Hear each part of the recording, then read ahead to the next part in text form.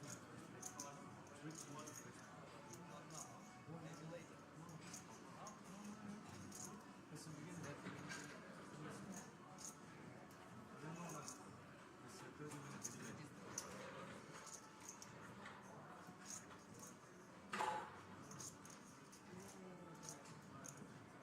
That's the reason why you have to put your mobile phone.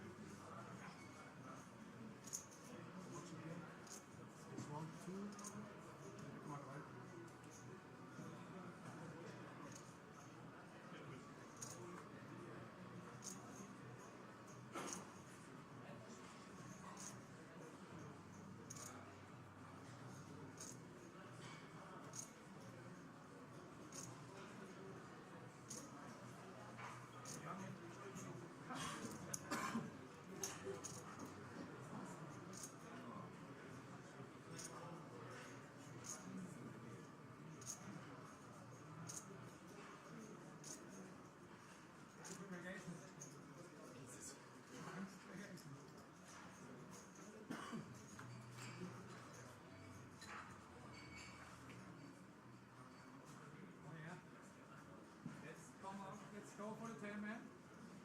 Give me a 10. 10.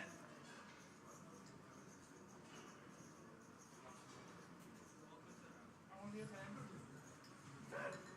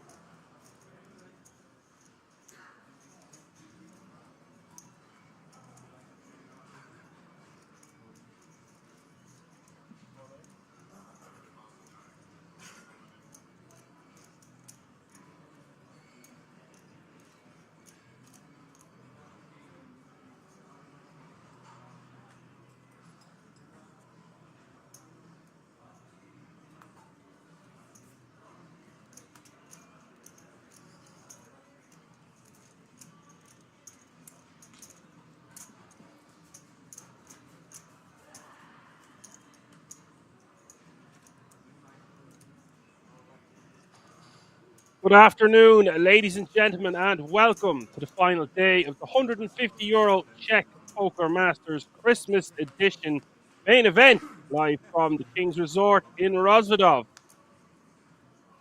Let me know if you can hear me loud and clear in the chat.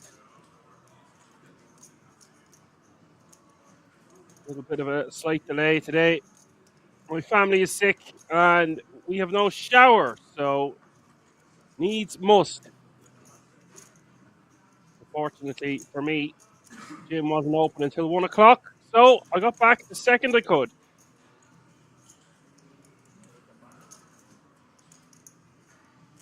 My parents seem to be absolutely dying in bed in the last few days, and I think it nicked me, but I refuse to let it take me down without a fight. Better than me not turning up at all. Yeah, I'm here now. Good luck getting rid of me. There's a name that needs no introduction. Florin Bilan.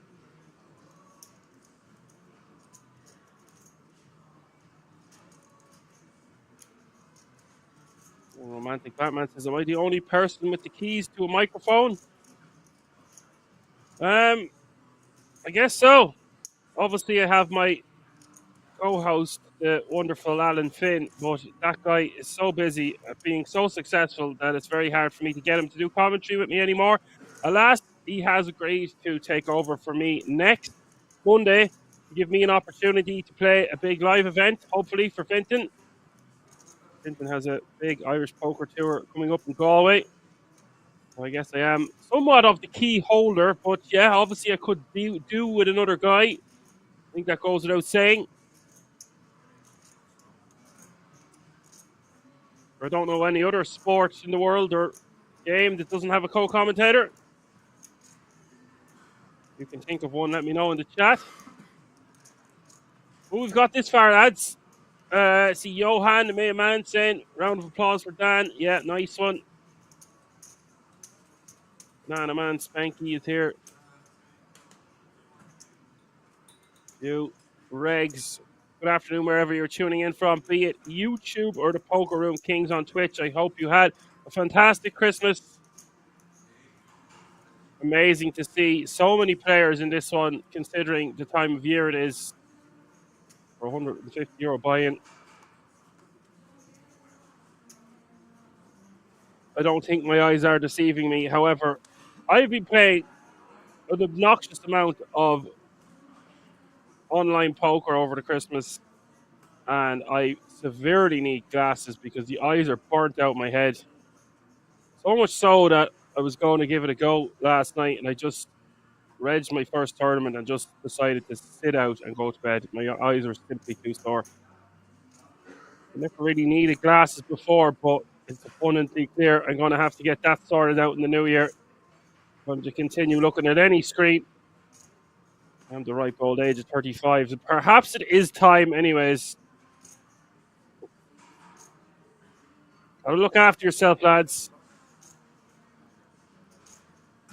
More so about using the shower, yeah. I actually just wanted to get a cold shower. Like, I could have. I just love my plunge pool these days. Makes me feel so alive and awake. The sauna and the steam room's just a great combination.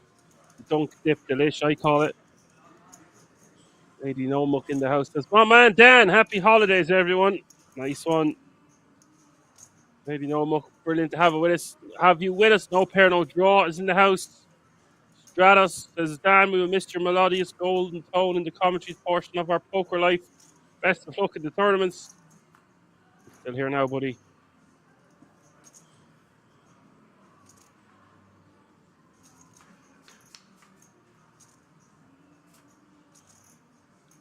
We do have Marquetta needing a lot of help here. Tournament life is on the line. And Joshen with the ace king suited. Two pair now. Can be tough for the 10-9 to win. There's the 7 of hearts. We do lose a player. Remember, we'll have a redraw at 24. Seems to still have a decent amount of people remaining in this one, kicking things off today.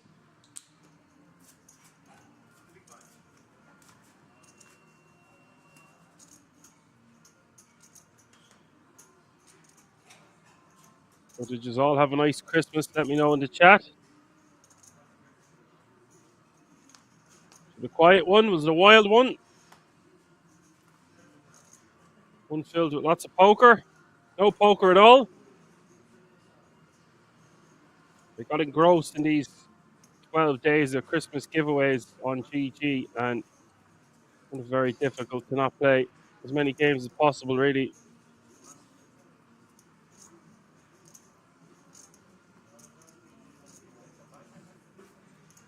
Banana says too short of a Christmas. Yeah, you know what? I agree with you.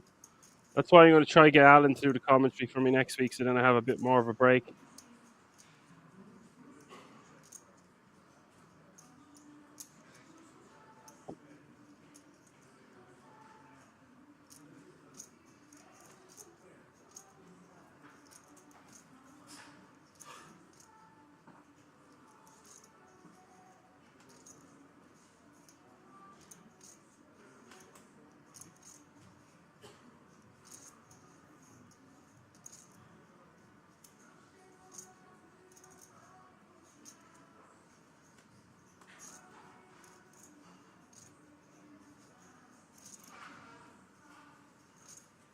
Or in Bilan, put him in right here in the cutoff, round to Josh in the big blind. We could see a rejam off this stack depth. Players will rejam these ones. Looking going to play pretty well, but decides to just call. Calling seems to be the name of the game these days, especially online. Calling him out of position and using the fold button more as a common theme I've seen also.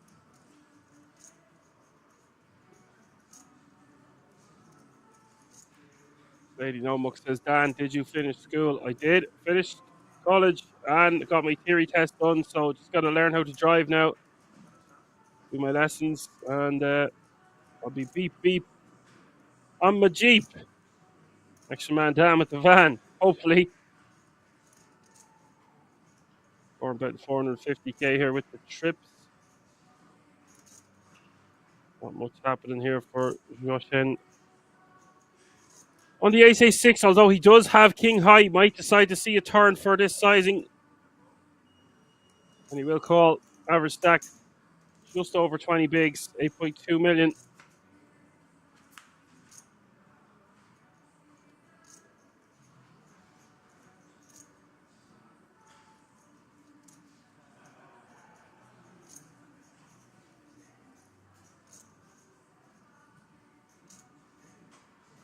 Now, Florin is going to check it back. Okay. I'm going to say it's very unlikely that the big blind has an ace because they would rejam a lot of their ace x pre off a sub 20 big blinds open to start the hand from the cutoff. That's why you're seeing him just going to check it back on the turn.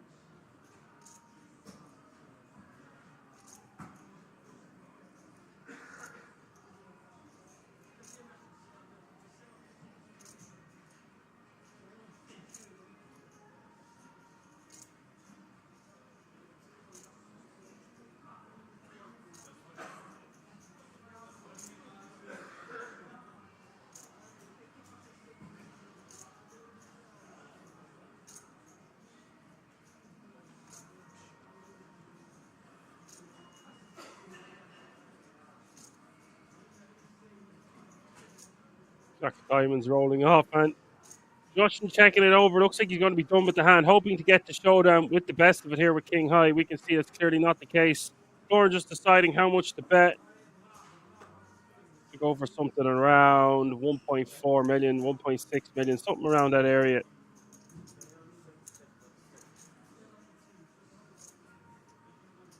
Yeah, goes for 1.725.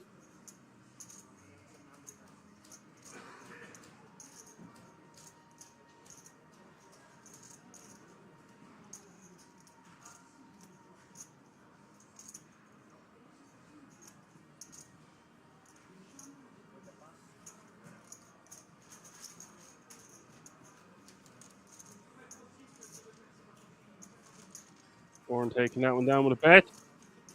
Lady Nomuk says, let's go. Congratulations. Thank you very much, Lady Nomuk. She says I had pocket. Aces 5 times in one day. Lost the first 2 times with the villain. Flopped the straight both times. Won the last 3 of them. to the table were freaking out at how many times I got them. I went most of the year with never seeing them in my hand.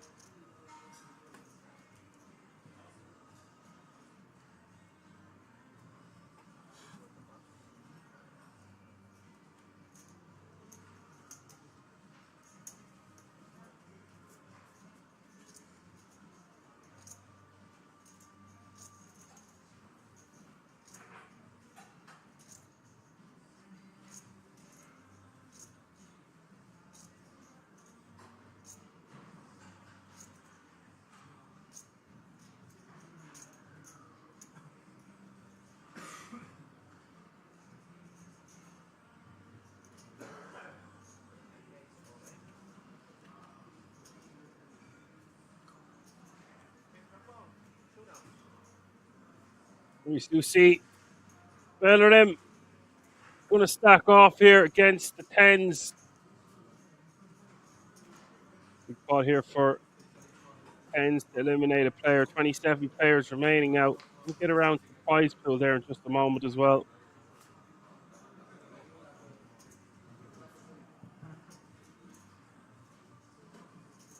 Let's swap a full house.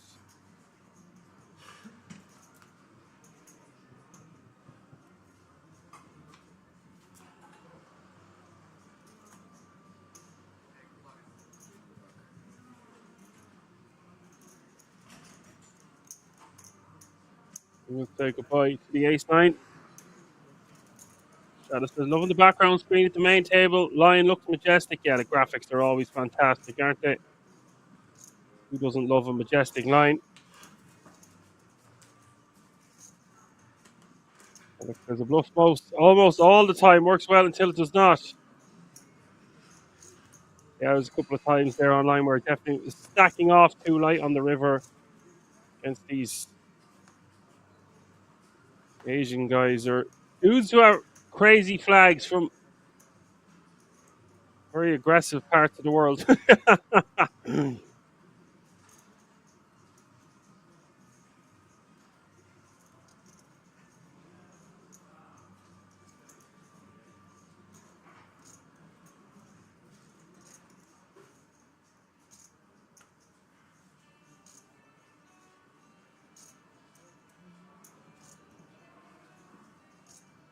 Current payout, guys, for €150 buy-in is €1,610.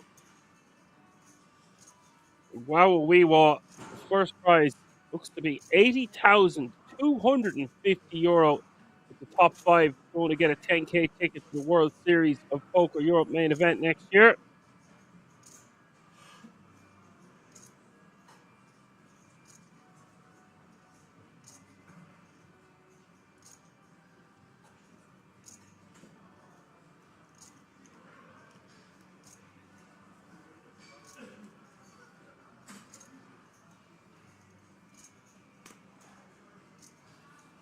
As Lady No Book says, do I have any live tournaments planned for 2025? Well, I was just saying, hopefully going to be playing Finton's game this week. Very good one. The Irish Poker Tour, €700 buy-in. It's main event, $250,000 guaranteed. I think it was 70 grand for the winner last year. I'd say it could even be more this year. Good luck all in. Protect yourself at all times and don't leave it in the hands of the judges.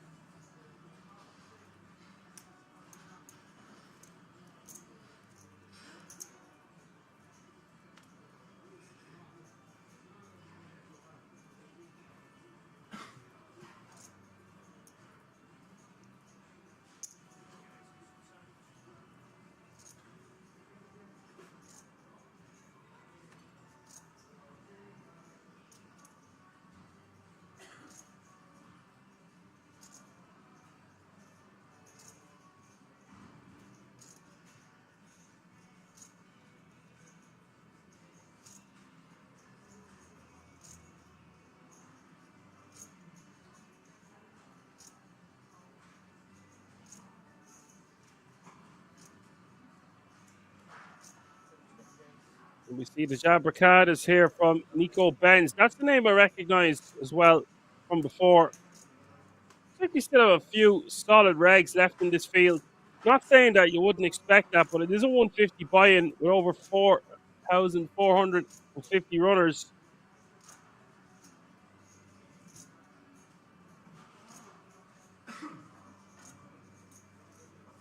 Going to 3-bet to 2 million and change. Change. All types of change.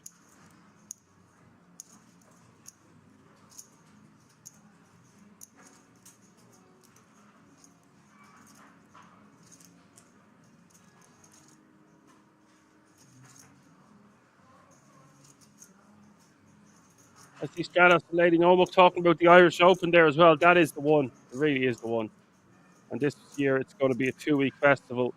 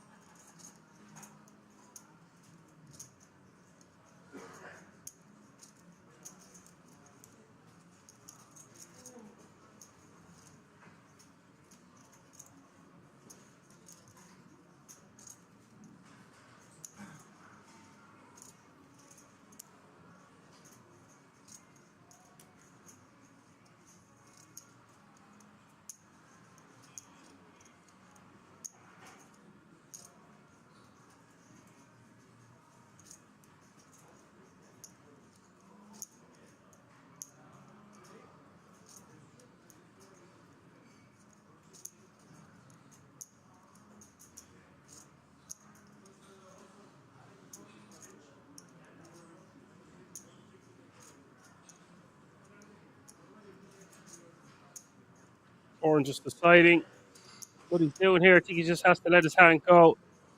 It's unsuited. He's going to be saving face. Perhaps there's a pay jump as well. We are 2 eliminations away from the redraw now.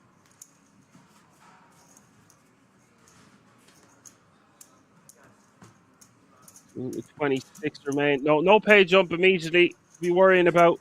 Current payout, as I said, €1,610. That's how they're looking, lads. 44 bigs is your chip leader at this feature. Nico Benz. Shortest stack is Chris with 12. Packer Motit with 12 as well. Joshua with 14.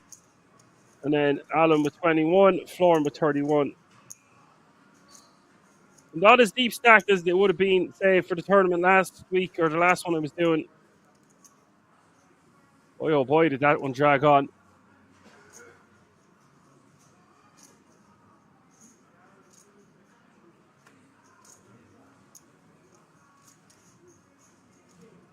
Yeah, I'd be putting that one in your diary, the Irish Open, for sure.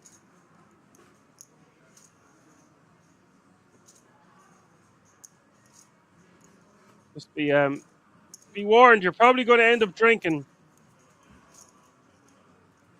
A lot of drinking going on at that thing.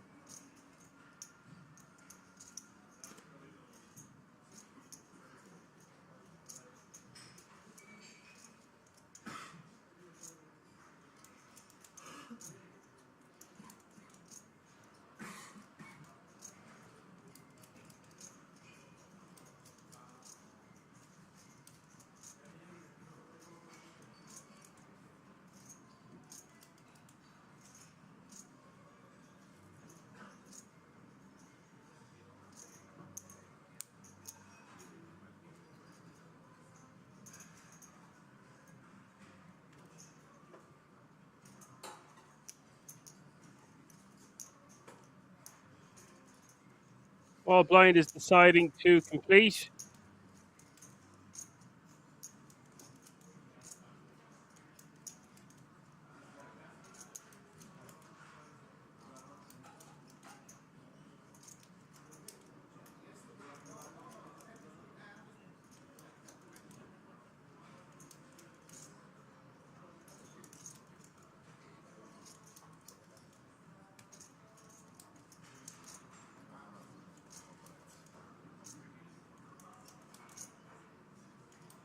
Gordon just going to rip with the naked ace.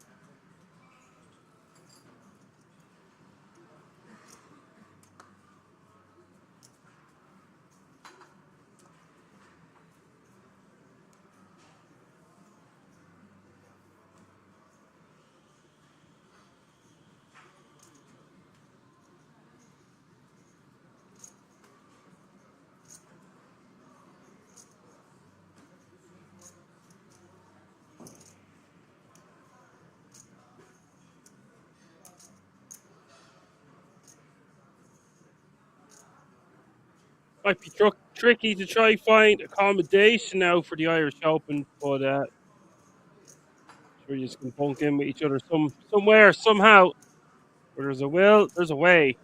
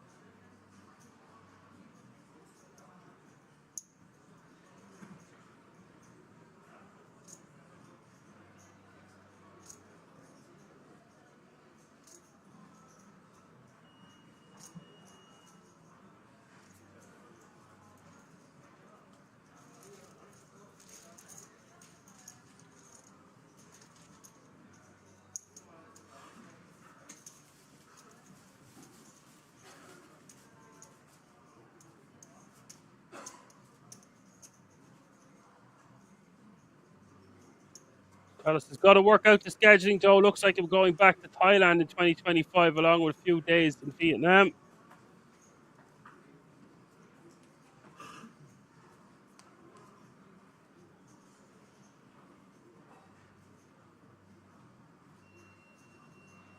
Romantic Batman wants to know, can I see all the players that are still in the tournament? I cannot. I just have information about the feature table, no outer tables.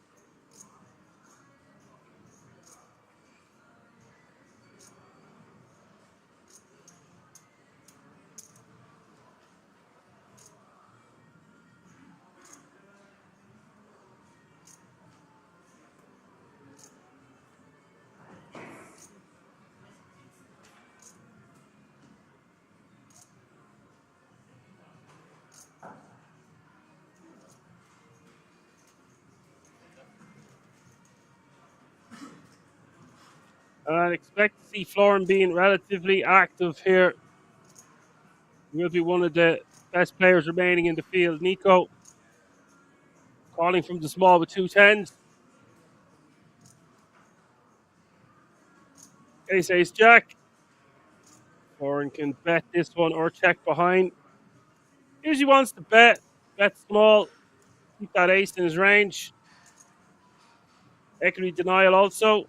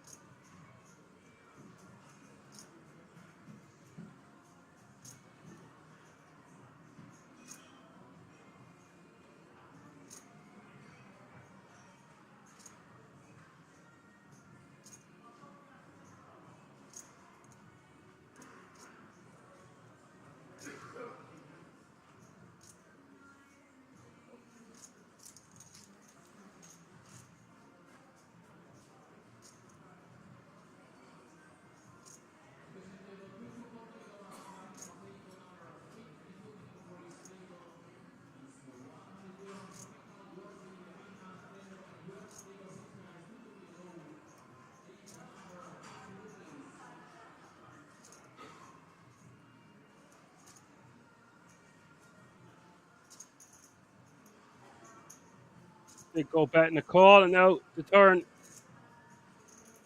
Nico not really knowing where he's at.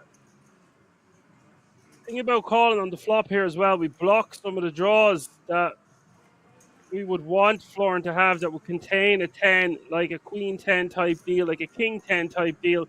It's actually not the greatest hand to continue with. Now, having said that, Florin is going to have a wide enough range that c-bets this board, c-bets this flop.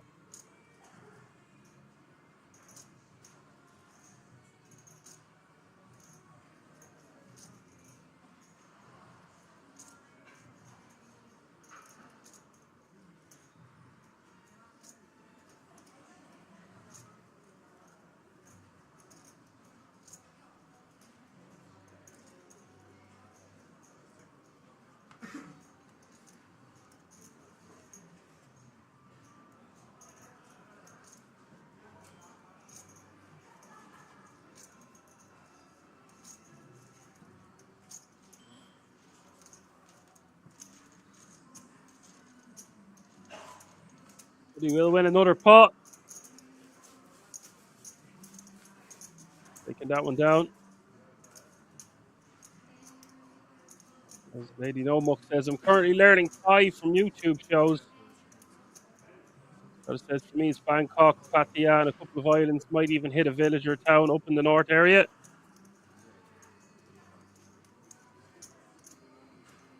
I actually was talking to one of our old moderators, Bob the Italian Donkey, and I was telling him I'm going to be learning how to speak Italian. I want to go over to visit there, find out where I'm from. We'll see where the ancestors are from in Potenza. That's also on my to-do list. Nice to see that you're learning the language.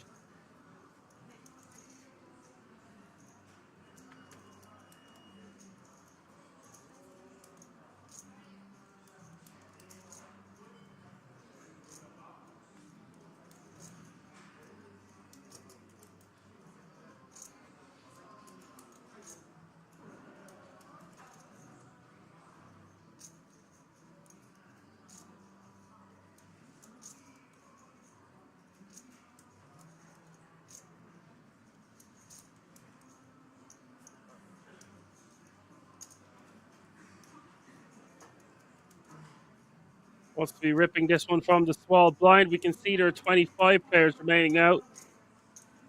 One elimination away from the redraw.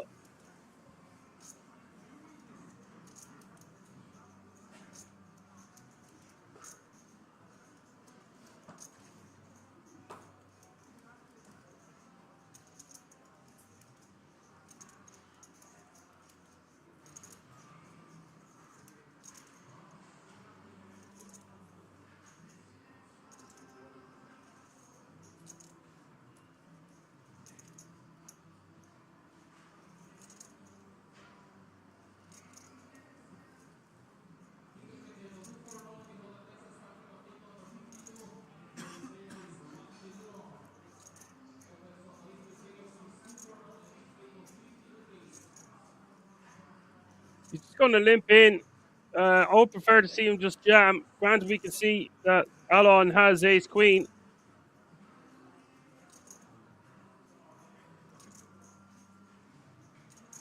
He's just going to rip.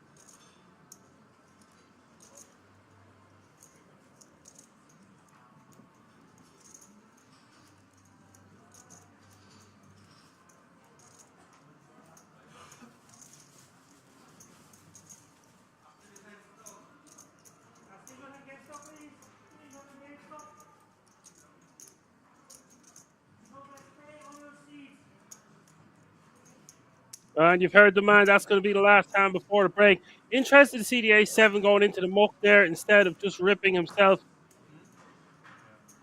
In general, that's going to be a mistake. In theory, definitely a mistake. In practice there, we can see he's up against the monster. Avoids the bust out. We're on a break, guys. Don't go anywhere. We'll be back within 20 minutes for lots more action from the Christmas edition of the Czech Poker Masters. Let's see you all in a few moments.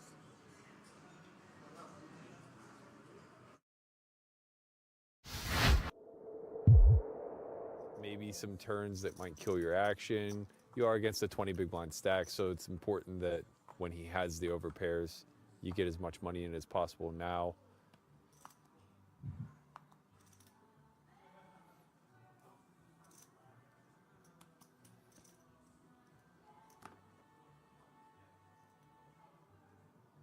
Nariman Yagmai, who I've actually had an opportunity to observe on a few occasions, a frequenter of the Merit Poker Complex in northern Cyprus.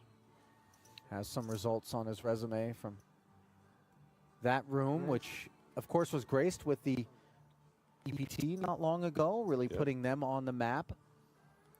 But of course, the crown jewel each and every year is the World Series of Poker Europe main event when it comes to this part of the blue marble. Meanwhile, tens are going to run into queens here as Niste made it 5.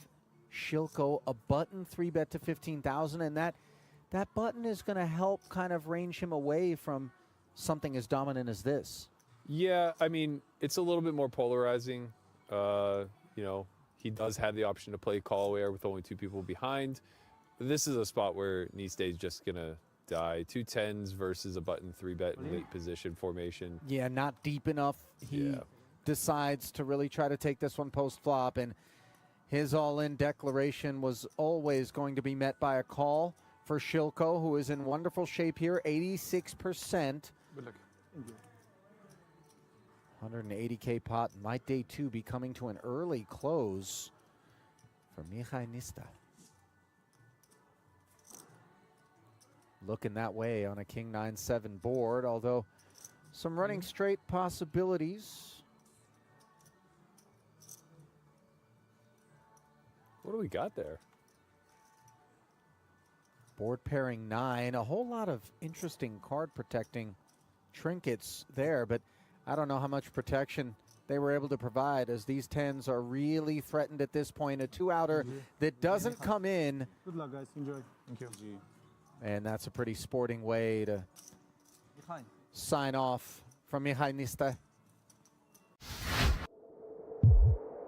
those multi-way dynamics change things a bit, I think. Can I ask you something? You ever been in that spot where maybe you did have that thought, but then as you observed the brewing reaction from your opponent to that prospect, you pulled up lane? Yeah, probably in my younger days when I didn't have much else to go off of other than my ability to read the room and, try to guess correctly. Now I think I would just fight the urge, even if my instincts told me something was awry. Yeah.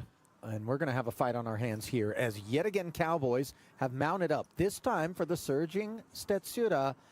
And Sposato with ace-king of diamonds. We know what direction he's headed. Fourth or fifth time Stetsato's had kings. Wow.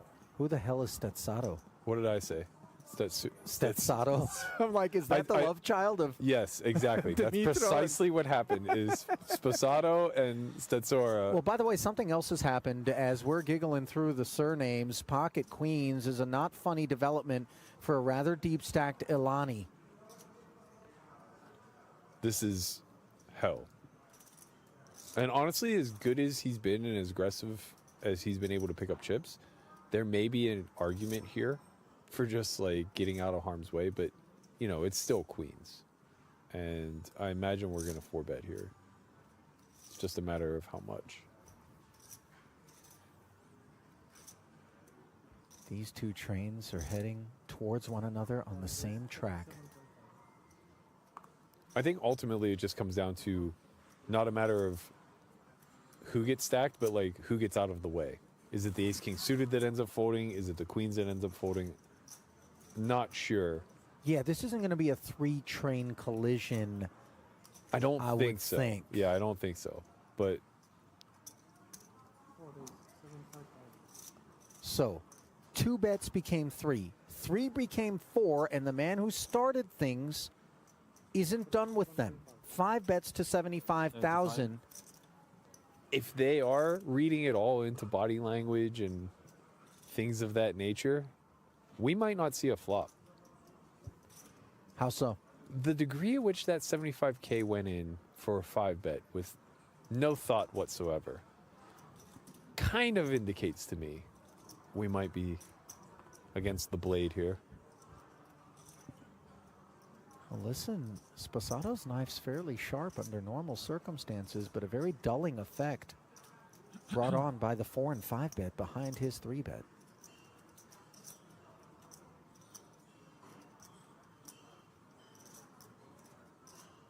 I wouldn't want to be that drawstring right about now.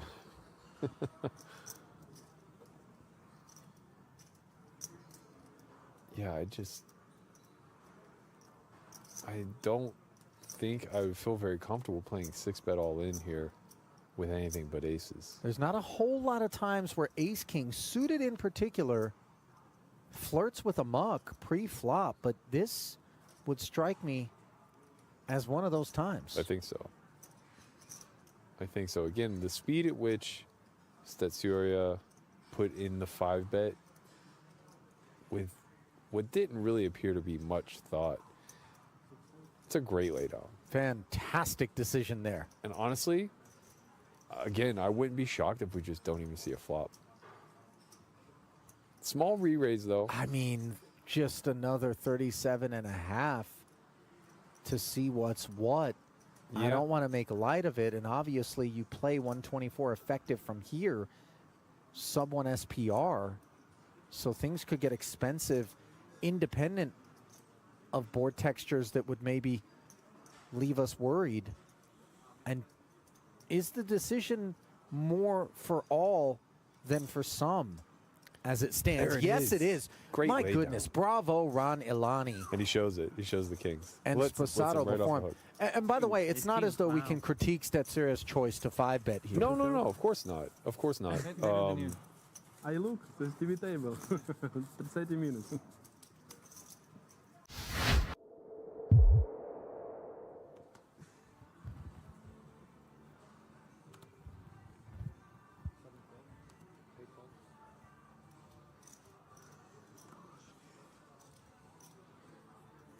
Alani's living right.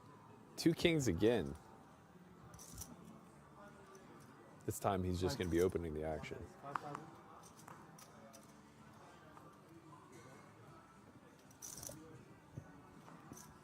Nothing brewing. Hello. Check that. Goodbye. Yeah. It sure feels like that, unless, of course, improvements can be found for Thomas Aishan. His full clip emptied. Granted, low caliber ammunition. Sitting 37K deep coming in. Sposato's Jack 10 folding. I thought I heard call, even though I saw the cards going. I think it was Ilani. I see. 4, 5, 6, 7. So we saw the fold and heard the call all at the same time, but it Right. wasn't passing Sposato's lips, rather predictably Ilani's, as Little Ace sweat King with you, a and little 2 bit. kings collide. But it's not a sweat, I don't know. No sweat. And the ace high board, along with the spade, is an all That's going Aishan to TV. affair. Tremendous resilience. Nearly flopped him dead. King. Just got to fade a single king of hearts.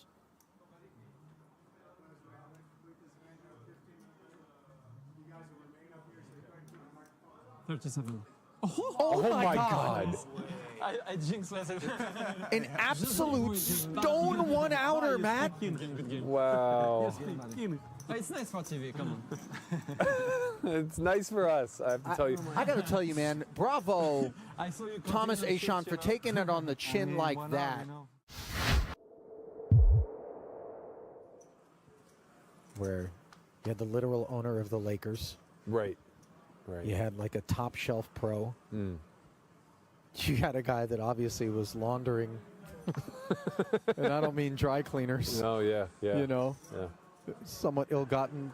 Another Must guy. have been the gains, especially the relationship he had with the money. Right. Another guy in there with his last 6 bets, and they're not even his. Yep, there you Yeah. go. Yeah. Case backing. Right. Wonderkind, who, if they carded him, would be kicked out of the casino. Yeah. And then a guy who looked like genuinely he had just finished a shift at a Chinese restaurant and maybe was wearing $17 worth of total clothing, but had 60K in chips in front of him. Hey, as long as we're in action, we're happy. Well, I'm not sure how happy Kamoshi's going to be to It's- face rare resistance in the form of a 3-bet, and just observe how ill-timed it is. Very unlucky. for Open, Vulesovic. 3-bet, and now Radicki gets to play ladies man out of the small. 72,000 deep. There's just nowhere else but all in, right? Yep. We're Yep. got to ship it in and put him to bed. And Vulesovic going to be priced in for another 45? Has to call, I think. No choice. Can't be worse than a 2-to-1, 2.5-to-1 dog here, in spite of the fact that you don't have your best holding. And by the way, this additional requirement is north of 20% of your remaining stack. Yeah, I mean, you're getting 3-to-1 on a call here. It's really hard for you to be worse than that versus the jam range. I mean, that range does include aces, which may make this a lot closer than it actually is on the screen.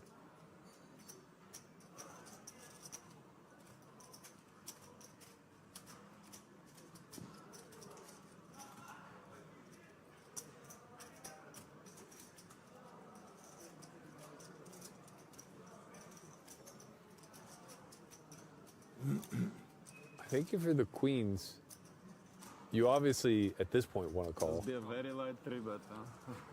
You know, want. But I think you want the call because you don't expect it to be this hand. I think you want the call because you expect it to be like queen jack. Yeah, the struggle bus made it seem like maybe we don't face an ace. Yeah. Like, oh, I might be 9-to-1 favorite, not 3-to-1. Well, his back is 2.5 up to 1. against the wall, but he's in a great way here. 68% Decent, okay. is Radicki Acceptable. to double through Vulesovic.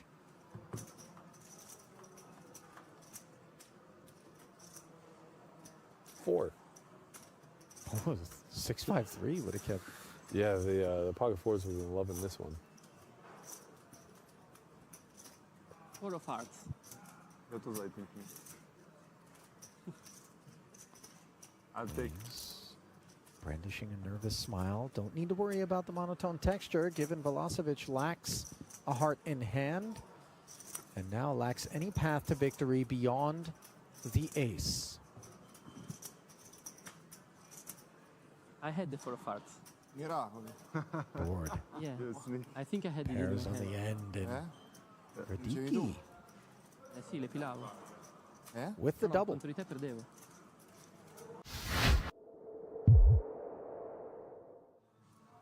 Cash game streets, content creators, the likes of Yo Viral, Yeah. Johan Guibert. Yo for a long time was kind of the face of French poker, I would say. It's changed a lot in the last handful of years. The French have really really surged in creating a small group of talented pros that are kind of taking the tournaments by storm. Benjamin Pollock is a legend of the World Series of Poker Streets. He plays under the banner Antoine Saoud. David Benjamin from the old school side of the spectrum. Yeah. Julian Martini. Thomas Santern. Can't overlook Bertrand Gros-Pellier. Elke. He made his mark.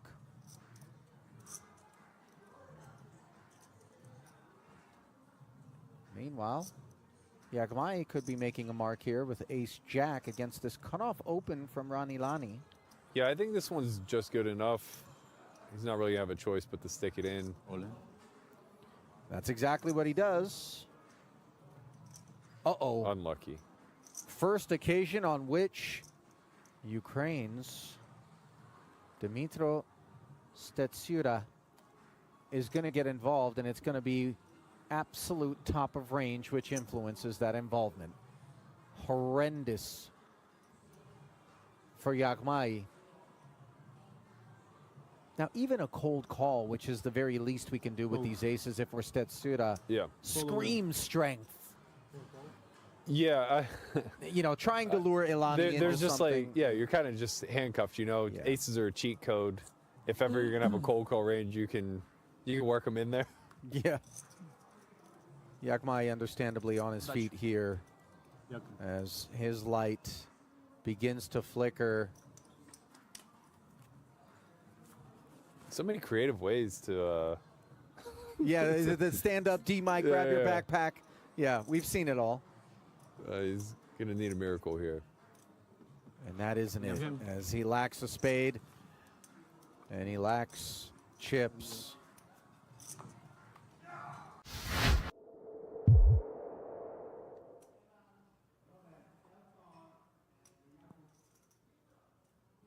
Pocket queens, and you become so much more dangerous when you have high VPIP and real kit.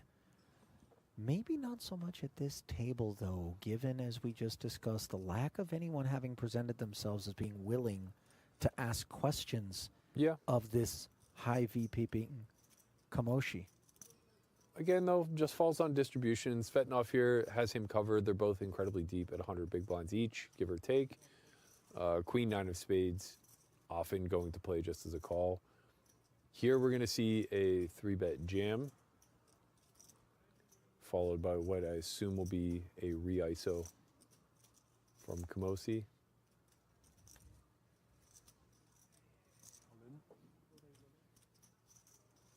Well, Neugebauer quite happy to have a little meat in the sandwich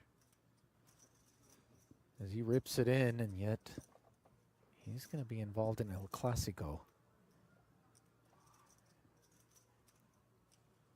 Can't imagine there's any world in which Kamoshi suddenly nukes queens. No, it's really just a question of call versus jam. He knows that he's almost never being trapped by the button, so it's a question of if he just continues through a call, can he ever induce? He is just going to call. Of course, as we can see, Queen 9 of spades is going to have no further interest, so they're on their backs now as we play an over 200K pot. Defending main event champ is behind, but just by 2% with 5 to come.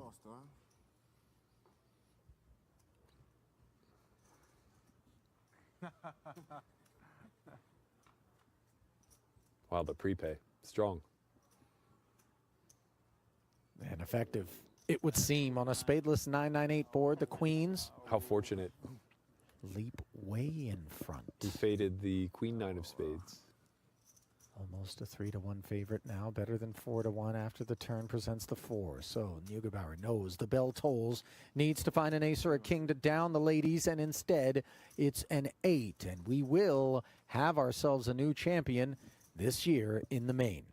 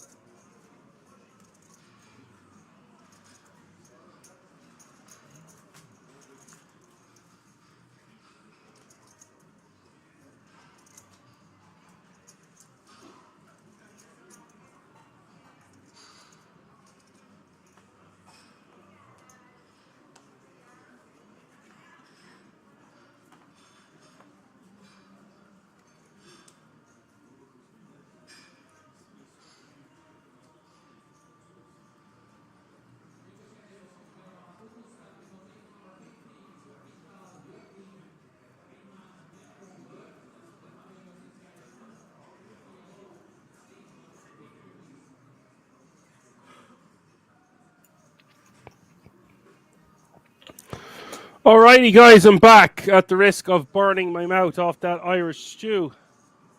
I don't know if you have Irish stew or what stew you have. Let me know in the chat. I do prefer a goulash myself, but beggars can't be choosers when you don't got much time. Hopefully that clears me out of whatever this dose is that's going around. Seems to be no end to it. People catching things coming into Christmas. Gonna have to start going around in a giant bubble, I reckon. Speaking of bubbles, 24 remaining. Bubble has been burst for the next pay jump. Oh, it will be the next person out. From €1,610 to €1,850. Yeah, I can feel the sweats off that food already. Oh, you just got to look after yourself during these trying times. 24 players remaining, 3 tables of 8. Average stack is almost 10 million, 9.275 to be exact. Blinds have gone up. Small blind is now $250,000. Big blind is $500,000 with $500,000 running big blind ante. Expect to see some movement now going on with this tournament. Although, what an opportunity it is for all these remaining players battling through a field of 4,452 entries playing for basically €100,000. Not too far off it, including a 10k ticket to the World Series of Poker Europe main event. If you're just tuning in, whether it be YouTube or the Poker Room Kings on Twitch, you're watching the final day of the €150 Czech Poker Masters Christmas Edition main event live from the Kings Resort in Rozvadov. And after that, if you're looking for additional information about the resort itself, head over to the website www.kingsresort.com, where we have an amazing merchandise store as well. I would say for all your Christmas needs, but perhaps your New Year's needs now.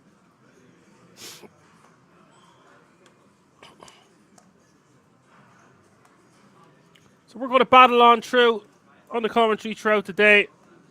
Hopefully don't keel over and die at the final table. If I drop off at any point, then you'll know why. Lady Domuk says Dan is in the zone. I am far, far from in the zone, but the show must go on. Try not to make too many excuses. Other people in life have real problems, Lady Domuk. But thank you. Thank you very much for your comment, nonetheless.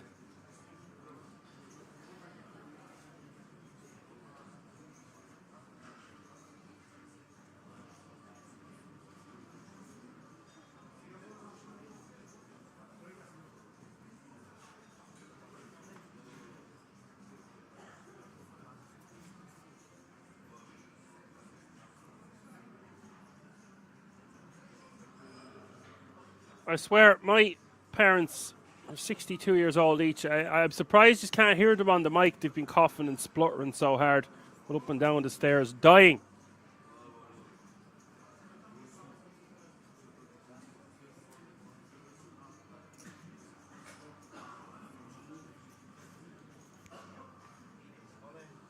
It's okay, though. I have a rebuttal. They can hear my voice for the day.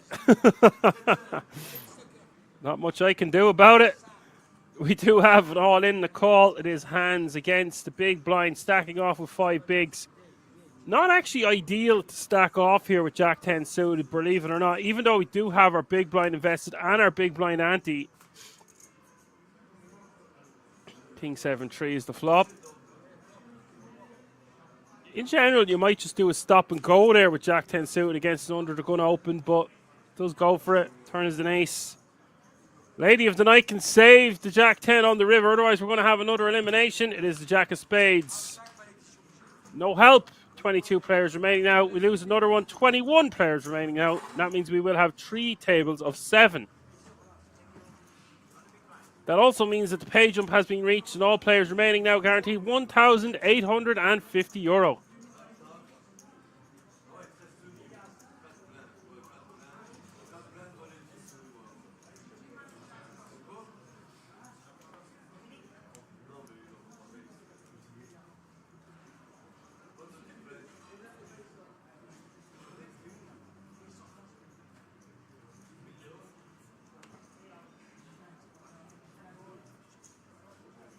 Suppose it seems like a good moment to mention about how amazing of a year it's been with Kings.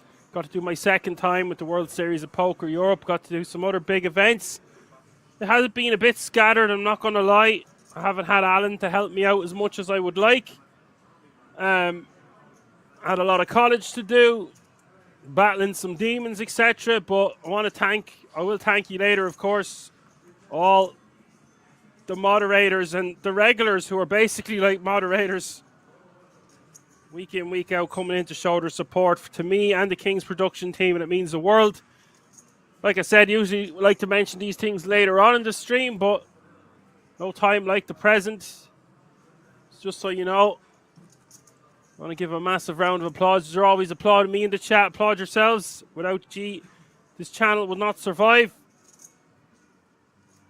I don't think it would anyway. We are commentating on one of the most, it's not a sport, but if it was a sport, it would be called the most boring sport in the world. So to make it lively, it takes each and every one of you.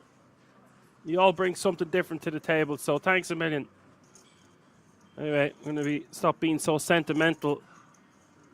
Queen 3 suited on the button, 10 bigs, a little bit light for my liking. Actually happen to have charts on my desktop here, considering I've been playing poker recently. I was always a Poker Stars guy, recently moved over to GG because, well, the games are awesome. With a lot more variety and there's always something on. God damn, they don't quit at halftime. Playing all them Christmas giveaways will give you a headache.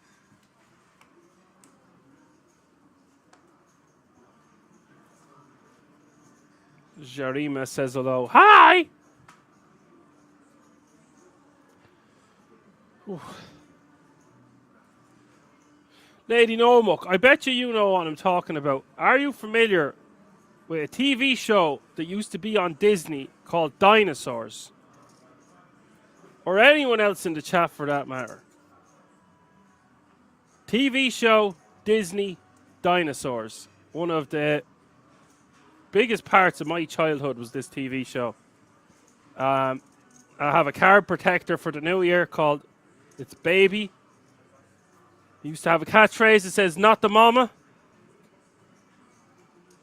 And some people come over to me and they're like, oh my God, man, that's an amazing toy. And then other people don't know what I'm talking about and think I'm just talking to some baby because that's what 35-year-old men do. So it's either people know exactly what I'm talking about or people don't have a clue. But it's just pretty funny. That will be my card protector for the foreseeable. I'm the baby, gotta love me. Lady Nomuk knows exactly what I'm talking about. Yes, that's what I wanted to hear. Solid gold game and says, not the mama. Lady Nomuk says, I had the board game. Well, do you know what you should Google there, Lady Nomuk? You can get Not the Mama merch. T-shirts, hoodies, blankets, cushions. So I'm hoping I'll have my new glasses. They're going to get ripped to bits. And I need to get some dental work done as well because I went off the sugars there for 70 days. And when I went back on them, it just really did not agree with my body. So there's a lot going on. Also, went to the sauna there 2 days ago, trying to flush everything out. And I think it can sometimes have the reverse effect if you're under the weather. So we're just trying to get the balance right. You know, life's all about a balance trick. It's just like riding a bike. That's what Alan Watts said anyway. So delighted that people in the chat knew who Not the Mama was.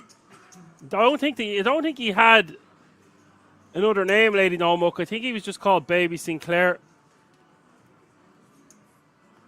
They never gave him a proper name.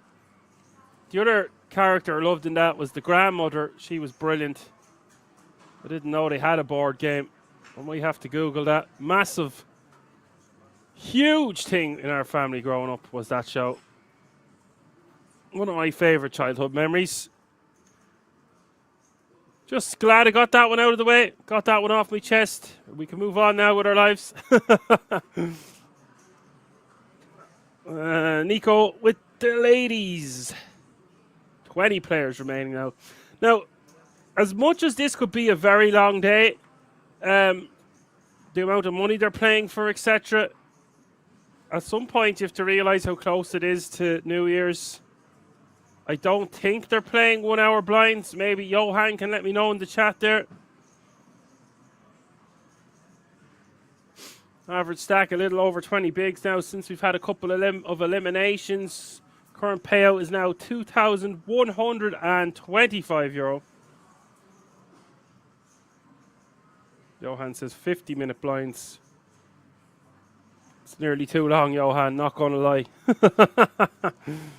Come back with a different answer, buddy.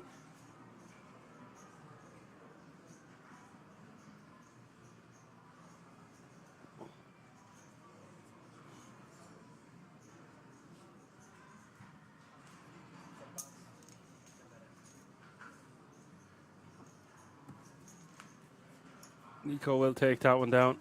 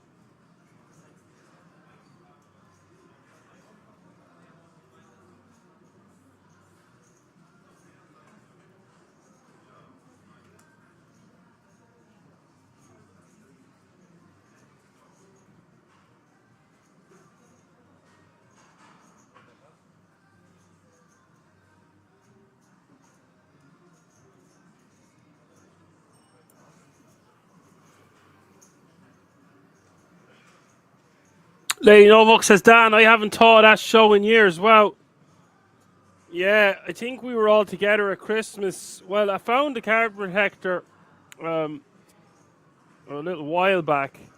Like I said, it's just a small... It's not an actual card protector. I'm just going to use it as a card protector.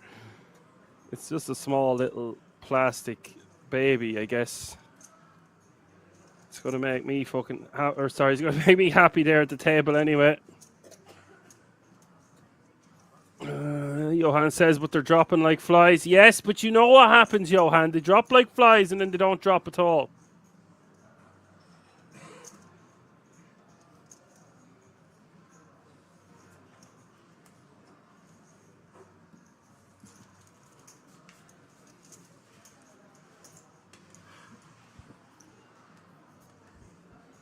I just need a frying pan now, Lady Dombuck, to whack people over the head with at the poker table, and I should be good to go.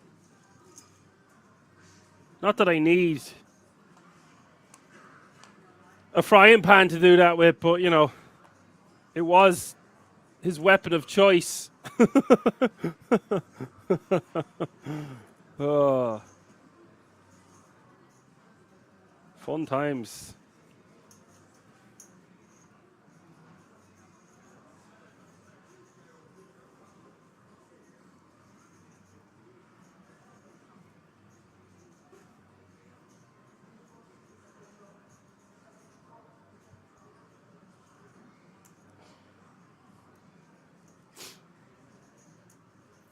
So, no pay jump to worry about at the moment. We will have another redraw when 16 players remain.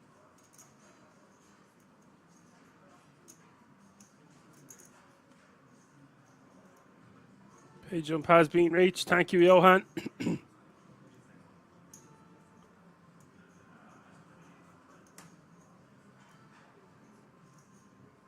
We do see BS stacking off here with Ace King, hands at 7-4 of hearts.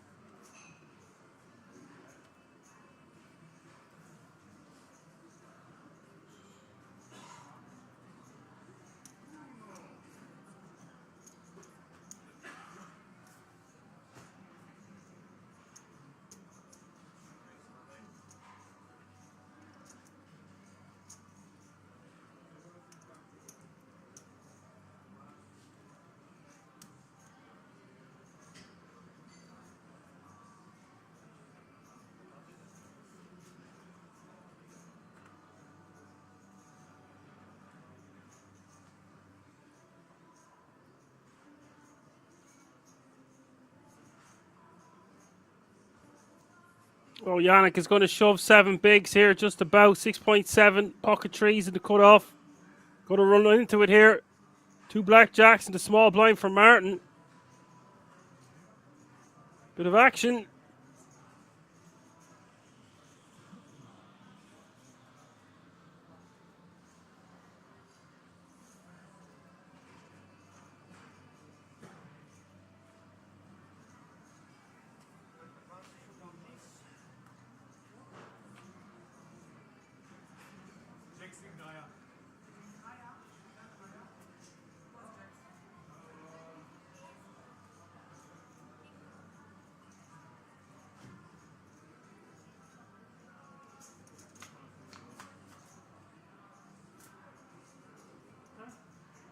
Nine, 6, 4 is the flop. Yannick needing a lot of help to remain in this one. 7.7 million in the pot as we hit the turn. Turn is the 10 of diamonds. No luck for Yannick. Needs a tray and a tray only, but it is the 9 of diamonds.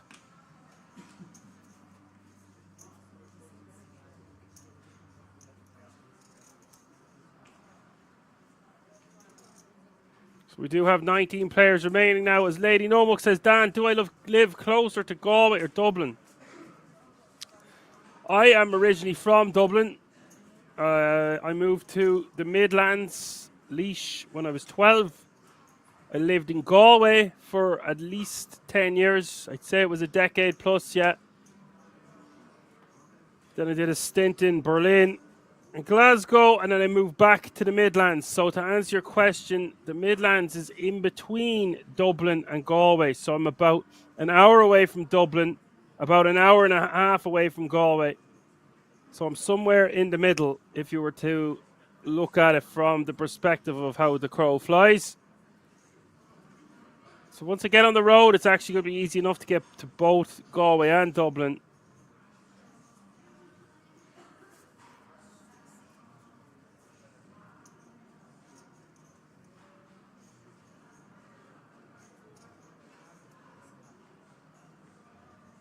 We do see the rip from the ace queen for 14 bigs.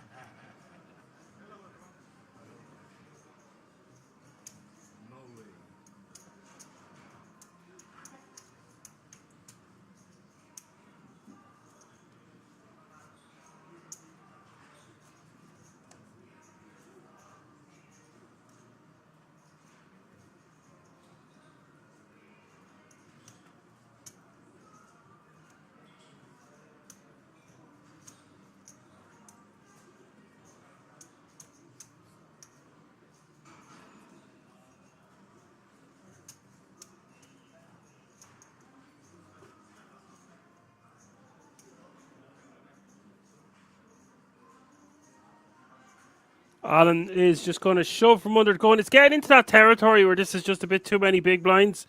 15. Granted, we are a little bit shorter handed now. I would prefer to see this as a min raise.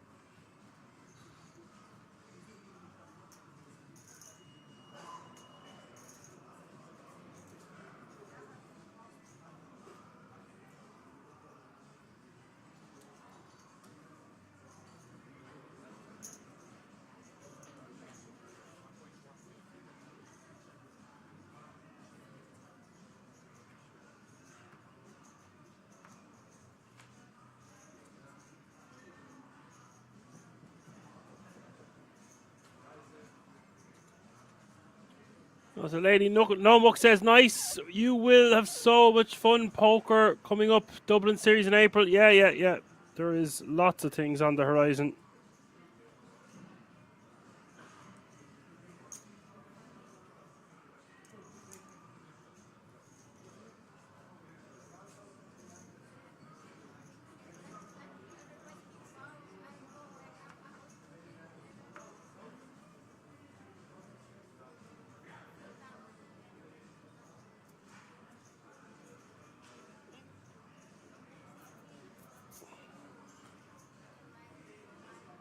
Nico raises to 1.1 million with the Queen 10 suited. Hands is going to call on the button with King 10 suited.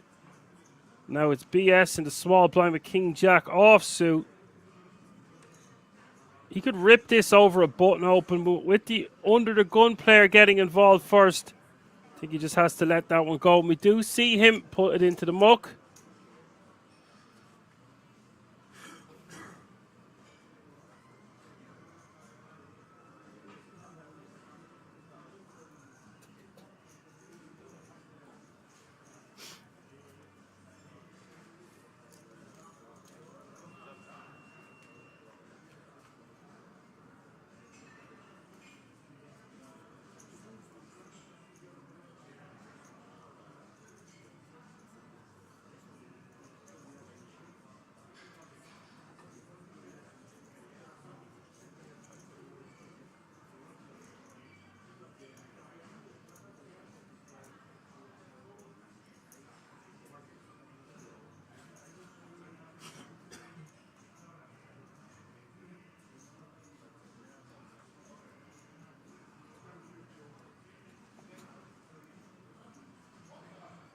Hands picking up a pair of kings here on the river, but it is Nico rivering the flush on the 6-4-4-5 king board. Hands might lose some chips here. Flush does get there. There are some straight combos out there as well, of course. It's just a matter of how much Nico thinks he can get paid. Very difficult for hands to fold here. Sometimes you're just forced to pay the man. Does call. Gets the bad news and loses a sizable pot there. Really nice pick up there for Nico. Hitting the flush on the river and getting paid. Now playing over 20 million.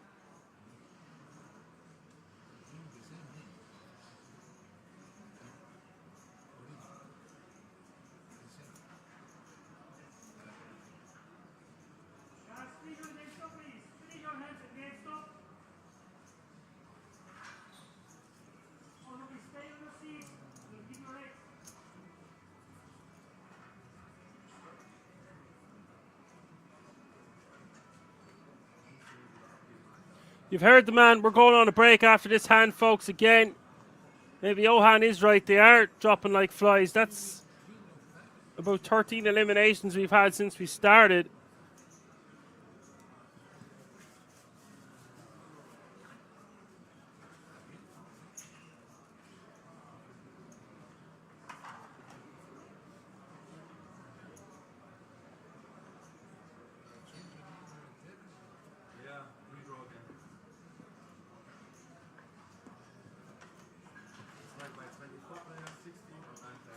So that's going to bring us to the next break. I'll see you all within 20 minutes for lots more action.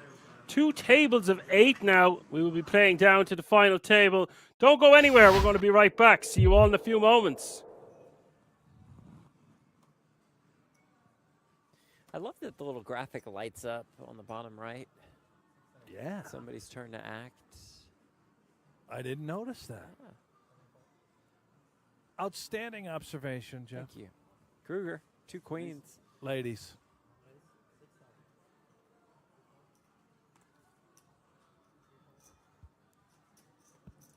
But dealt with the 8s, and we know he likes to see some flops.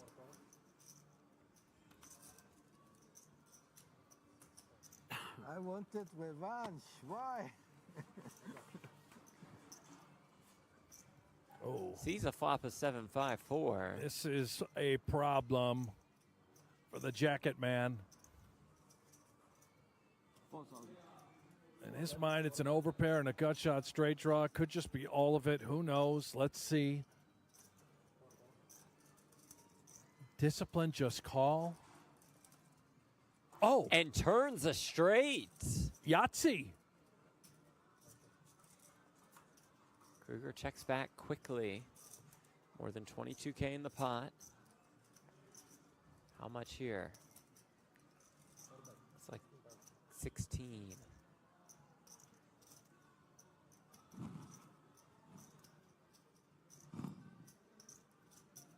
Oh, it's such a gross spot for Kruger. Overcalled pre-flop, this type of texture, calls you on the flop, check, turn, and now you're facing a 16K bet. What is the bluff? Like missed ace-X of hearts? Can't be ace-queen of hearts. We have that. It's got to be exactly like ace-jack, ace-king. Seems like ace-king suited you would have heard from again pre. You bluff me? Yeah, to your point, hard to find too many bluffs. Excellent fold. Let's go of the queens correctly.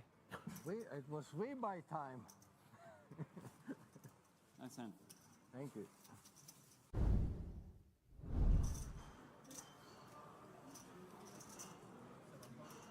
You have to take 3 more Thank you, minutes Mika. for every chip you put out. She's staying busy out there on the sidelines throughout the course of the day. No, please don't. No. Kamoshi staying busy with King Jack suited. Under the gun open. He wait till the maximum time. Without classes. It's okay, thank you. Action on Ahai. Here we go. He's finally realized it. Now he folds the King 10. And another King Jack. In the big blind. Will defend for Lee. Couple of open-enders. On this queen high board. Plenty of reason for Kamoshi to follow through, although he is looking over at that 73,000 and 7. taking that into consideration as he charts his course. 7,000, 1/3 pot. Never finding the muck is Lee. The peel brings a board pairing queen on the turn.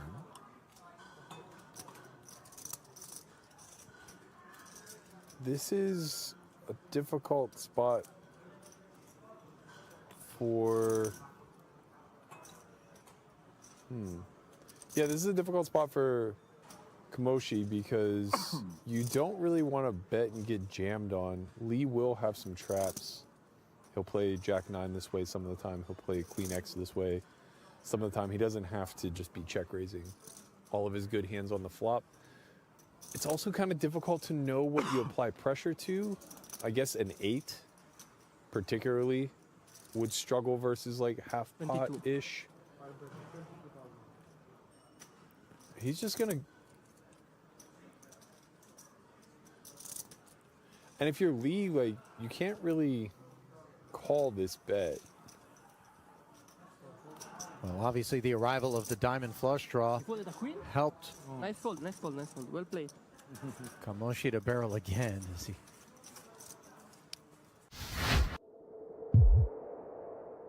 You know, it's you're sitting on aces and you just made it 37x, and you go, oh my god, I misclicked. But you know, you got the 6-5 suited, you kind of just play it off. Yeah, right, Like, right. oh well, another day at the office, boys. There's nothing worse than that guilt that you got to wear when the guy gets after. And maybe, you know, they deserve it if they're trying to exploit. Well, but you show up with the aces and it's like, oh, my bad. Would you look at that? It's a part of the opening range, you know. Sorry I happen to have it this time. Well, pocket seven's also a part of the opening range. From the cutoff for Neugebauer. He's made it 9 to go. Oh, he just flats king queen off from the button. Pretty common on the button. You want to be using these Broadway type hands. They're not quite good enough to 3-bet get in, but they're way too strong to ever consider folding. So you kind of try to avoid folding them at all costs 36. By coming through with a call. Now he's now getting out of line. Kamoshi, so that's clear, is proving abusive. Augie could have jammed, I suppose, versus a cutoff open 25. Putting it in, I think, might be quite reasonable, and maybe he leans on king queen suited for that sort of play.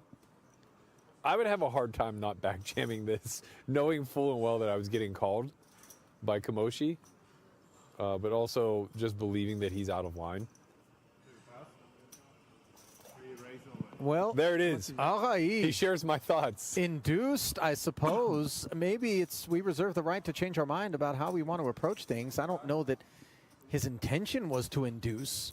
No, this is just a byproduct of a series of events that, you know, you live and die by. This kid seems like he's out of line. We're going to back jam and hope that we have some of this range dominated, which I don't think is all that unreasonable. Quite possible that Kamoshi has worse king high and queen high type holdings in his squeeze range here, especially if he's as liberal as we see.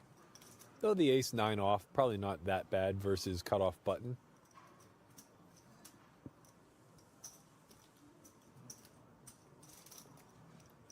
He's already got 36 in here, and he's just trying.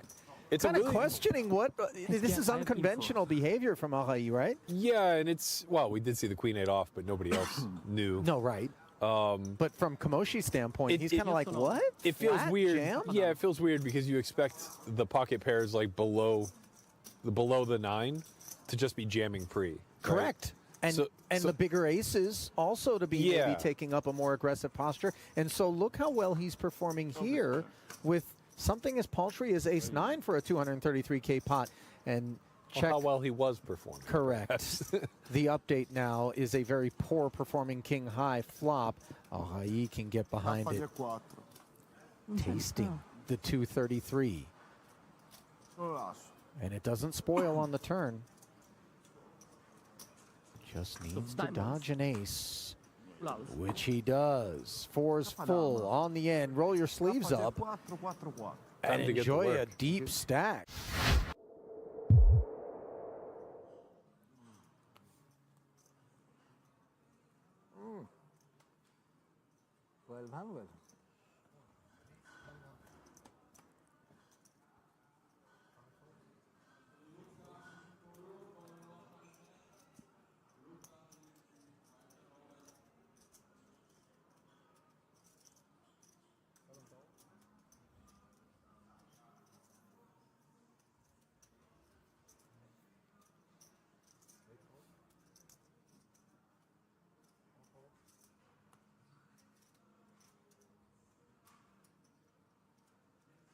Soldier, ace queen.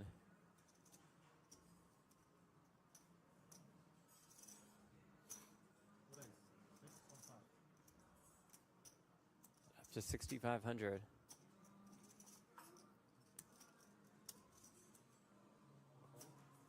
Oh.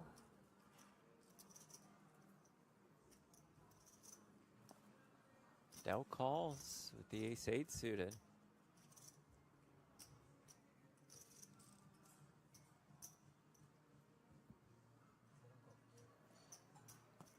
Maybe I get my money back. Volkic in there. This guy's great.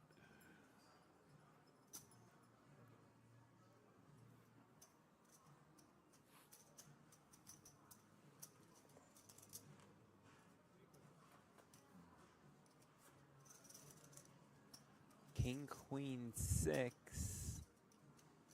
Good for Bolkic. Problems for Isildur.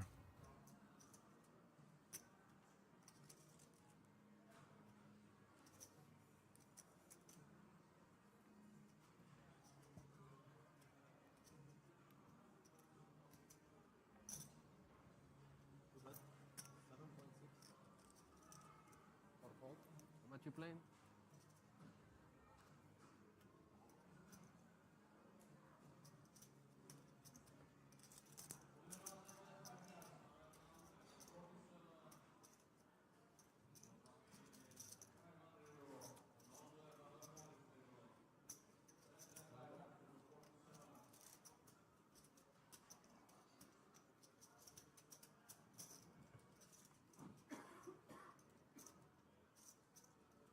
Turn 9.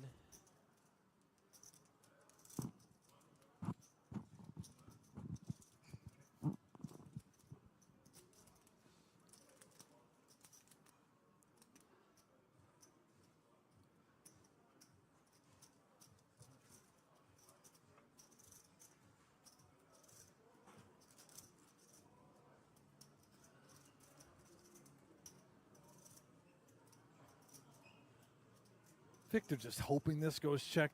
I'm curious if Bolkic is going to try and get a little value for that king. He does. And it is so small. 5,600.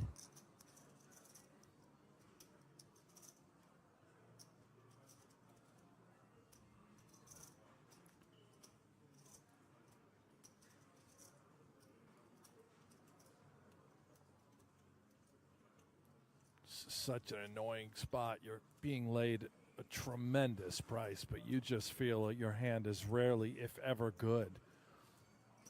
What do we beat? Have to be like 5-6 of hearts. Ace 10, ace jack. It's never a queen. Jack 10 would have got there. And of course, we're just worried about the king. Very nice.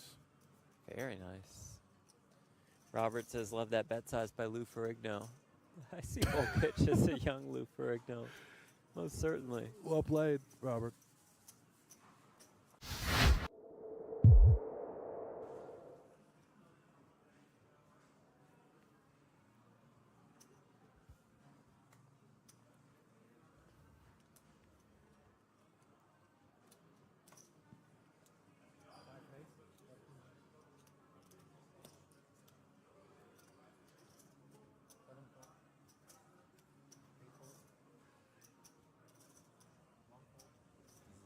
Very aggressive.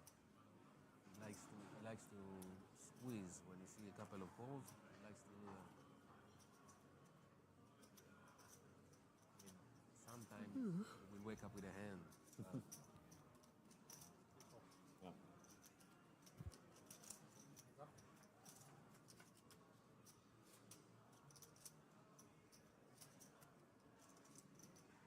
This direction, not in that direction. Yeah, we have to change things around.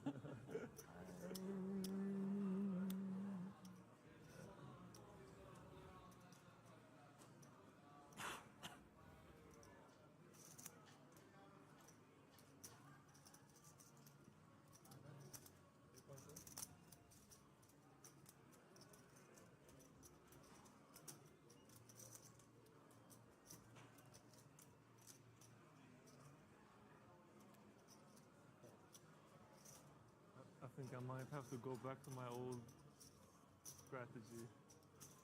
All in. Tough river. I saw you. Set of in the 9s for the German. 5-6 now. Yeah, 10 Germany years ago. versus Germany All in, here is all in, Wintersberger all has the in. flush draw.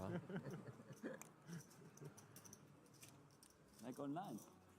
It works as long as it works. Online easier. Yeah. Tournament. Second bullet, third bullet. Hands bullets. 100 key each. The overbet here, 11,600.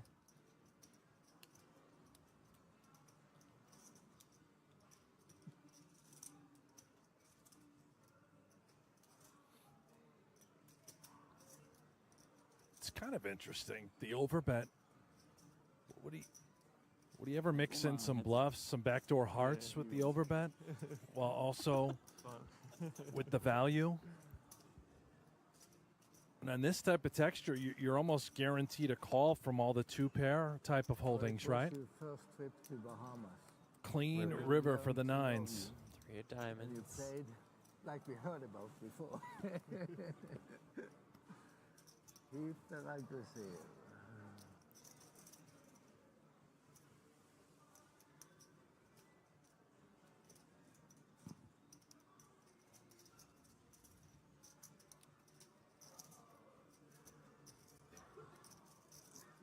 How much now?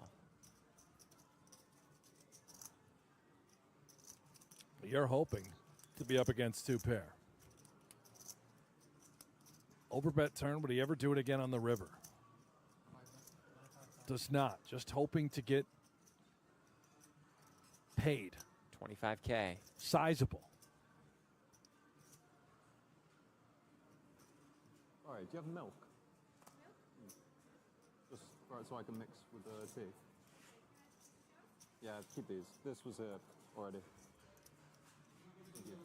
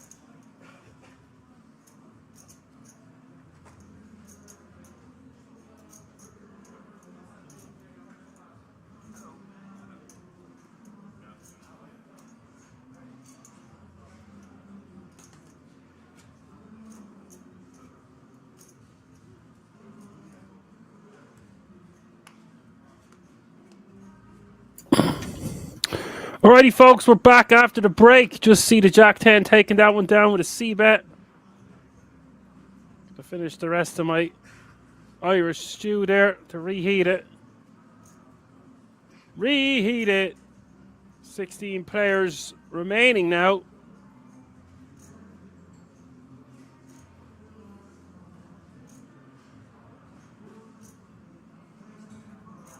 €2,425 is the current payout.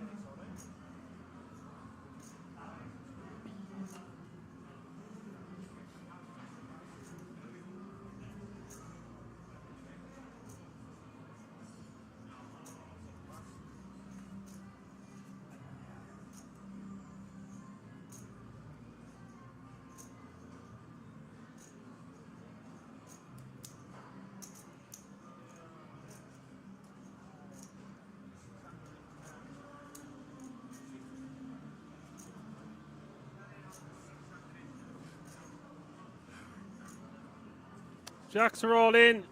5.3 big blinds. Nico going to call from the cutoff. King Queen suited.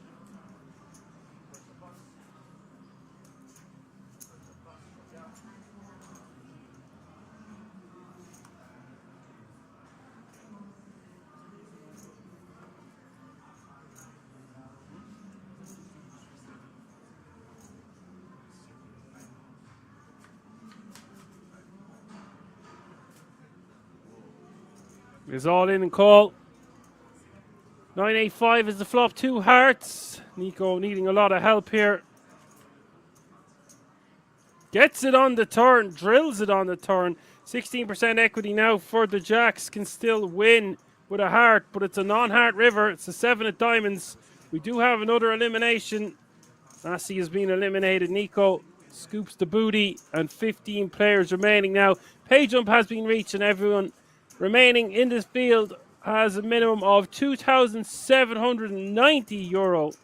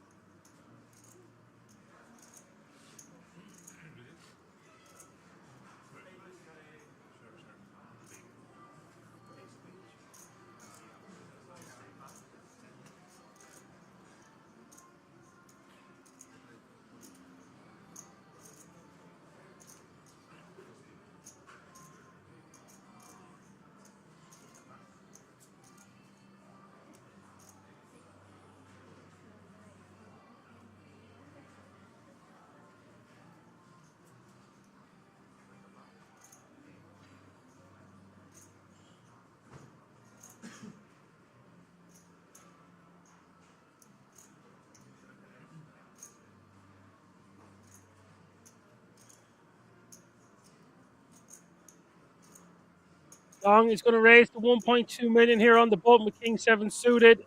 Down to small blind, pocket threes. Sometimes might rejam this one. Do have fold equity, do have a small pocket pair. However, you might just let it go with 15 remaining. I kind of like rejamming, knowing that we have got fold equity, more so than letting this one go.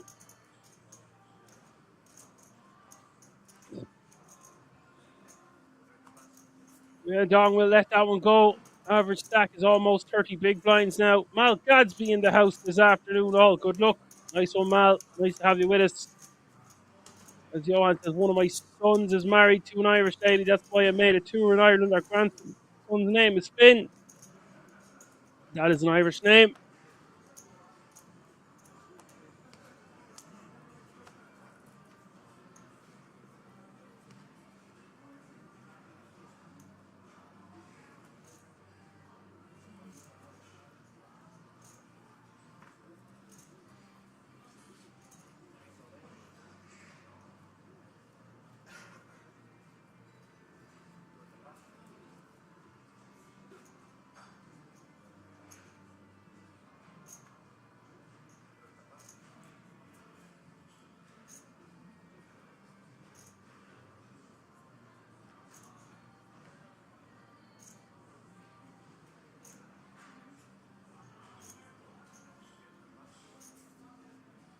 Gosselin here, new player at the table. Don't think I've talked about the nationalities remaining in the field enough, or who's exactly who. Like I said, it's €150 buy-in, so you're not going to see too many professionals remaining in the field. You have Florian Bilan, of course. Always a treat to watch him play. At this feature as well, we have Mario, Nico, Dong, Shemek, BS, Gosselin, and Asti, who we just said goodbye to, actually. Like we said, average stack is almost 30 bigs.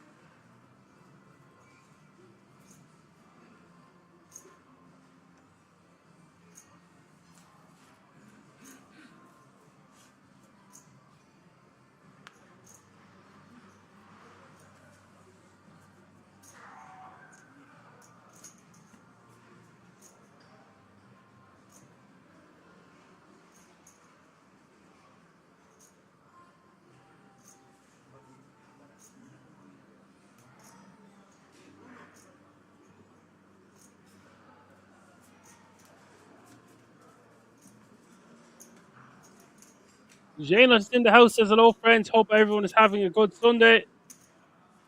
We would be having a good Sunday, except it's a Monday. Hard to keep track of the days over the Christmas, of course.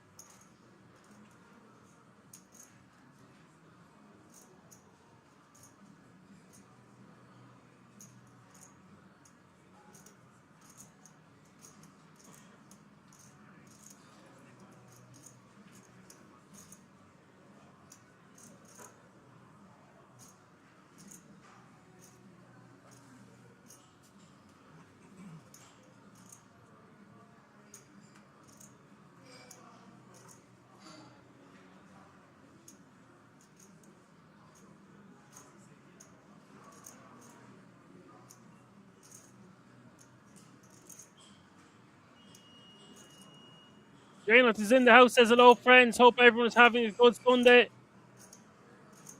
And it's not a Sunday, it's a Monday, but it's hard to keep track of the days over the Christmas.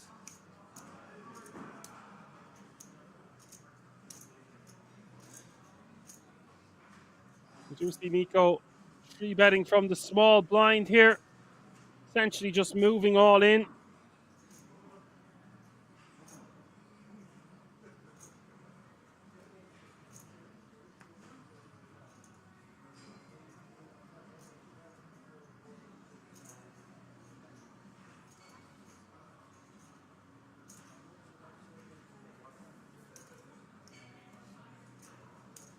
Yes, Forrest, two-fold, a really nice hand, very sexy, Queen Jack of Spades.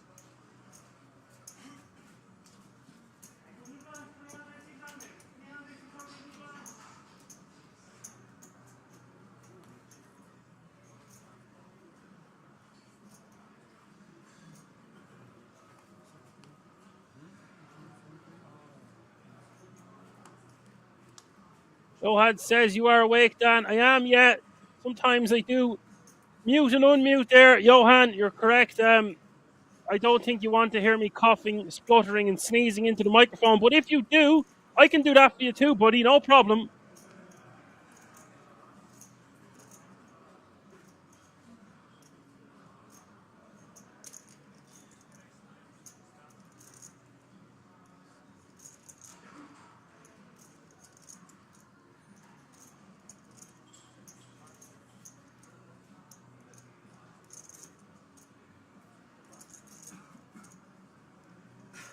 Blinds are up. Small blind is 300k now. Big blind 600k. The 600k running big blind ante.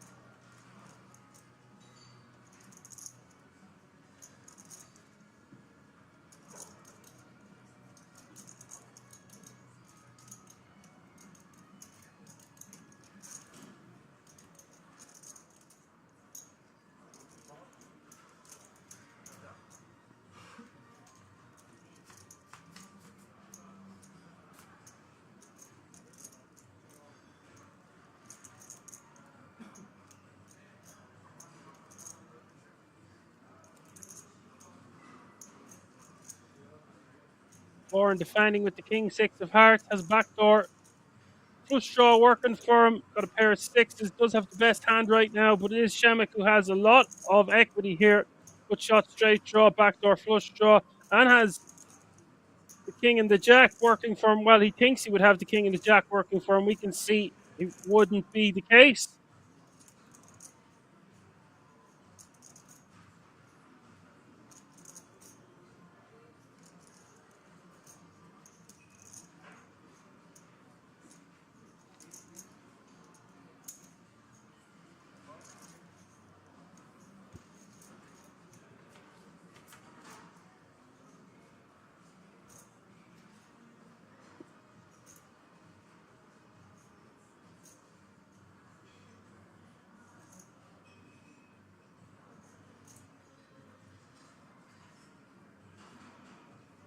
Warren checking the turn. Definitely what you would call a brick.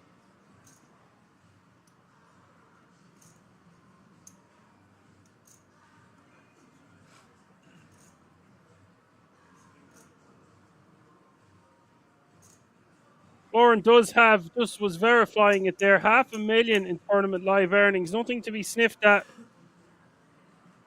I'm going to bet a second time. Nasty enough spot here for Thorne, because even if he does have the best hand right here, right now, it'd be very difficult to get the showdown with it. He does have a king in his hand as well, so he blocks some of the straight draws he would want his opponent to have. That's why I wouldn't be shocked to just see Florin put his hand in the muck here.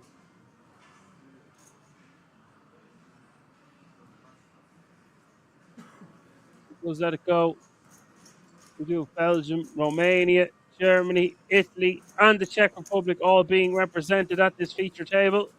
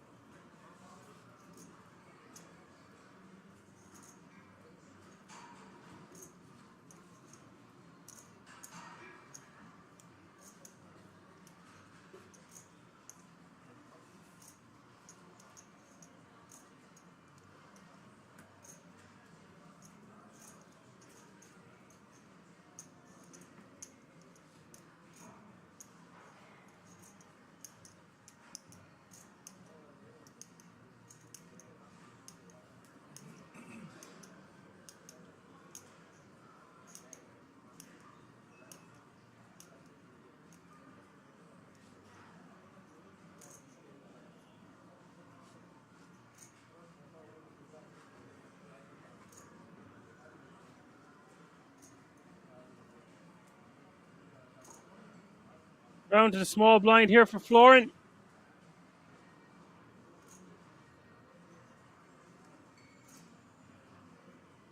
Not sure how stacked the big blind is, just deciding on whether he wants to call, raise. If he's raising, wants to make it about 3 times the big blind here. Does go for 1.9 million. I like this sizing. Even a little bit bigger would seem fine.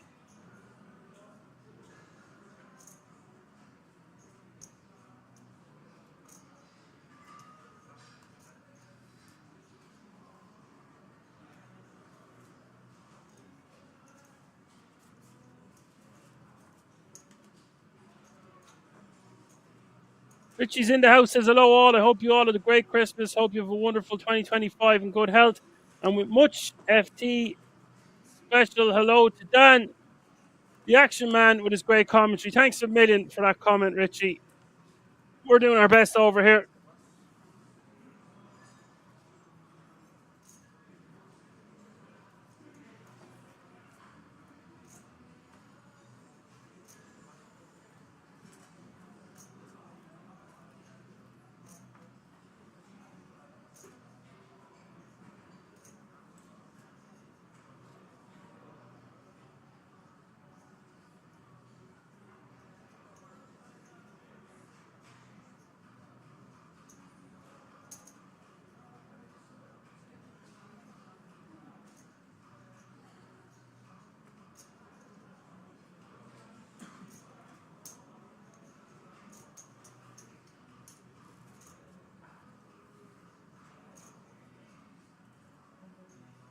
Apocalypse is in the house this afternoon, lads and lasses. What's up, Apocalypse? Hope you had a great Christmas, sir. Nice to have you with us. 4 min raising on the button here. Still 15 players remaining. He's got Queen 9 off suit.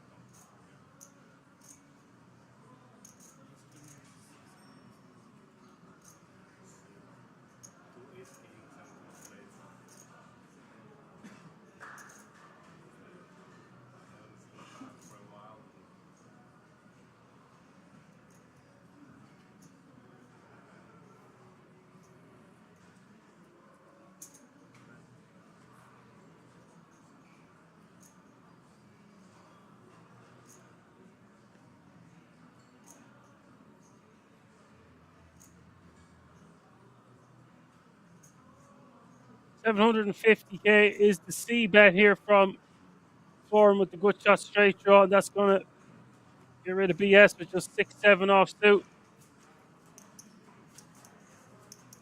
Forum wins another one.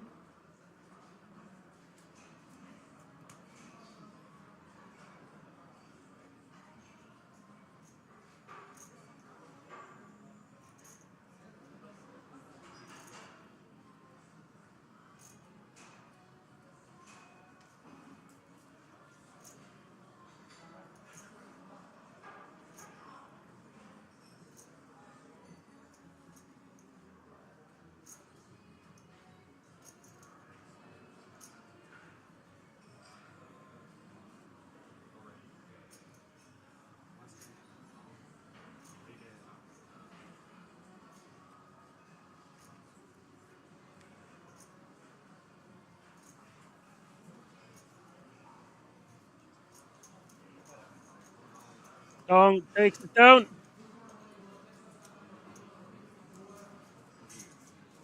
Green Jack from the button as Johan says dinner break for him. Nice one. I was glad to have got my Irish stew in. Enjoy your dinner and I'll talk to you in a little while.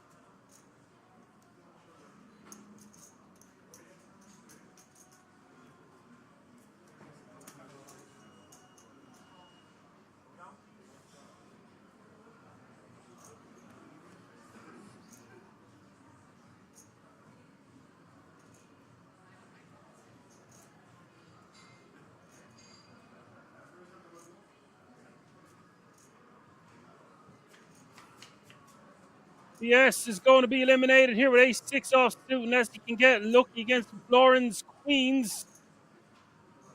Over 10 million in this pot. Big opportunity here for Florin to have a monster stack. Florin is the 5 down to 1 card here. Needs to be an ace. The deuce.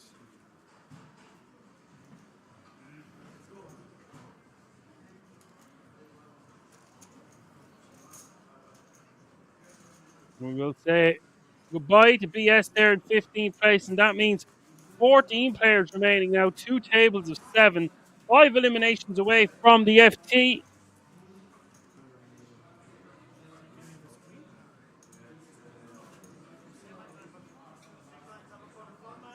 All remaining players guaranteed a minimum of €2,790.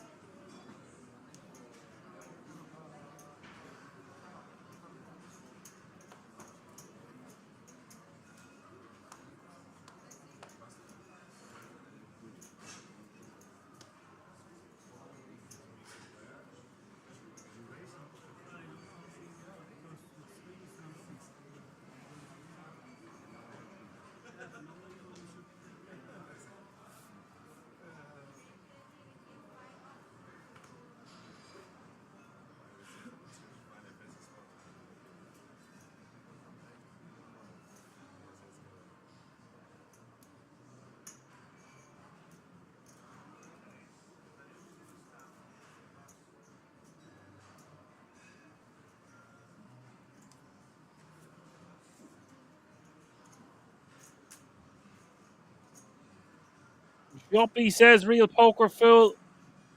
Tucker says we may be coming to Amsterdam next year. Want to see the Anne Frank house and other places. Tucker says I want to hear Dan pronounce the full name. What full name do you want me to pronounce? I'll do that for you today, buddy.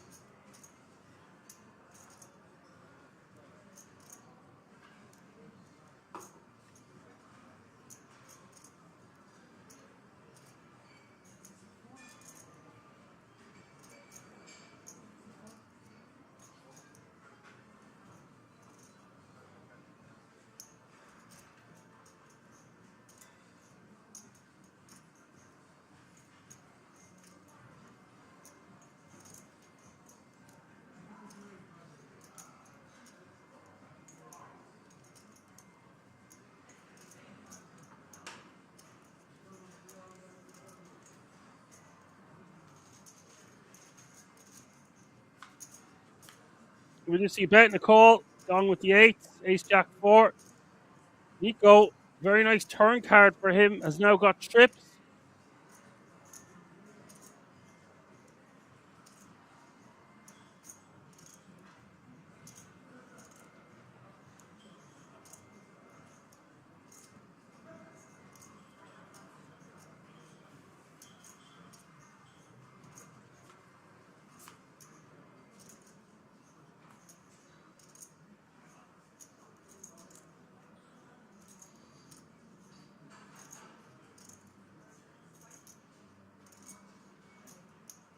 Now Ben's, if his trips weren't good enough, he's now got a flush. He's not going to be getting paid here by the pocket 8 of Dong anytime soon.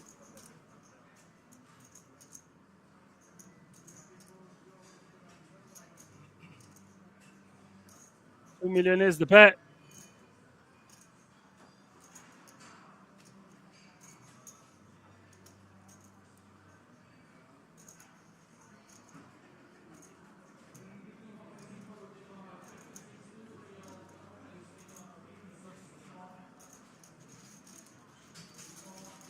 Dong will let it go. Nico taking that one down. So between Nico and Florian, they've got about between 60 and 70 million in chips, so well over 100 big blinds. Definitely two to watch out for here with 14 players remaining. Now, there you have it. Florian with 56 bigs, Nico with 46, Mario then with 32, Shemek with 27, Dong, he with 22, and I bet you that's the name that Apocalypse wanted me to pronounce. So we're going to go Pitchathorn Gosselin is my final answer there. As Strata says, in truth, I've been sick since Christmas, but I am getting better. Yes, this is why I'm having constant disputes with my parents. They're not sitting tight and are relapsing. Now, I've caught some form of the dose as well. Not happy, not going to lie. But hey, the show goes on. One of my mother's friends as well has been sick for 4, maybe 5 weeks with the same dose. So it is doing the rounds. It's everywhere. Watch out. Sit tight. Try not to make unnecessary journeys, even if it is Christmas and New Year's. And Alon is just going to rip from the hijack here. I think there's more merit to Ray's calling. But with 14 left, doesn't want to risk it for a chocolate biscuit and is just going to shove.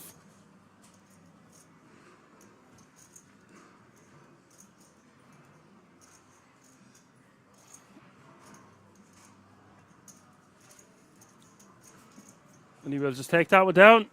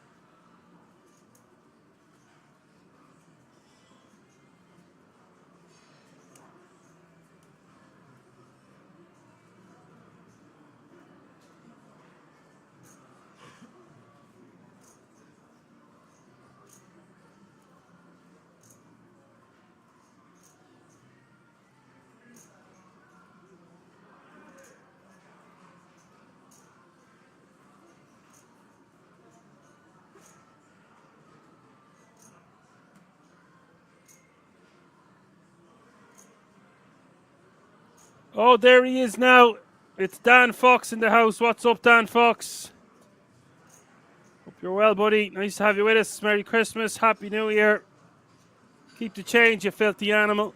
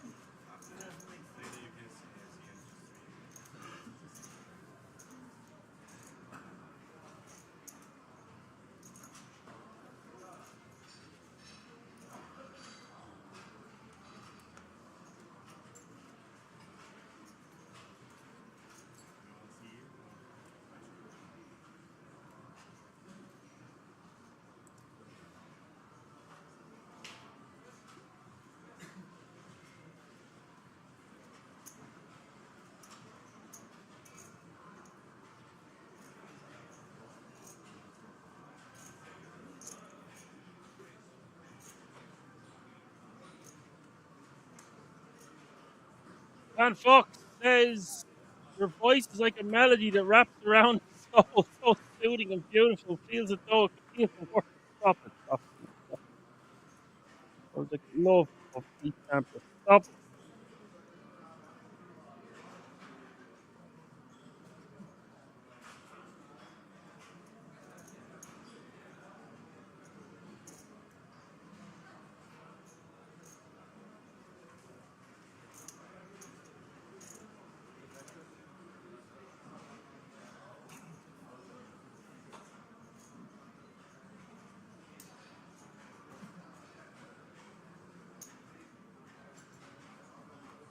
Yeah, sorry to hear that news, Apocalypse. I hope you are doing all right. All things considered, not easy.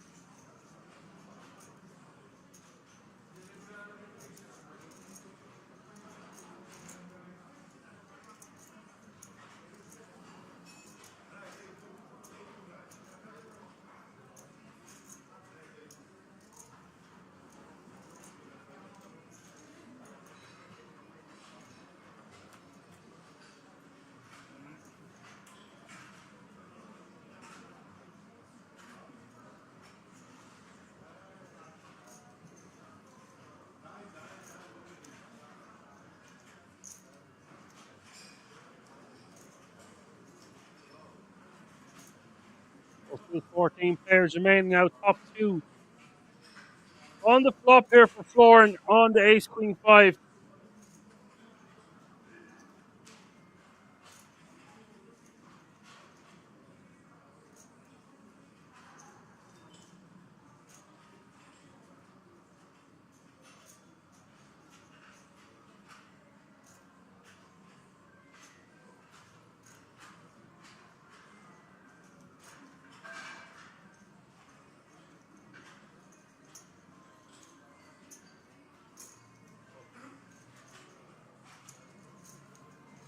I've just refreshed the page there, Dan Fox. So let me know if that's fixed the issue. That's the first time it's been brought to my attention today. I'd be lying if I said I haven't been muting and unmuting the mic because you don't want to hear me coughing and spluttering and sneezing into the microphone. I'm wearing a headset, so I don't want to keep taking the headset off and on. If I can help you out in any way, we're all about having the best quality on here. It's just my parents are really ill, and I've picked up some form of the tail end of the dose, so I don't want to drop dead before the final table. If I just disappear at the FT, maybe I just couldn't hack it anymore and had to get my jacket. How about that? How do you like those apples?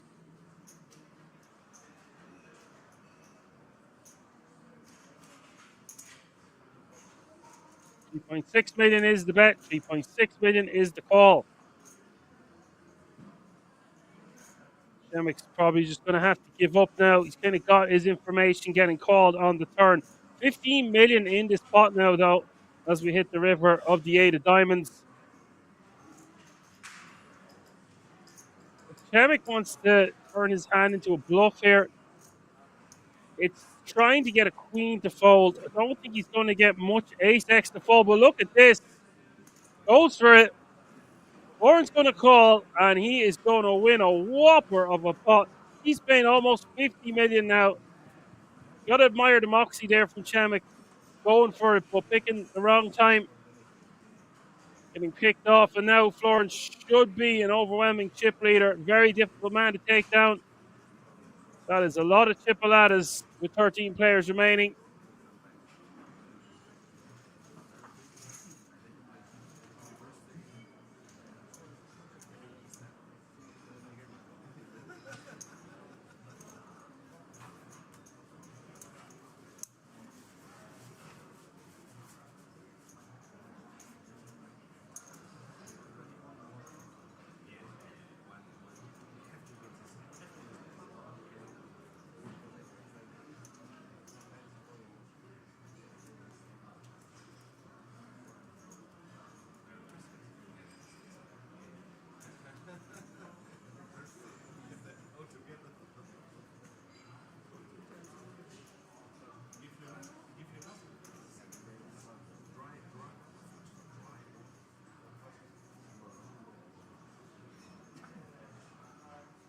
Hello, Tiltfish.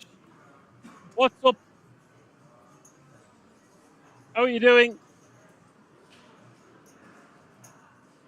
Tiltfish wants my Instagram page.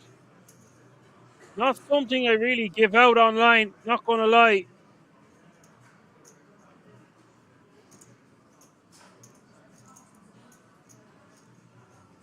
Perhaps I will have a stronger online presence now that I'm finished college. If I have a proper online profile, I'll be sure to let you all know in the chat. But for now, I don't want to just keep that private. Let's just say I wouldn't be too hard to find.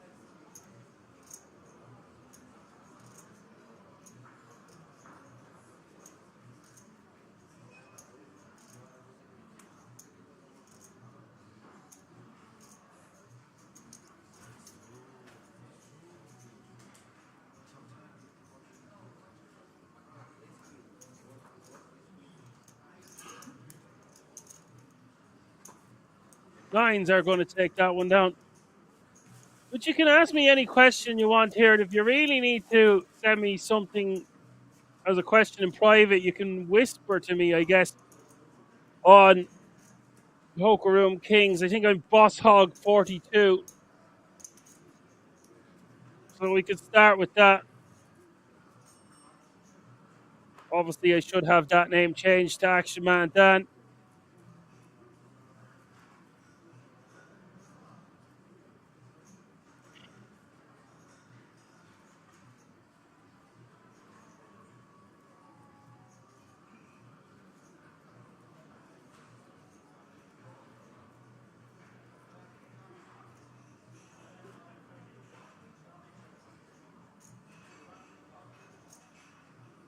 Dennis says, your voice is coming across as graceful as a nightingale song has done. Oh, God. You cracking me up, man. And we might have another elimination here because Ace 10 is all in, getting called by the hijack. Cards go on their back, and Florin could be set to eliminate another player. He is running hot today.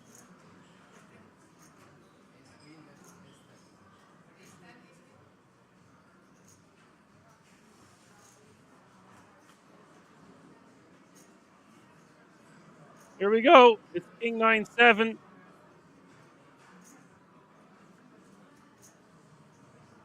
Oh, it's a 10 on the turn. Or not wanting to see that. There's a 9. And Florin will have to pay. Gosselin.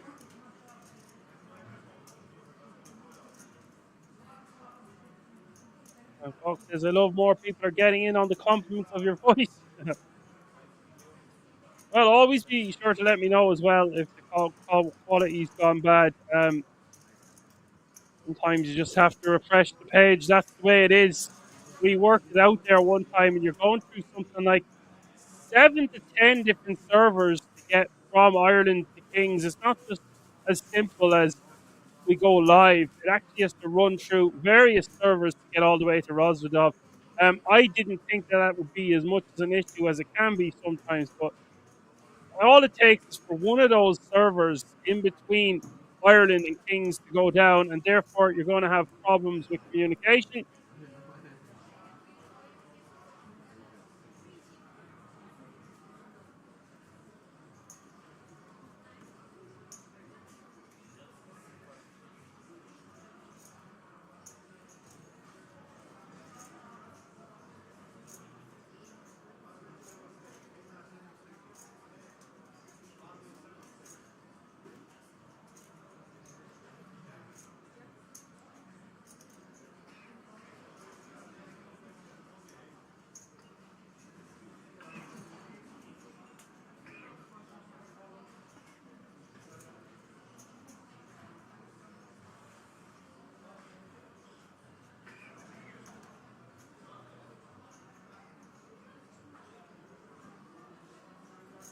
Malcolm says the famous myth about the Nightingale song is that it healed the Emperor's health because it was so nice. Okay, I don't think that's accurate for me anyway. I have to have some healing abilities, but I don't think it's in my voice. You know, it's 2025 almost. The world done changed.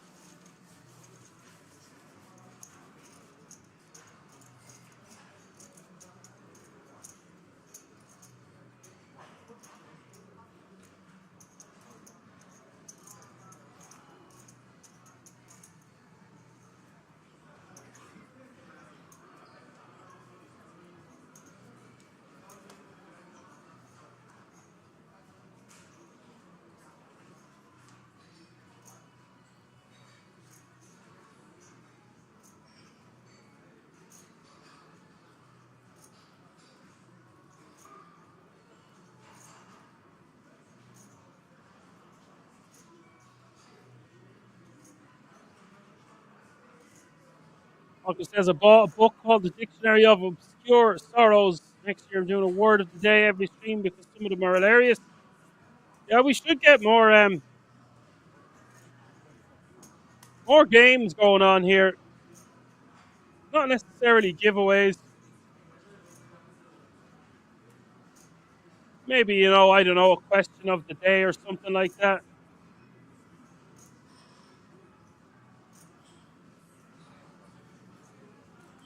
You see, Johan has returned after his dinner. King returns as 12 players remaining out. All guaranteed a minimum of €3,350. A jump on the horizon all the way up to €3,991. Just tuning in on this day before New Year's Eve. It is the Czech Poker Masters €150 buy-in. Coming at you live from the King's Resort in Rosvedov. Last stream of the year for me. What a year it's been. As Alon stops the flush.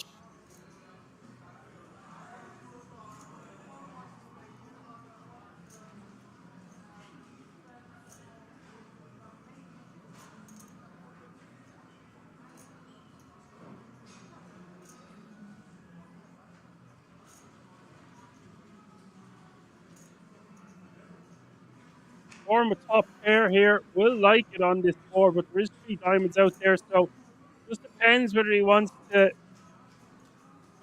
protect his equity here with top pair, top kicker. 11 sub 20 bigs to start the hand pretty much. Therefore, Floor might want to just try to get more money in the pot now, but we do see a call. It's going to be totally fine. Where C might not lose many more chips now with the fourth diamond on the board rolling off as the king of diamonds.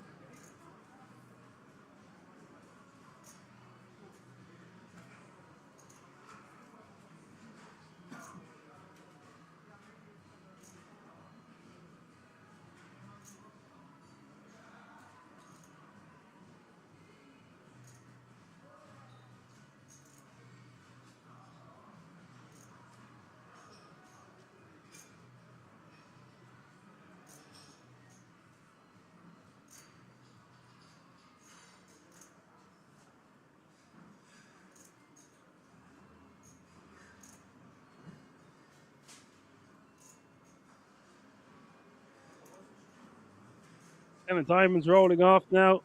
Very difficult for 11 to get paid anymore. Lauren will be just hoping to get the showdown. Either that or... Okay, I was going to say, is he going to turn his hand into a bluff now? Or does he make a tiny little bet as a blockerish type sizing? That's not a blockerish type sizing. That's 3.7 million.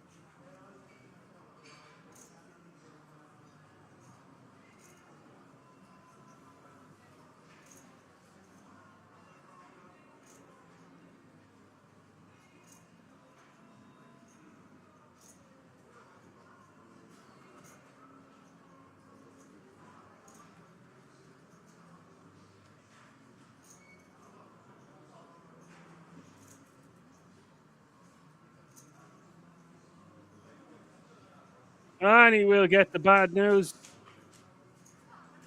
Don't know what diamond he would get rid of there. Probably trying to get rid of like a king.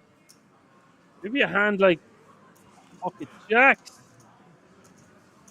Maybe even queens.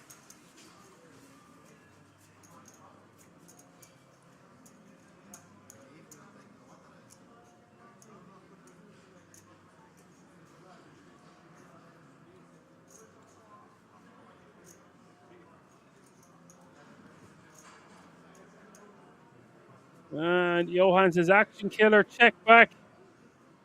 Dan Fox is paying. He could have gotten way more. What a run out. That's wild. Wild run outs with 2 tables of 6 remaining. Just 3 eliminations from the final table.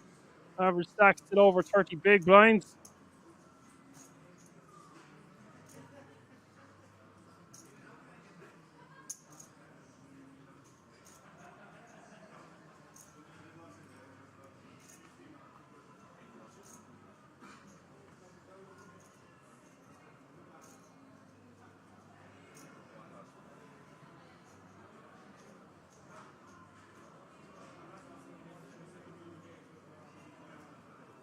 Mario with the min raise. Long.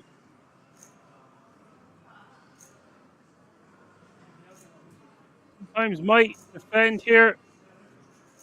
I prefer to have a better hand than 8-4 suited to defend against Mario's open here from the hijack. Even if it was a hand like 8-5, 8-6, 8-7, going to play a lot better than the 8-4.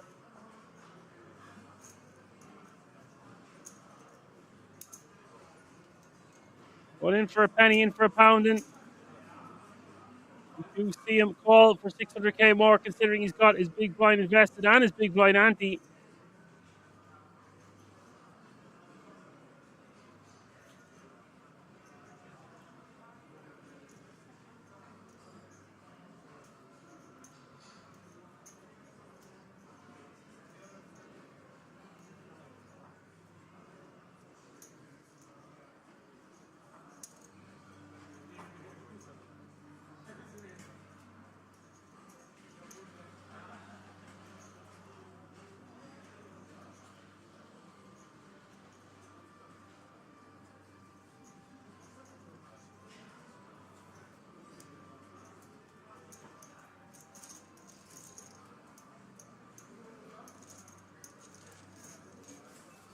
Mario will take that one down with a C-bet.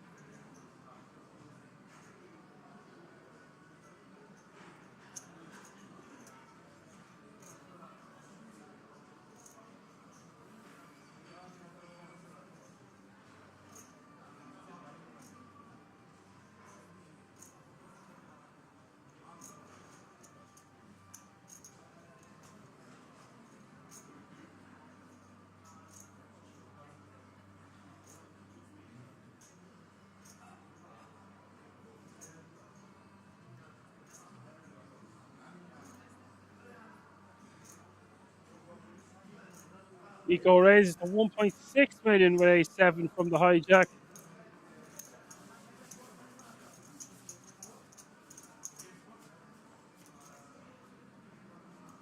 Takes down the blinds and antes.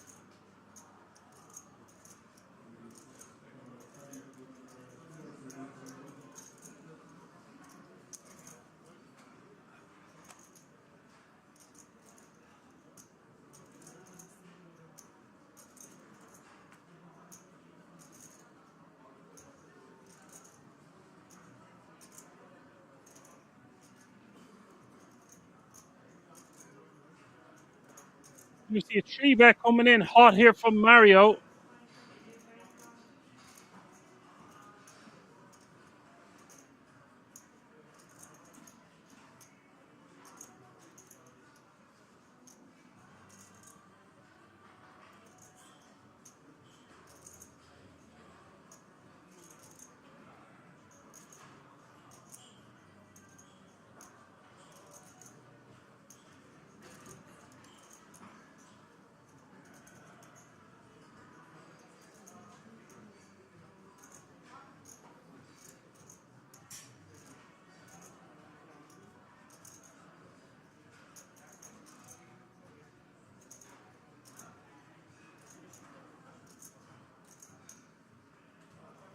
Now, very difficult spot here to see what Levin is supposed to do.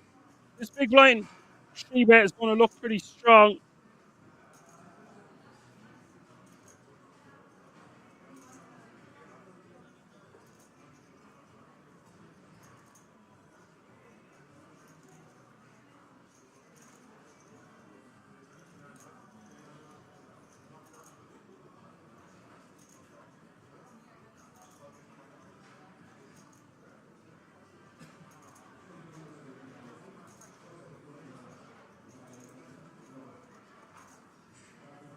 So I think Levin is going to call here. I was going to say it actually might be a sexier play to jam over the top. It depends on how wide you think the big blind is going to 3-bet here. I expected we would see him just call. Just go for the 3-bet. Levin is going to call. Problem with calling here, guys, is we're in the small blind. We're out of position. When we're out of position, I feel like it's going to play better as a jam. This will be unlikely that we're going to be getting called. If we're getting called, we are going to be getting snapped off by a very, very tight range that destroys our ace jack. But I think there's more merit to try getting the pot taken down free.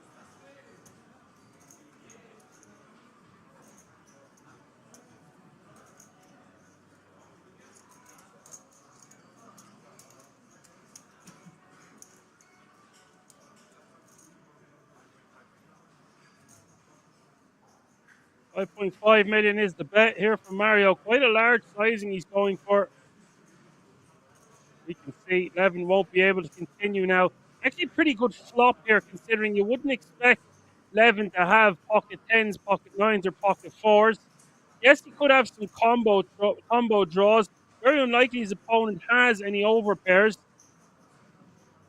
I like this from Mario. Perhaps a bit of a larger sizing than I would have expected to see him use as a C-bet, but gets the job done and is now playing 28 million.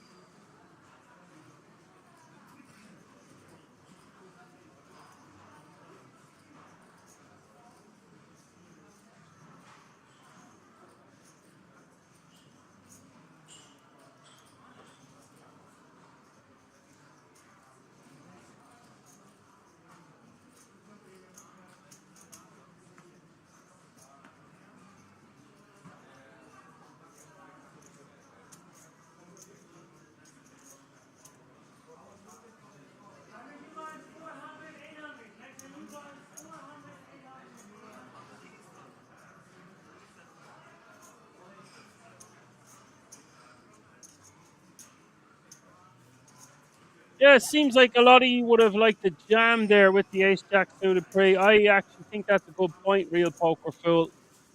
Going to play better than the call out of position. If we put in that amount of chips and we whiff the flop, it's very difficult for us to continue, and we have committed a certain percentage of our stack pre. The flip side of that coin is when we jam over the top and get called, we are in dire straits, but c'est la vie.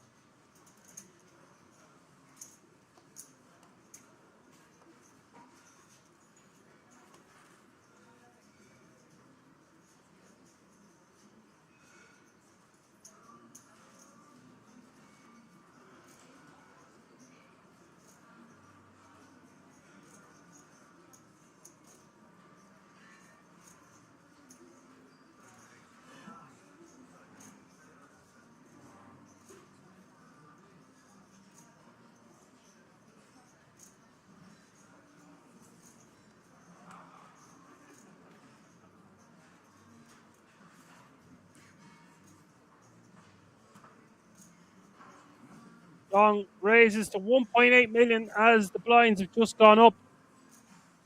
Small blind is now 400k. Big blind is now 800k with an 800k running big blind ante. 400, 800, 800.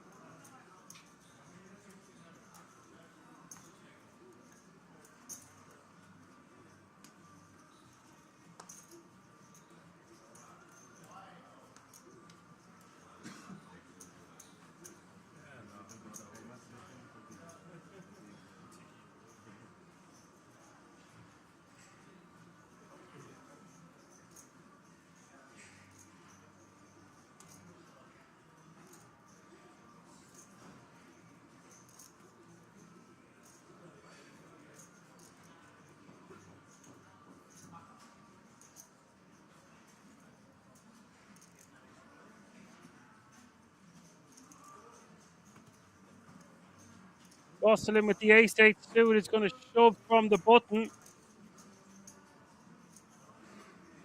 going to be enough to take that one down.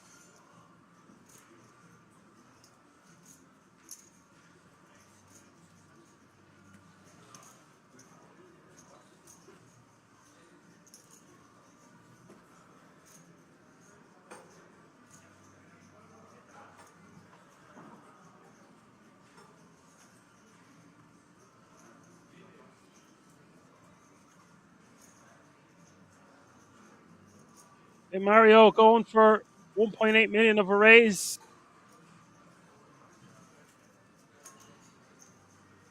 With the average stack, 18 million now. Just a little over 20 bigs or so.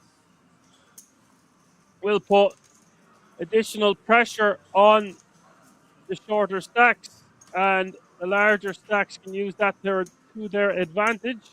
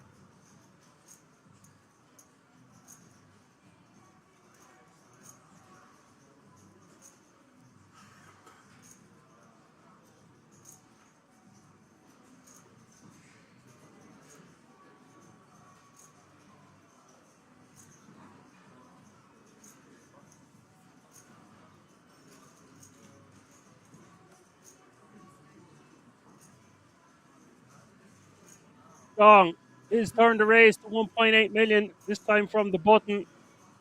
Actually, with sub 15 bigs to start the hand, I wouldn't actually mind just open ripping here, taking down the blinds and antes. Anytime we can successfully do that right now, we are adding 2 million to our stack. King Jack suited maybe just a bit too much of a hand.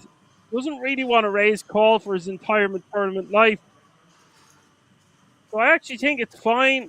2 min raise off his stack depth with that hand, but I would way prefer to just open rip.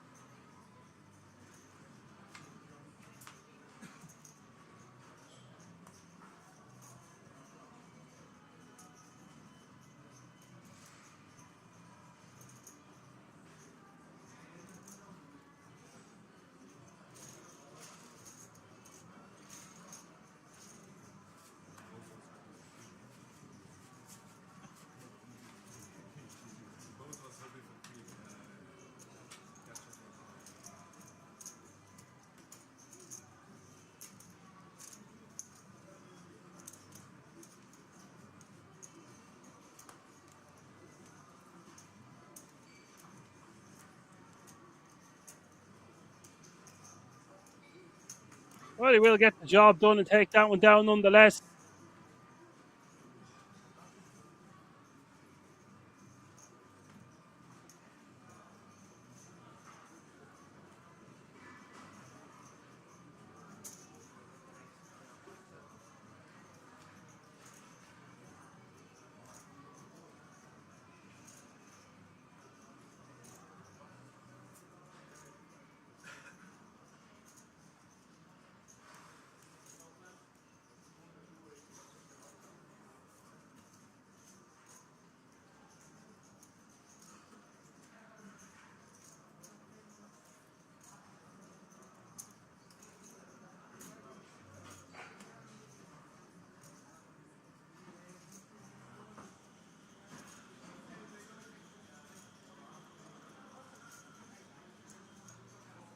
Scoring raises to 1.6.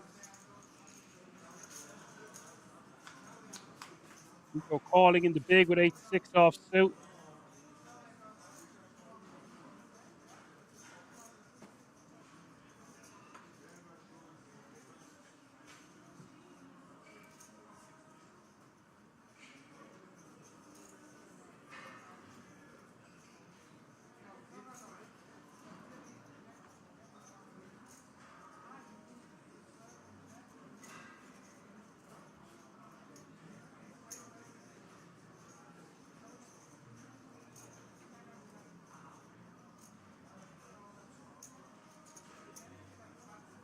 $1.1 million is the bet. 1.1 million is the call on the Jack 6 deuce.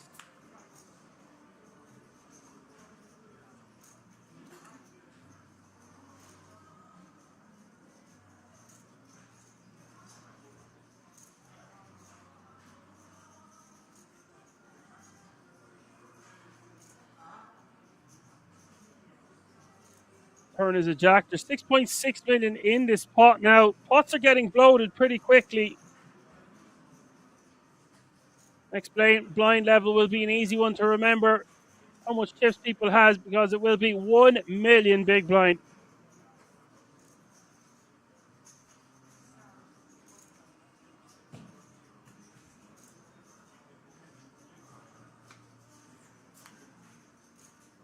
And just go check.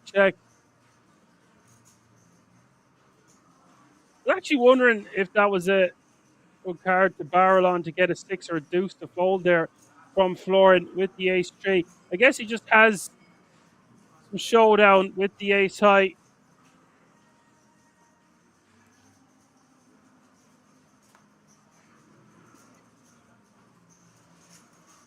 But Friends with the best of it.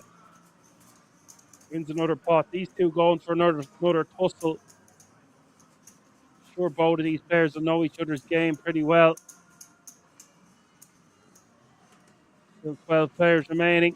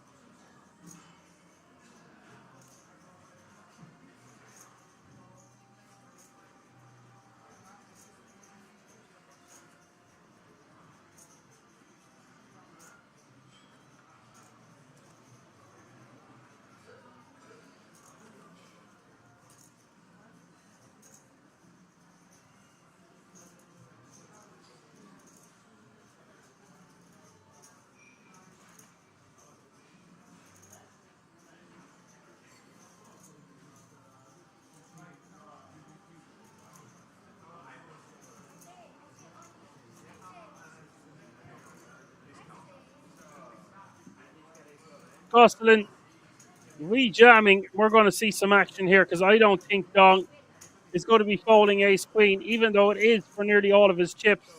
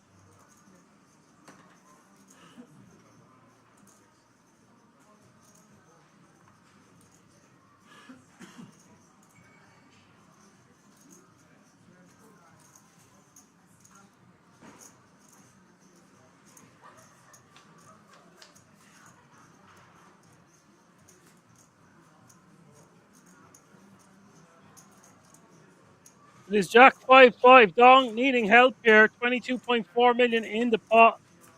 5 million behind with Dong. It is Gosselin who is at risk.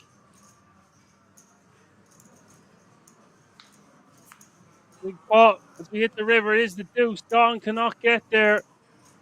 Gosselin scoops the booty. Now playing 22.4 million.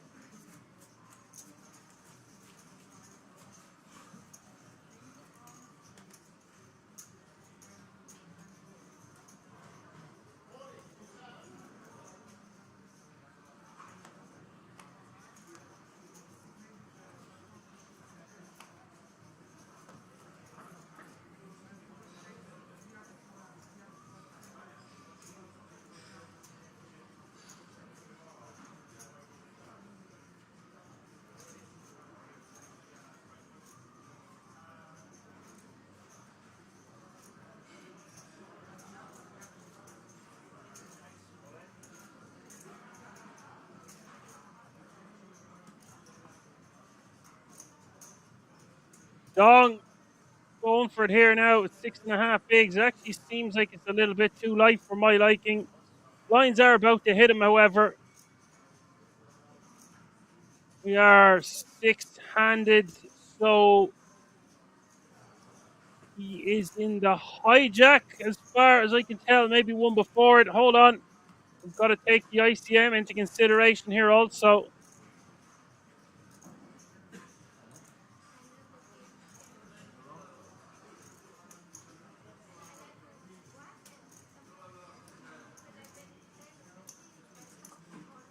Yeah, it's just going to be a little bit too light.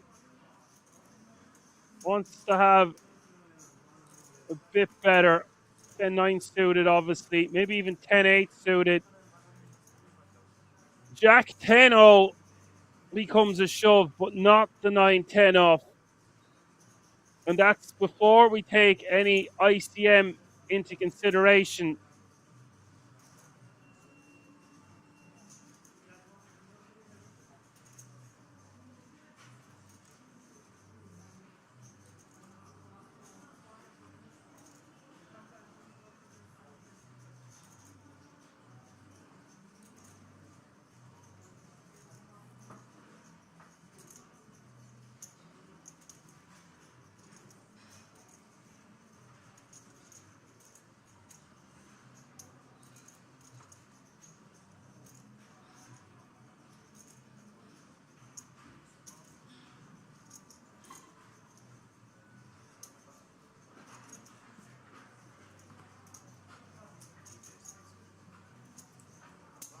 Nico is going to call from the button.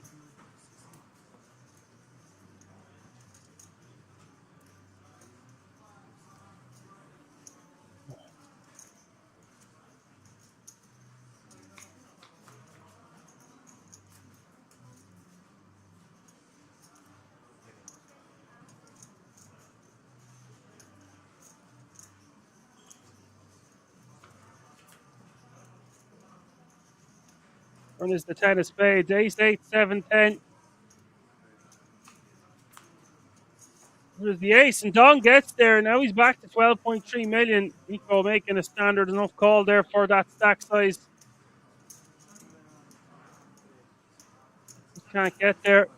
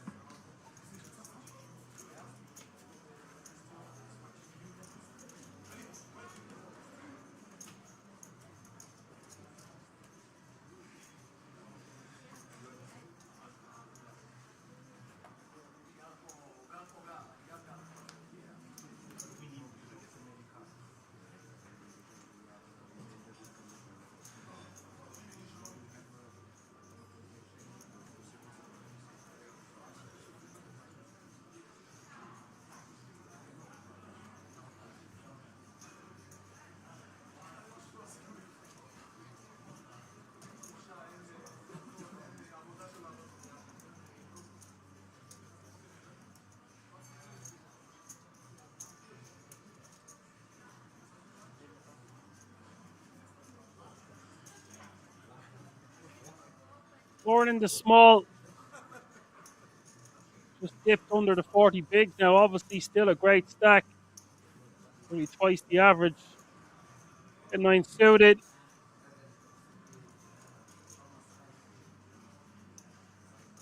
And we'll see him compete. This hand has a lot of playability.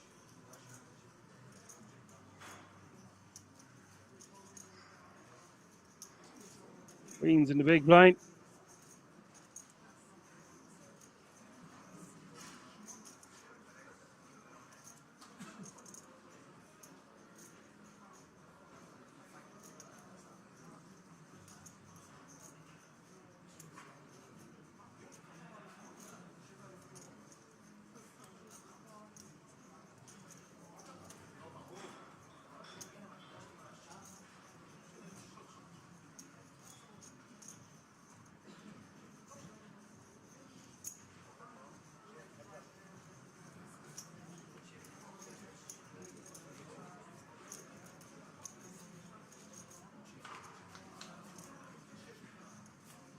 We do see a call is 785.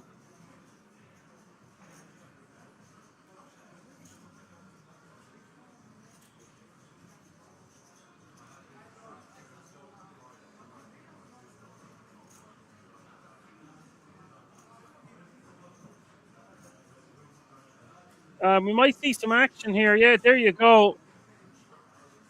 Orange is going to whack enough money to put dog all in. The dog's not going to be going anywhere.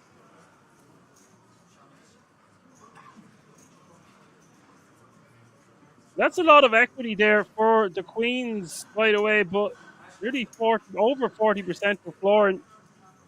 This is a massive pot, 23.9 million.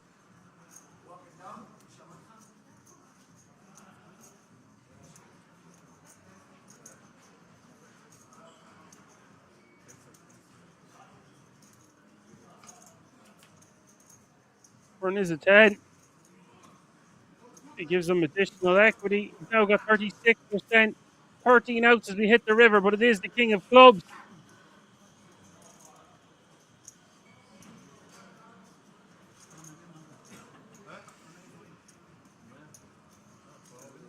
Really, really nice double up for him. And suddenly now he's back playing 24 million almost, 30 bigs. Flooring back down to 23 bigs, under 20 million. Not his first rodeo, of course, but obviously doesn't want to lose that pot. All the time is in the house, says hello all the time. Hope you had a nice Christmas and a happy new year to you.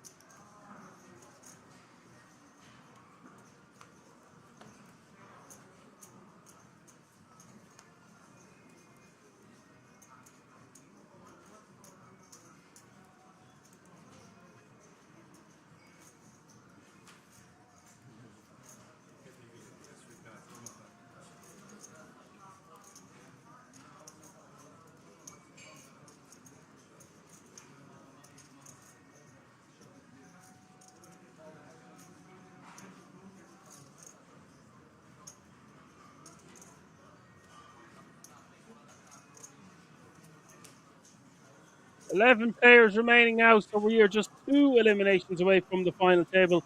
All remaining players guaranteed a minimum of €3,991. A jump has been reached. Exciting times. And remember, folks, top 5 will all win a 10K ticket to the World Series of Poker Europe main event, taking place all under one roof, the King's Resort in Rosvedov next year, usually around the September, October time, sometimes October, November.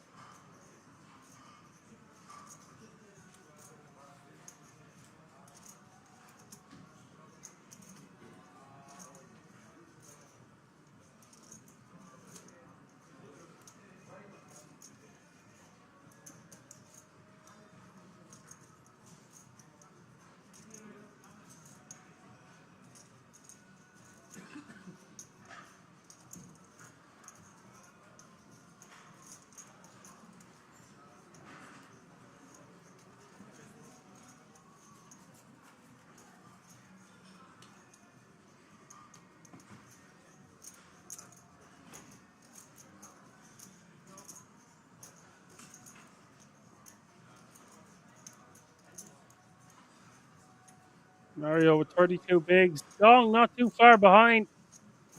Nico and Florin taking quite a hit.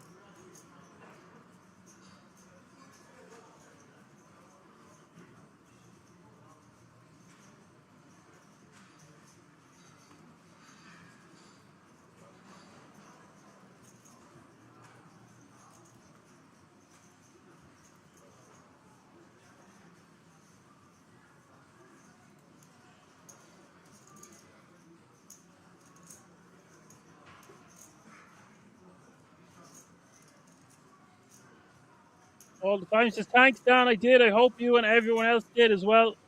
It's amazing to see so many players, or sorry, yeah, fans, whatever you want to call yourselves, the Action Army on YouTube and the Poker Room Kings on Twitch. So many players, people tuning in to watch this one. Hope you're enjoying the show out there. Great to see so much support the day before New Year's.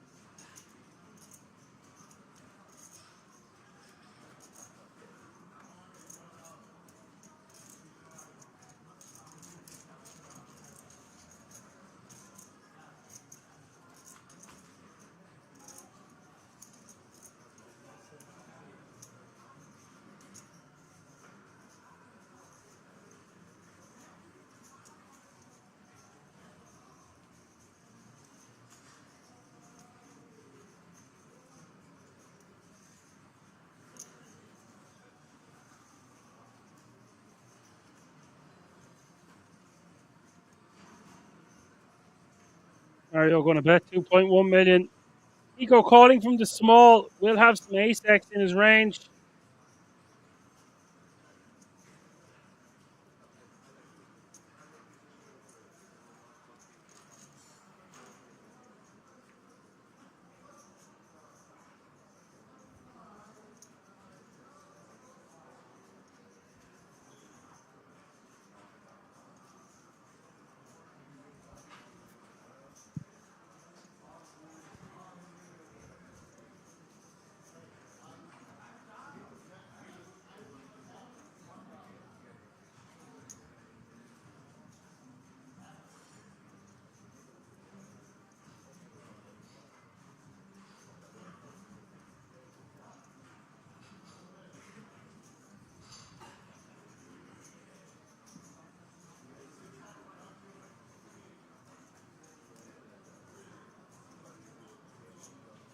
So this looks like a lead after Czech calling the flop.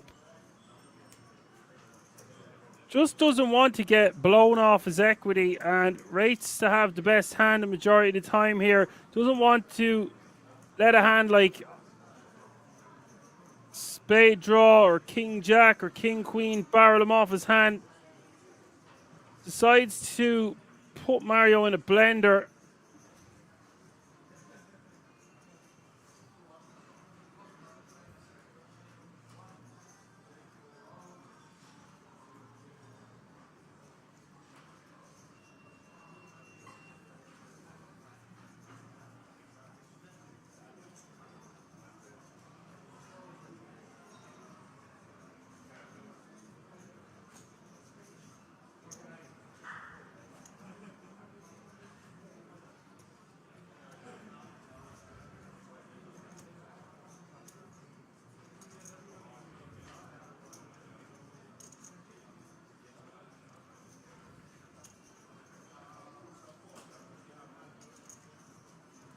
And now Mario can't really continue.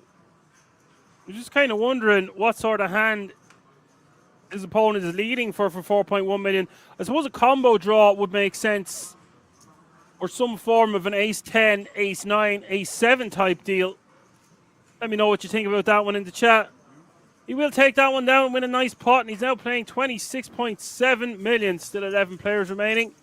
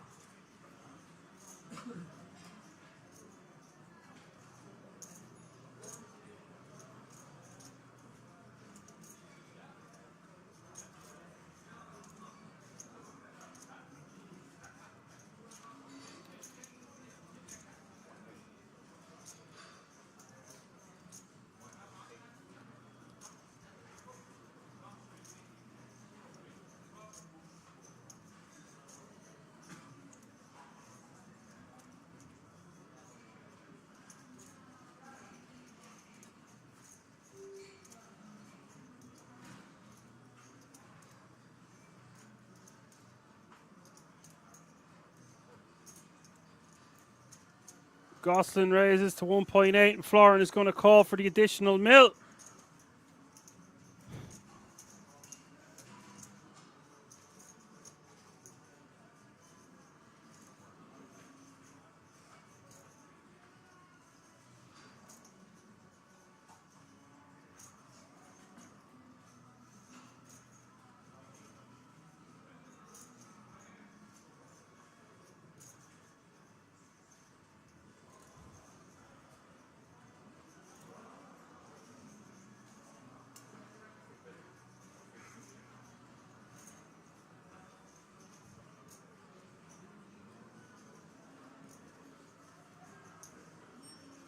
Nice flop here for the big blind. Not much in it for Gosselin.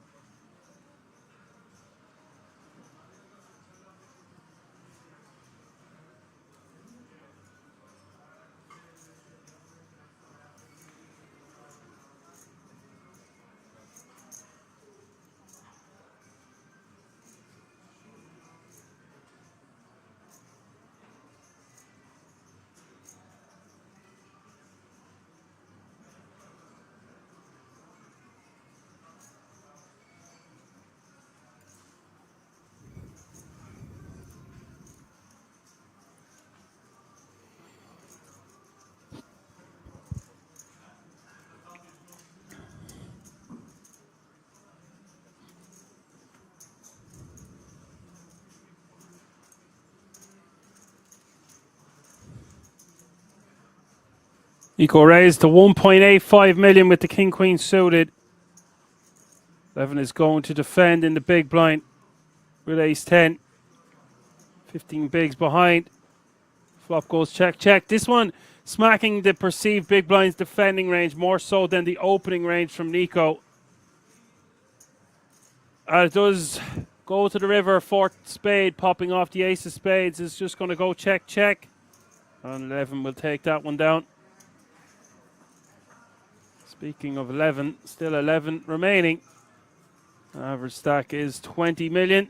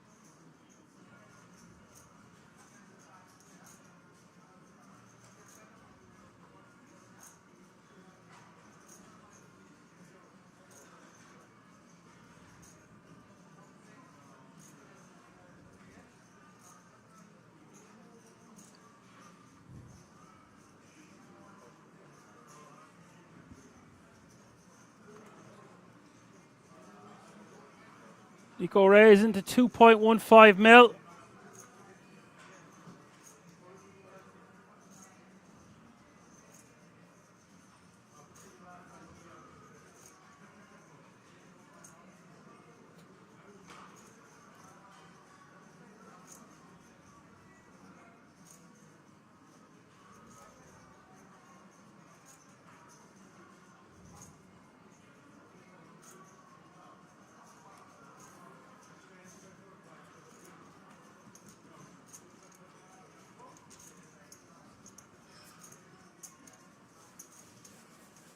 Nico taking that one down with his kings.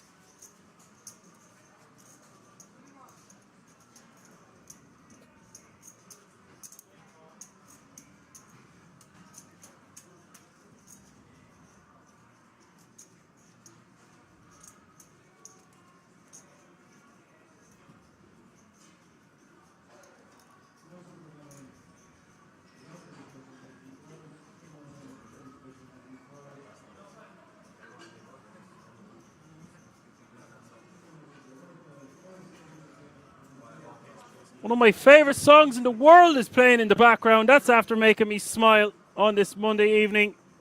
I'm Still Standing. I absolutely love that one.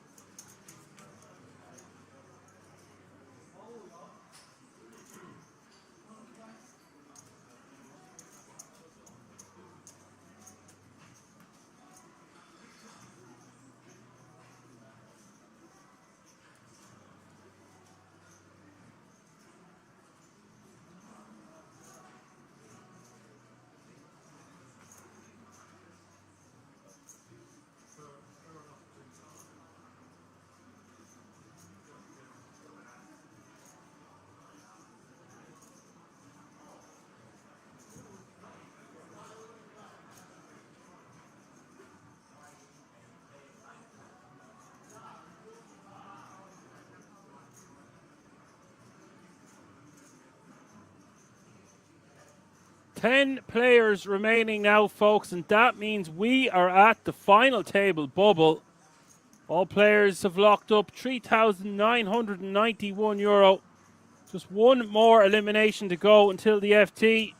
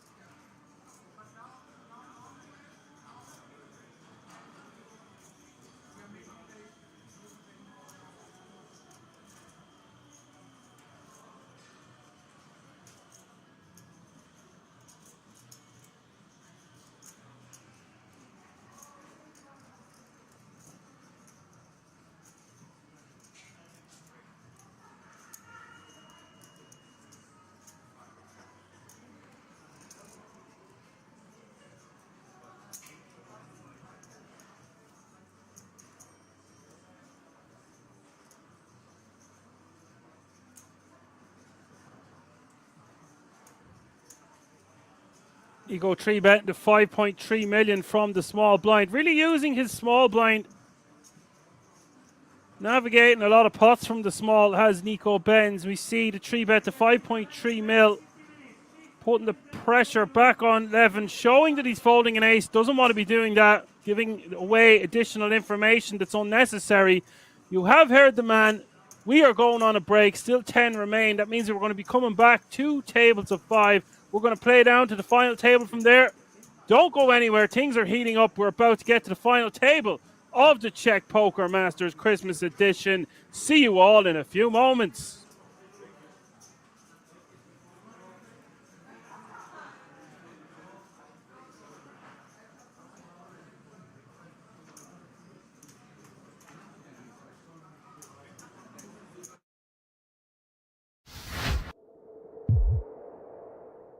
In a very fun spot. He has given back some of those chips I mentioned earlier. He spiked up about 10 million at one point. He's down to about 7.5 million now. But still, the chip leader, and by quite a margin, the next biggest stack, Faredin Mustafov, who's on 4.3 million. And then we have Enrico, who is currently third. No, sir. Blinds are going up quick. Levels are just 40 minutes long. Blinds now 50,000, 100,000 with a 100,000 big blind ante. This tournament, just a 2-day tournament. All these players want to jump into the main event. Yeah. Nothing better to do after you win close to $1 million than jump in the next poker tournament, you know? Yeah. And by the way, Flight A of the main event going on right now. We'll be showing Flight B tomorrow. We getting all in here. Kamoski calls. It is a tax tournament life on the line. 11 players remain. Could we be down to 10? You want? Okay, give him 9 of diamonds. 9 of diamonds. These are a bunch of sickos, Tuckman. You celebrate wins when you're a sicko by continuing to gamble. Oh yeah, no doubt about it. When you're in Rosvadov, you're there to gamble, you're there to have fun, there to play poker. Now you want diamond. Kamoski one card away from. Diamonds are forever. Yeah, well, Attack has picked up a few more outs with that club, but it does not come. Deuce of Hearts on the river, and that is it. Attack eliminated. It's aces versus queens. You hit your 2-outer, you beat them. Okay, do you really need to do this now? Yeah. Happy you have queens. Yeah? Why are you happy? Because if somebody have queens, I double it. Good for you.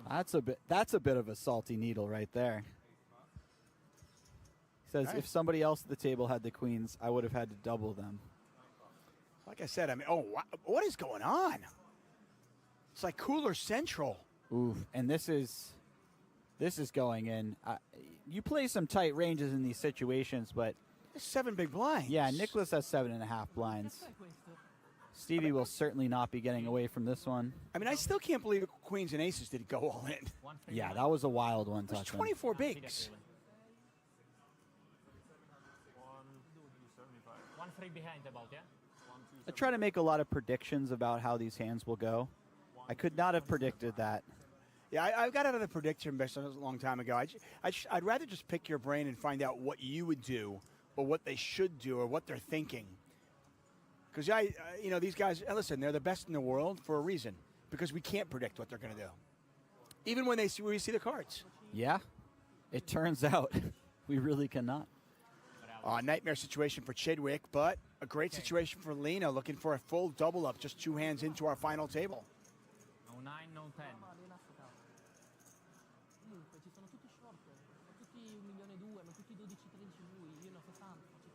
33% of the time, this will be Lena 900's last hand.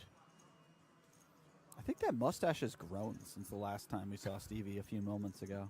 Doesn't it look like it's jettisoned outward? It's perfect. Slightly. There's a queen. Wow. Queen in the window. Oh, and a king right behind it. What a tease. We've had some wild window cards what throughout a this tease. tournament, Tuckman. The queen, but the king sneaks in right behind. A 10 chops it up. A queen wins it for Chidwick. Otherwise, Chidwick will be down to 7 big blinds. The deuce of hearts on the river. Lena with the full double up to 1.8 million. Chidwick down to crumbs. He's got about 7 big blinds. He could have something like pocket kings. I don't know. I don't know if he fires 100,000 on the turn with pocket kings. He could. Just getting that little tiny value extraction. Or it could just be a matter of, I don't think you have much. I'm just going to put max pressure on you. Exactly. It seems like the story leans more towards that type of thinking on the river than anything else. And that's why I would have liked to have seen just maybe a small tank with pocket twos just to consider what is this guy really up to. Cabral also, I think sometimes he irks some players because he's always constantly asking him, can you move your hand? Can you do this? He'll ask for counts over and over again. You're over it before it's even on you. Right. You can't wait to fold. Victor. I can understand that sentiment. Be careful. Thank you. I haven't seen anything, but you know what I mean, yeah?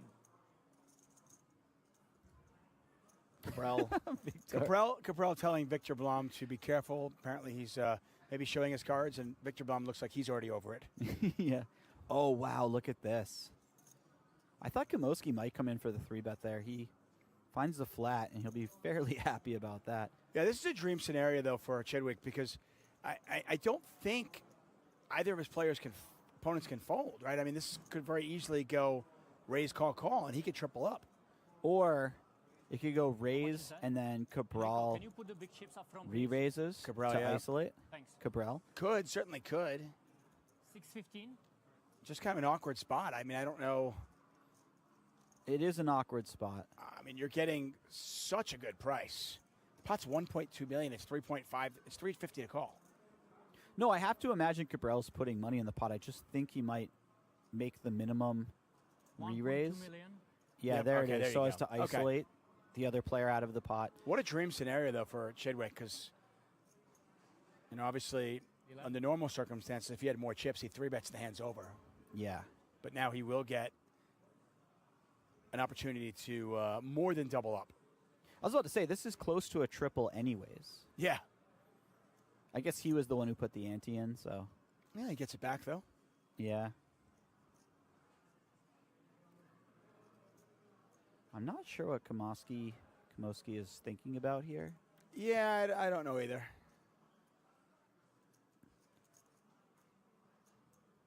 It's always kind of enticing to consider something heroic, because if you were to put in that 5-bet, right, and get Cabral out of the pot, you now pick up the dead 600K that Cabral's put in over Chidwick's stack, and you're now free rolling this all-in with Chidwick, where there's this But he only big- flatted small blinds first.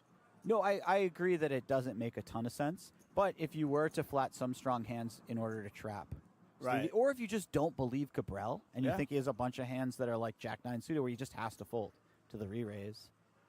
Yeah, see, he's shaking his head. He really wanted to do it. This was a Should've. very cool hand, Tuckman. For an all-in for 6 big blinds, this was a super Yeah. interesting situation. Well, Stevie, tournament life on the line, as you can see. A little bit more than a 3-1 favorite. See if we get a sweat or not. I think so. That's pretty good. That's a pretty big sweat. That's a huge Good luck sweat. in main This event, would have been okay? a fun flop if Yeah, I this mean, went three-ways. you had a top pair with a backdoor club draw Mhm. instead, but we do have a gut shot straight flush draw. Queen of spades. Oh, Bink. Stevie dead on the turn. He is. That's it. He's going to take the Brutal. mic off, and that is it. Brutal.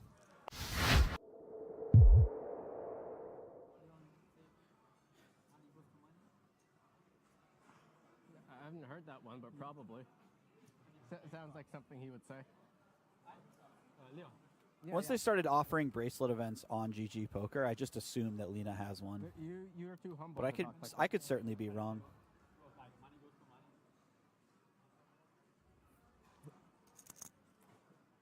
How did he end up? Did he cash? I don't believe 240. Nicholas has any bracelets.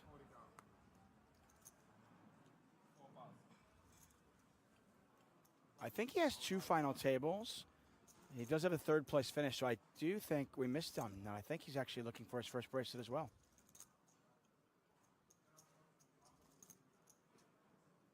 Mosky, after getting that check raise through, picks up pocket jacks.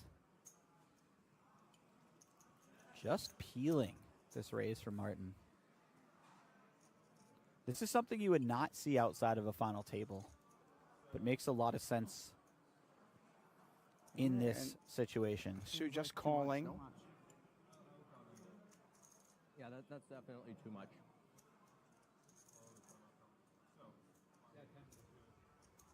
Thanks, Sizrot. Put maybe a couple of few too many chips in there. He's still our chip leader by a large margin. Again, 30 million chips in play. You can see there on the left side of your screen. He has 11 million behind. By the way, to answer your question before about if Kamoski had backjammed that King 9 suited, can he ever have good hands out of the small blind? Clearly he can. He has jacks here. Yeah. Different situation, obviously, than the one before, but making this clear that it's a possibility. Yeah. Although I don't know if he's back jamming. If Hisu were to 3-bet this, are you back jamming jacks against the chip leader? In this I spot? don't know. I think both options are on the table. Obviously, folding is not on the table, but calling could be a very reasonable route. But in the other situation, I'm not even saying he always peels jacks, but maybe he has like the ace-queen offsuit, something Yeah. like that. That is fairly strong. Certainly fair. Cabral is just really, really good at making flushes. Wow. He's just really, really good at making flushes. Now, Kamoski is not drawing dead, has the jack of diamonds, but it's just, I mean, how do you do it? I don't know, but Cabral has been doing it all day. He can write a book on hey, listen, I know how to make flushes better than my opponent, so here it is. He's been making flushes. He's had pocket aces a number of times. He's made a lot of hands. I mean, how many today. players are even playing 10-5 suited at a final table? I know of one at this table. Maybe a couple even, but it's just... By the way, Hisu getting in there, of all players. Yeah, well, he's like, listen, I'm a chip leader. Why not? Nobody else wants it. I'll take a shot at it. Yeah. I have a feeling it's not going to work. Yeah, I think that's probably some pretty good read on your part. This is actually a bit difficult for Kamoski. Oh, he just snap folds. Very nice. Yeah. I was going to say, this is a difficult situation for him once it goes bet call. You don't know if you're... You don't even know if your diamond comes off if you're good or not. Yeah.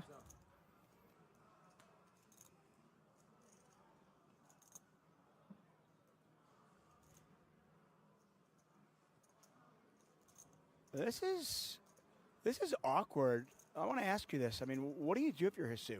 Do you just give up? Or do you put your opponent maybe on a big diamond and try to get him off it? I think it would be a bit out of line to bluff without a diamond in your hand. It looks like he's just going to go for it. He's just decided that the time is right here. He doesn't really care about blockers. Fair enough. Blocker schmockers.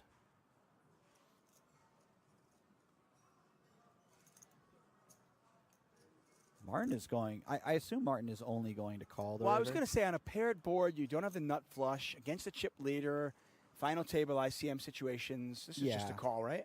I would tend to be careful here. That's for sure. Hisu could have a lot of full houses, especially if you watched his play yesterday. You know he's not incapable of showing up with the 8-3 suited. I like that just call. Martin all of a sudden is getting dangerously close.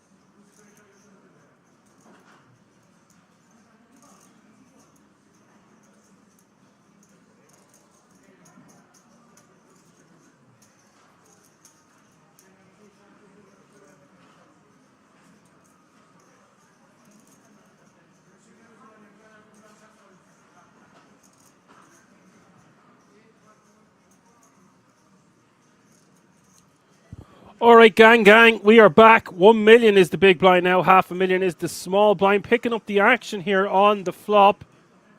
Dong going for a check raise with the Jack 4 of hearts. I don't love it. I don't hate it. The thing is, it's going to be very difficult for us to have a pair when we check raise from the big like that. Does get the job done, knowing that his opponent is going to be just raising willy-nilly, c-betting willy-nilly.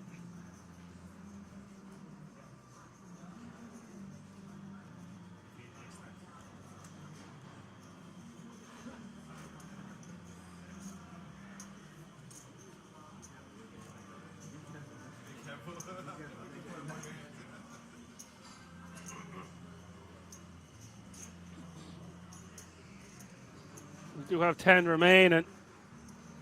Five-handed action at both tables. They won't want to be playing like this for too long. Those blinds and antes going to devour your stack, especially a 1 million big blind.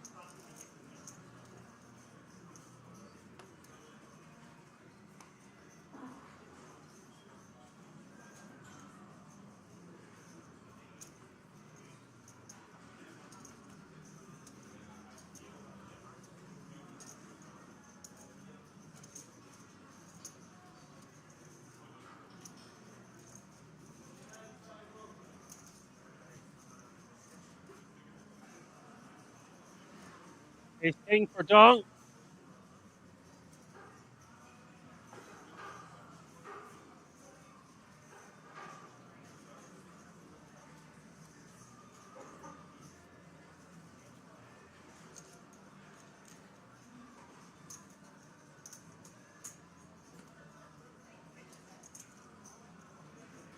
Go with a monster here as well. Ace 10 suited in the big.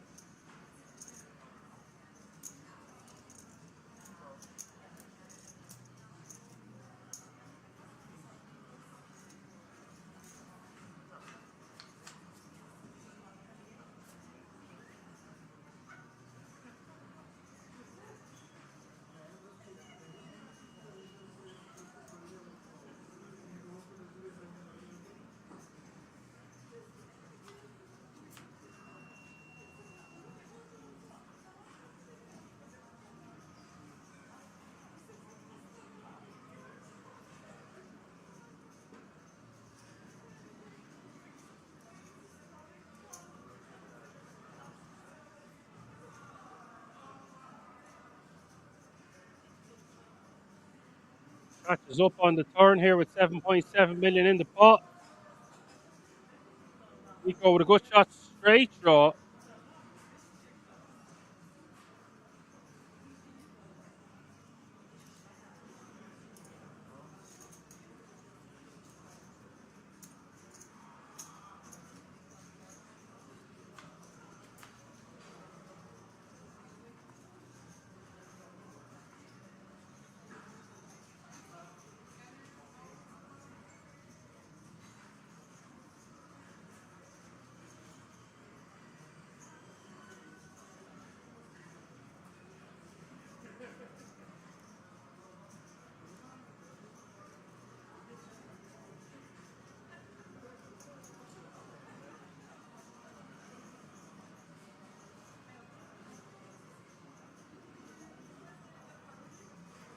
4 million, it looks like, is the bet now.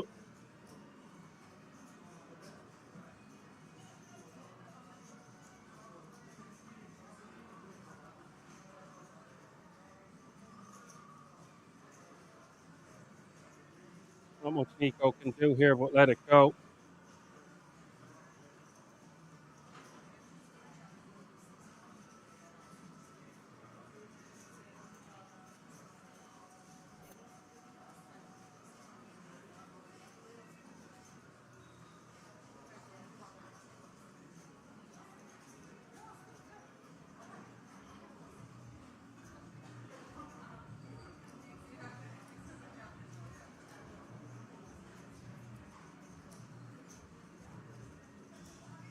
Unless he fancied himself to raise here, I just think cutoff is going to have range advantage. Also, a significant pay jump between 10th and 9th. Perhaps that's why we see so much stalling. Looking at a pay jump of 1,200. Oh, instead he's decided to just call. Again, I don't love it, don't hate it. I just think we're going to be losing to too many hands there on the river to make that a profitable call, but he does decide to go for it. Gets the bad news.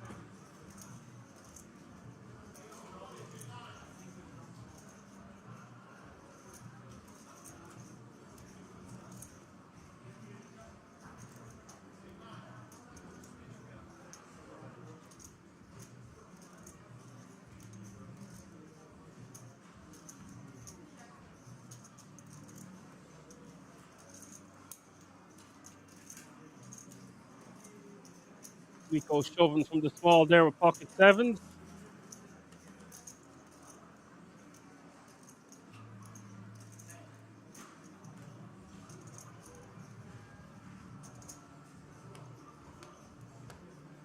Taking it down.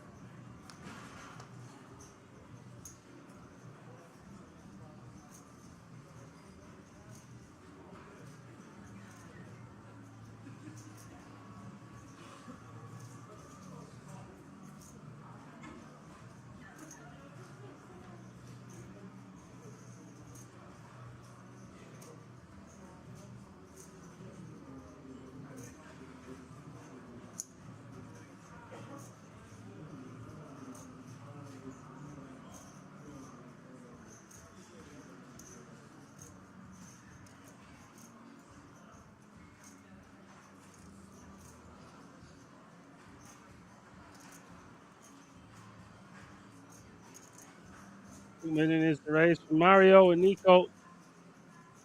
15 big blinds, pocket tens. We'll see him shoving this one the majority of the time.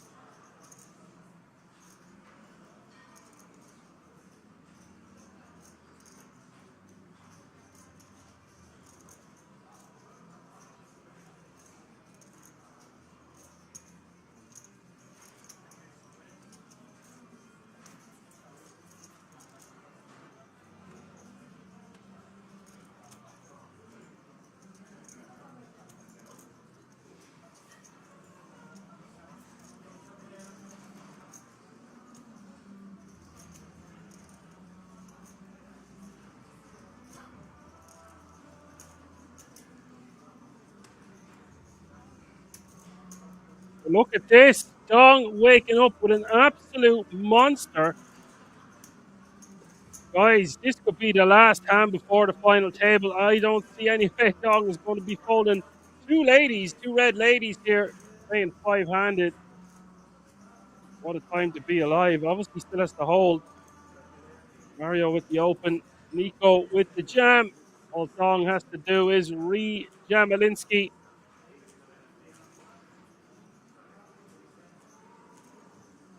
As Sajdo says, final table hype. Yep, indeed. Bit of the owl. Final table hype indeed.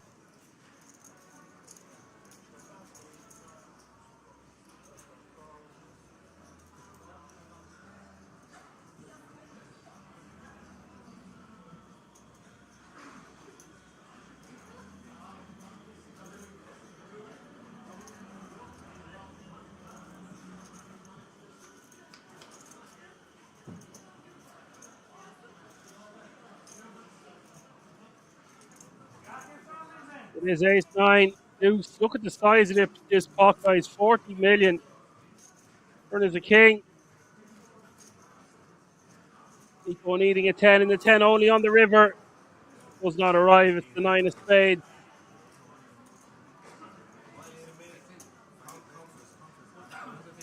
We'll say goodbye to our 10th place finisher. That means we are going on another break. That means we are coming back to the final 9. As Sajo says, just realized 4,452 entries. What day is this? I don't know what day it is, but these days be dragging on when you're at the tail end of Christmas.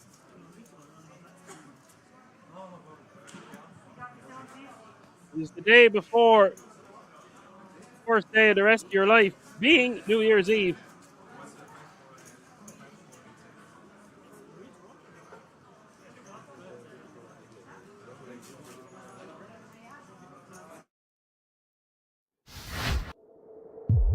See you all in a few moments. 20 minutes or so. Yeah. Goodbye. WSOP Europe 75.9. Section B.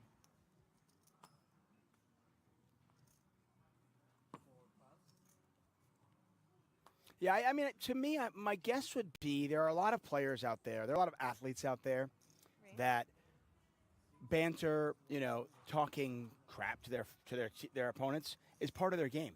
Yeah. It gets under their opponent's skin, but I also think it kind of gets them in the zone. And I suspect that's the same with this guy right here, Martin Cabral. I think this is what he needs to do to play his A game. Absolutely, and I think he's eliciting real reactions from his opponents.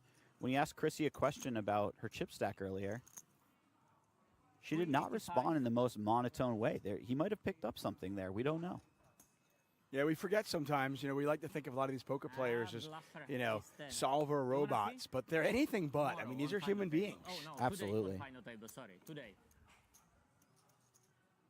You wanna see. Ace King. Ace King, offsuit. I pulled Ace Queen. I think you are an amazing player. You agree with me? You agree with me? I guess you were cheering against me, so.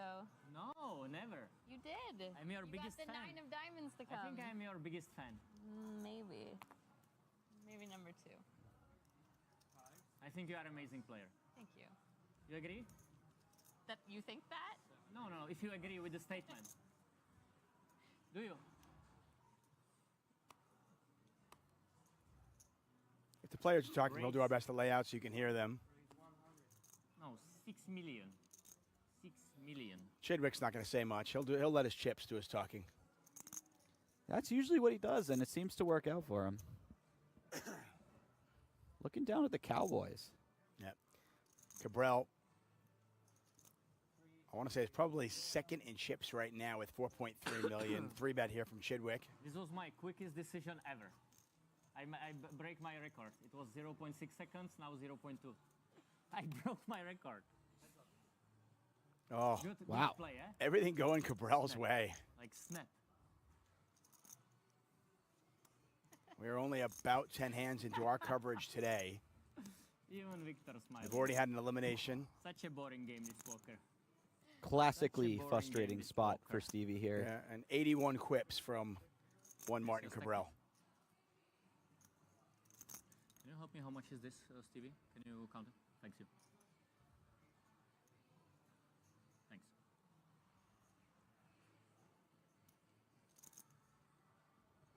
Fairly quick check by Stevie here. Yeah, Cabral's going to check it back. I like this. Ace-6, not traditionally a hand that can get 3 streets in a 3-bet pot. So, you know, we're gonna throw a check in somewhere. Why not on the flop? Yeah, I mean, Ace-5-5, Rainbow. You're either way ahead or you're way behind, right? Absolutely.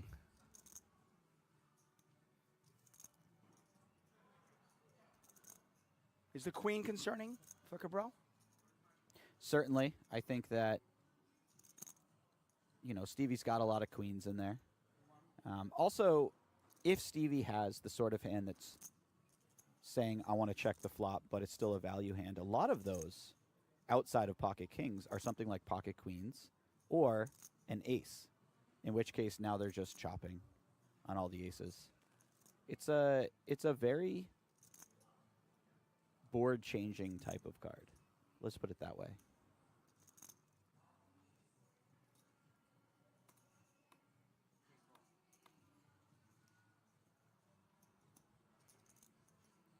Oh, wow. And how does Chidwick navigate this? He went from, I hope I can get the showdown, maybe my kings are good, to, oh, my kings are definitely good. Mm-hmm. It's How an do I get interesting value? card because it feels like it's more Stevie, but one might imagine that Stevie would have put in a bet himself between the flop and turn, or a raise against such a small bet on the turn. So really the only hand that improves would be something like pocket kings. Technically king-queen improves, but it still loses to an ace. So I'm not sure if this is the type of card that Stevie wants to be leading out on too often. Pocket kings is a real chunk of the type of hands he would play this way. 1.3 million in the pot. He is going to find this lead, though. He just does not trust Cabral to bet an ace himself on the river. Yes, yes. Another one of these. Thank you. And in fairness, and I could be wrong, I feel like Cabral probably would have checked that river back. I think he might have. Cabral is actually pretty careful in these situations. Yeah. I mean, what's he getting called by at that point? Yeah. Now, if you're Cabral, you're thinking about what bluffs can Stevie have here? Does he ever play pocket jacks like this? Maybe. Wow. Can I see that? Really nice laydown, by the way. Can I see that? So Chidwick up to 3.3 million, Cabral back down to 3.8 million. Good river? Really nice laydown there. Pocket kings. Good river? What else can I have? I think pocket kings, yeah. Maybe you think I'm too smart, which I am.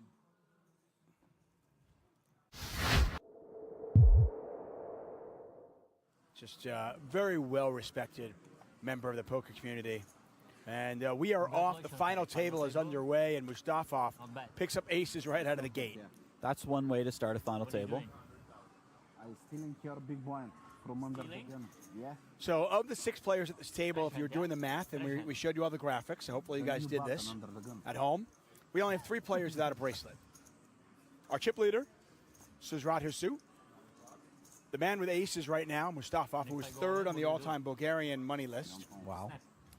And Mr. Blum. yes, As Victor you Blum. mentioned. And look at this, right? Hand, Wow. Hand 1 of our final table.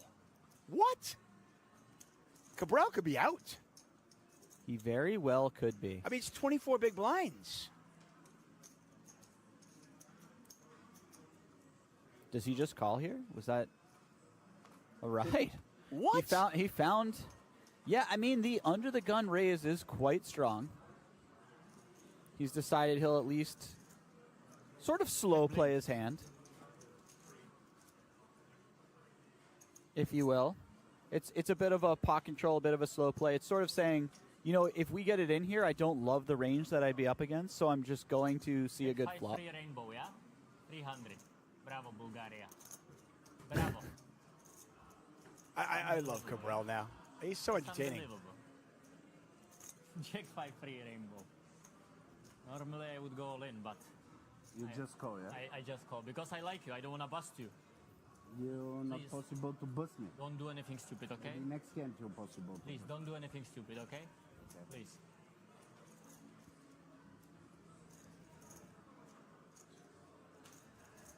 Oh my! Wow. Well, now he wishes he had gone all in at some point in this hand. Well, I mean, he might get it all in anyway. I mean, he certainly could. They're not that deep. How many of you in the chat would have played queens the same way? Raise your hand. Okay, now put your hand down. You're all liars. Bubble, yeah? Bravo, Ferry. At least 99% of you are liars. What the fuck? Queen Jack 3-5. Rainbow. Almost. Martin can't believe it. Okay, He has the stone nuts. How much? 625,000. There will be 2.4 million in the pot. Cabral with only 1.4 behind. Martin had better hope that a big brick comes off here. Because if some scary card comes off and Mustafov checks back the river. What kind of stereo card would slow him down? A jack? Yeah, a king. I was thinking like a king of hearts. 10? 10 wouldn't be great. Can I see your set? Please? Thank you. Cabral with just 1.4 million behind. That is not a brick. It's a king. And does it go check now? I don't know. Is Martin thinking about leading?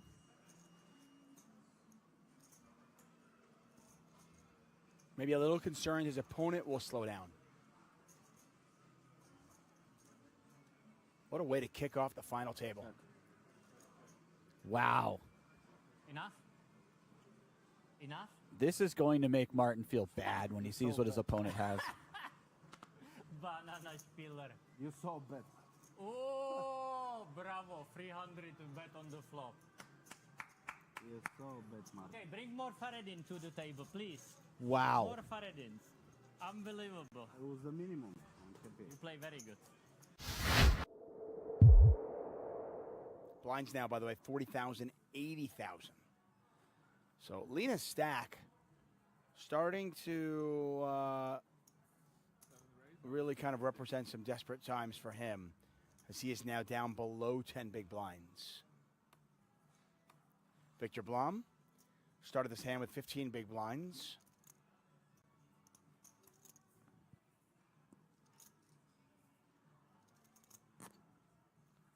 $4 million.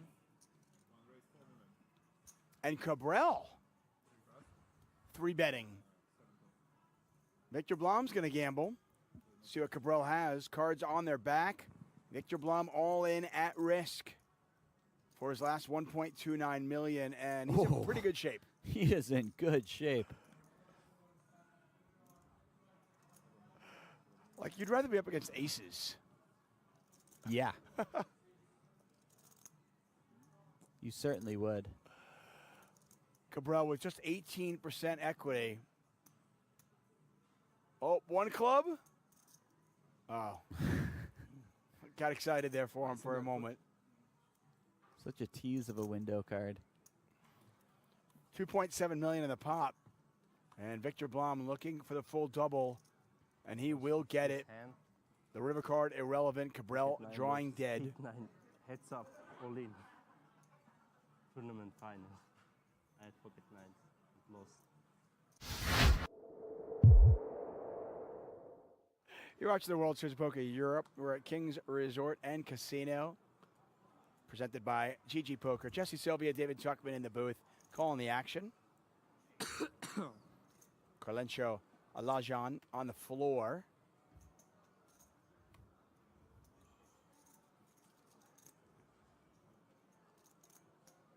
Some really cool names at this event. What was Hisu's first name?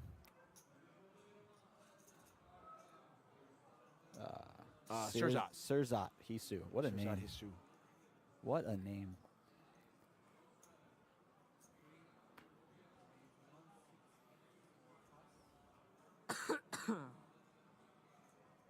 Jasný, jo? Všechno jasný, jo?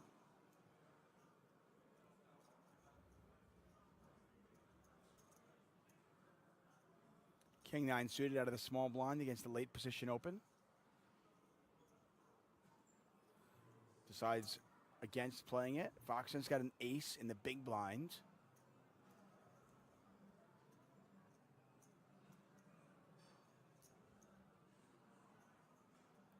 She's at least calling. Maybe some more nefarious plans. In my wow, yes. Absolutely some more nefarious plans. She says 510,000. So it'll be 350 back over to Chidwick if he wants to call. These low offsuited aces, the king 4, king 5, king 6s, these are really nice traditional hands to 3-bet bluff from the big blinds. Now, this is where I think it gets interesting. I was curious what he was going to do. 9-8 suited, certainly a nice hand to play in position, but they're not deep at all. No, they aren't. But he's getting a decent price. He does have position. Look at this flop. Oh, wow. So Look he at is this flop. open-ended with the overcards. Chrissy's got a 5, plus she's got backdoor hearts. Yeah, this could get quite spicy. I think this ends up going small bet and call quite often, but we don't know. Oh, well, one thing we do know is one of these players is going to be up over 3 million chips when this hand is over. At least 3 million. Yeah. Okay, we see a check from Chrissy. It's also very fair. How does Stevie want to play this? Betting is problematic because if you bet and your opponent shoves, you hate your life. So a check makes a lot of sense here. The only problem with checking is unimproved, you're certainly not going to win at showdown. And he does check. Oh, brutal river card, brutal turn card for Stevie in the sense that there's no way that Fox is going anywhere now. Now he has to make a hand. And he went from having 14 outs to 8. Yeah. But let's put it this way. If he makes a hand. If he does hit a jack or a 6, he's going to get paid. No doubt about it. Yep.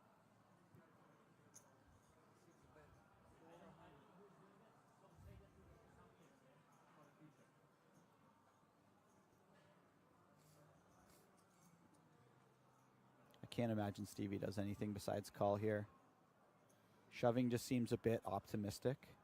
Yeah, especially once the ace comes off, right? Yeah. Like, what story are you telling? And also, you checked back in position. You represent a lot of ace-X yourself, and then Chrissy leads into it. I know you both have a lot of aces, but you really kind of have to respect that to some extent. There's a call. 1.9 million in the pot.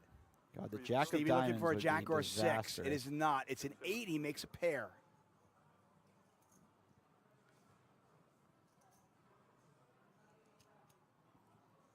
Hand 77 is a doozy. Foxen looking for value. Can she get any? Very interesting decision point for her here, because shoving allows her to get value out of some hands that Chidwick would not shove for value himself. Potentially, if he has something like a 10 or a weak ace, he may hero off, but he may not jam himself if it checks to him. But if you check, there's a number of gut shots that Stevie could have turned.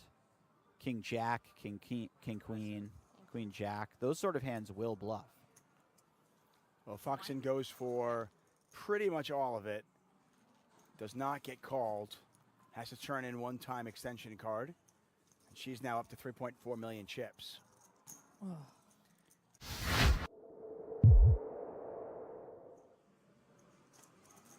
Does feel like one is coming quite soon, though.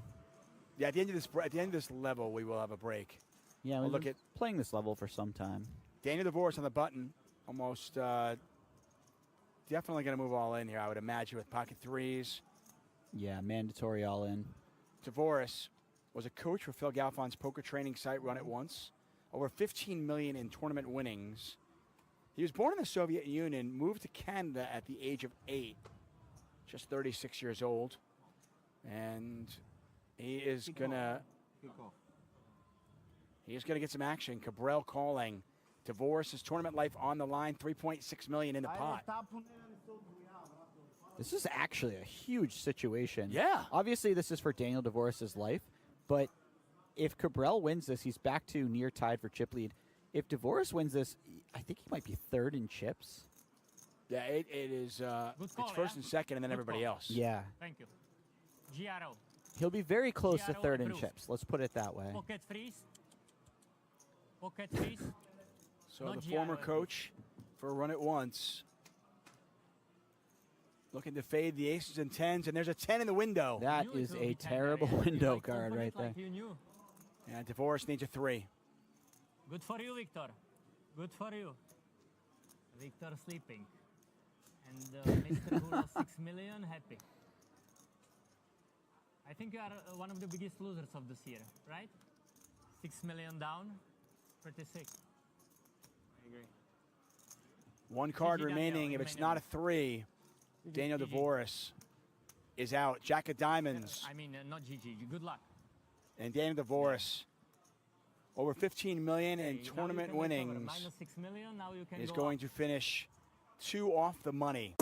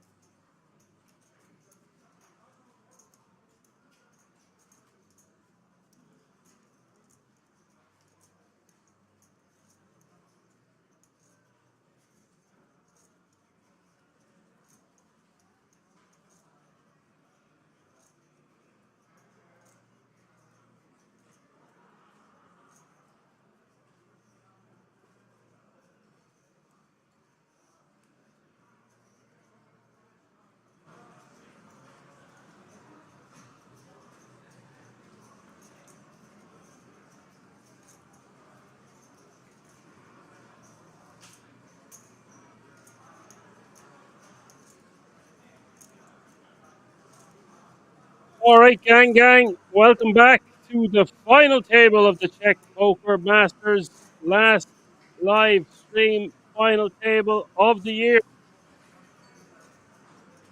Let's go. Vamos, Mefilo.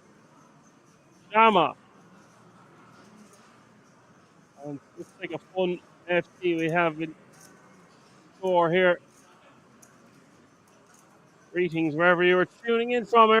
Be it YouTube or the Poker Room Kings on Twitch. You're very welcome. Bird is in the house, flying by to say hi. What is up, Bird? Hope you had a great Christmas, sir. Hope you're keeping well. And goodwill to all men. Isn't that what they say?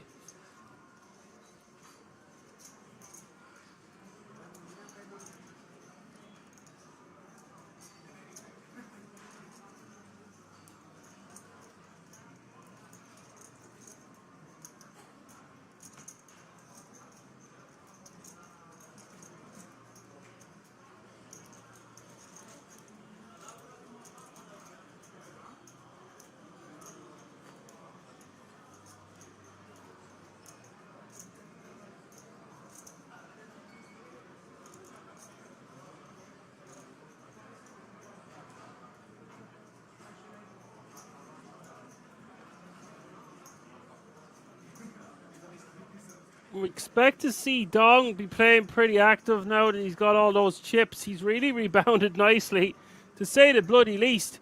He was under 10 mil. We do see him, the overwhelming chip leader at this FT, playing 54 bigs, which is good for almost a quarter of all the chips in play. Then we've got Russell Maha in second place with 41, then Martin in third with 30, Miloslav with 27, Hui Win with 19, then Mario with 19, Florin with 18, Levin with 14, and Nico has been eliminated in ninth place. So therefore we have 8 players remaining at this FT, and might see a bit of a lull in the action considering there are 5 tickets available for the 10K World Series of Poker Europe main event. There is a lot of ICM pressure as well, of course.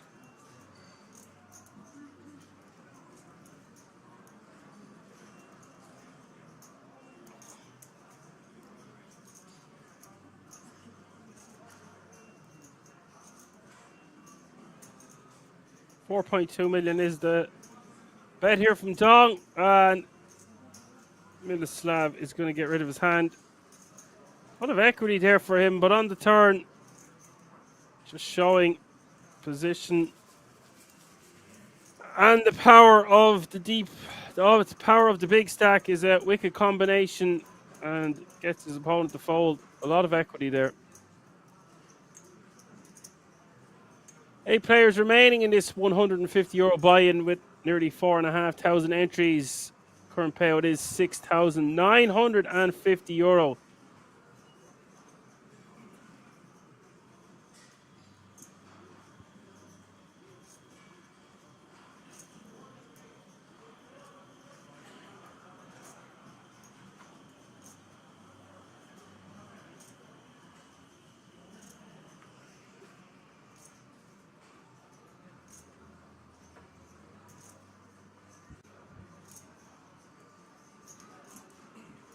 A hand 100 of the day.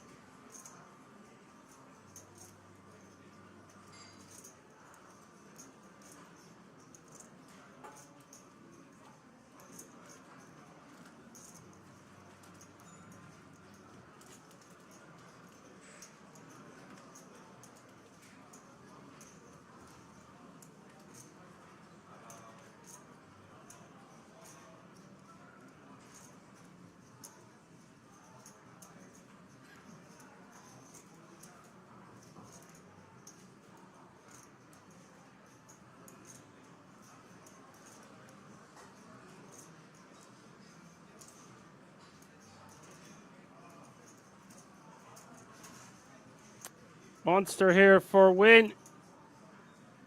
Raised to 3.8 million, nearly 4 times the big blind from the button. Quite a large open raise size. Would prefer to see a smaller one.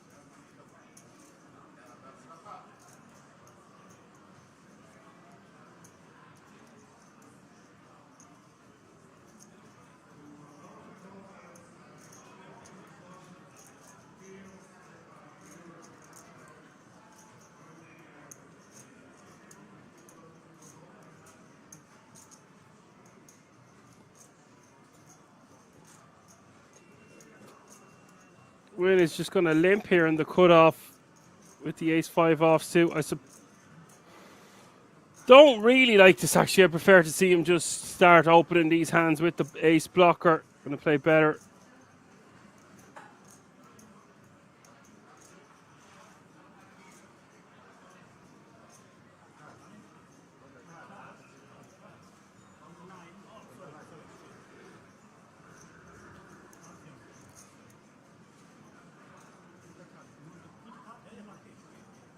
We do have Vietnam, Czech Republic, Germany, Israel and Romania all being represented at the final table of this Czech Poker Masters.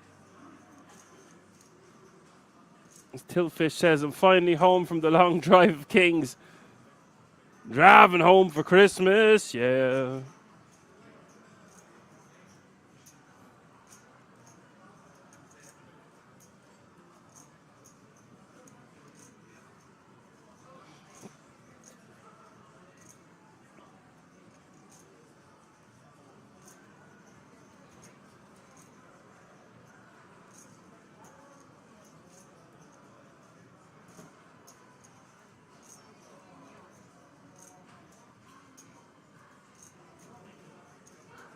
So,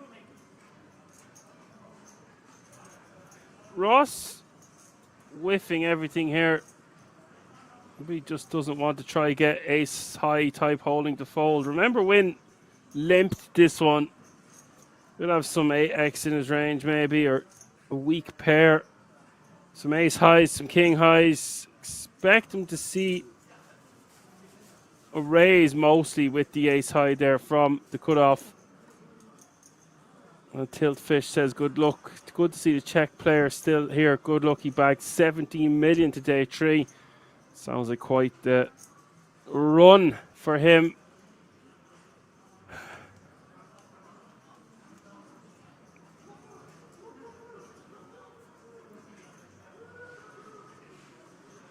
We will keep an eye out for him, of course. A lot of the players remaining won't have played for this kind of money before. And Tillfish, you keep putting in at Poker Room Kings, but that's not tagging me at all. That's tagging the company, so they won't see that. And if they do, it'll be weeks down the line.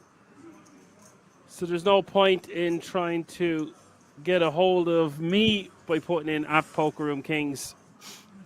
But I can see the chat box, and it is funny that you found me. Not exactly that hard to find. Just not social media is not something I recommend or use that often. Maybe I will now that my college is finished, but if you were to write to me on there or looking for a response, I go off it for about 6 weeks at a time. So it's just not an ideal platform to try have a coherent and long form conversation that is over multiple days, say, because I'll just be gone. I either talk when I'm online or you won't see me at all. Pretty funny though, yeah. You got me, boy. You might get a better conversation out of me when I'm not starting to get a really bad dose. Story of my life, says you guys, huh? All you can do is all you can do.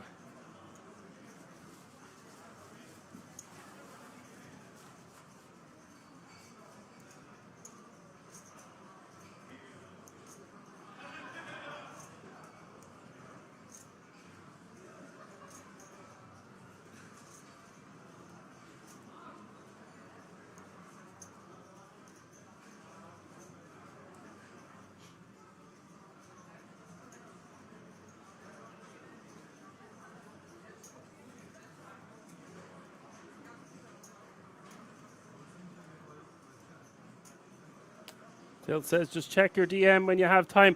Well, I'm going to be on it now for the next week or so. I won't be going off Insta until I'm going to be starting doing 100 days of carnivore. I don't really want to be doing that kind of diet and then watching everyone have fun online.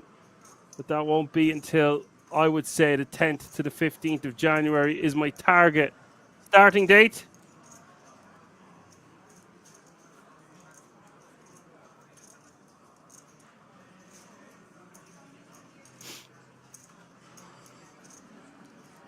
Foreign with the min raise. 8-7 of diamonds. Guys, just bear with me. There's someone banging on my door. I'm going to have to go to the door to get this.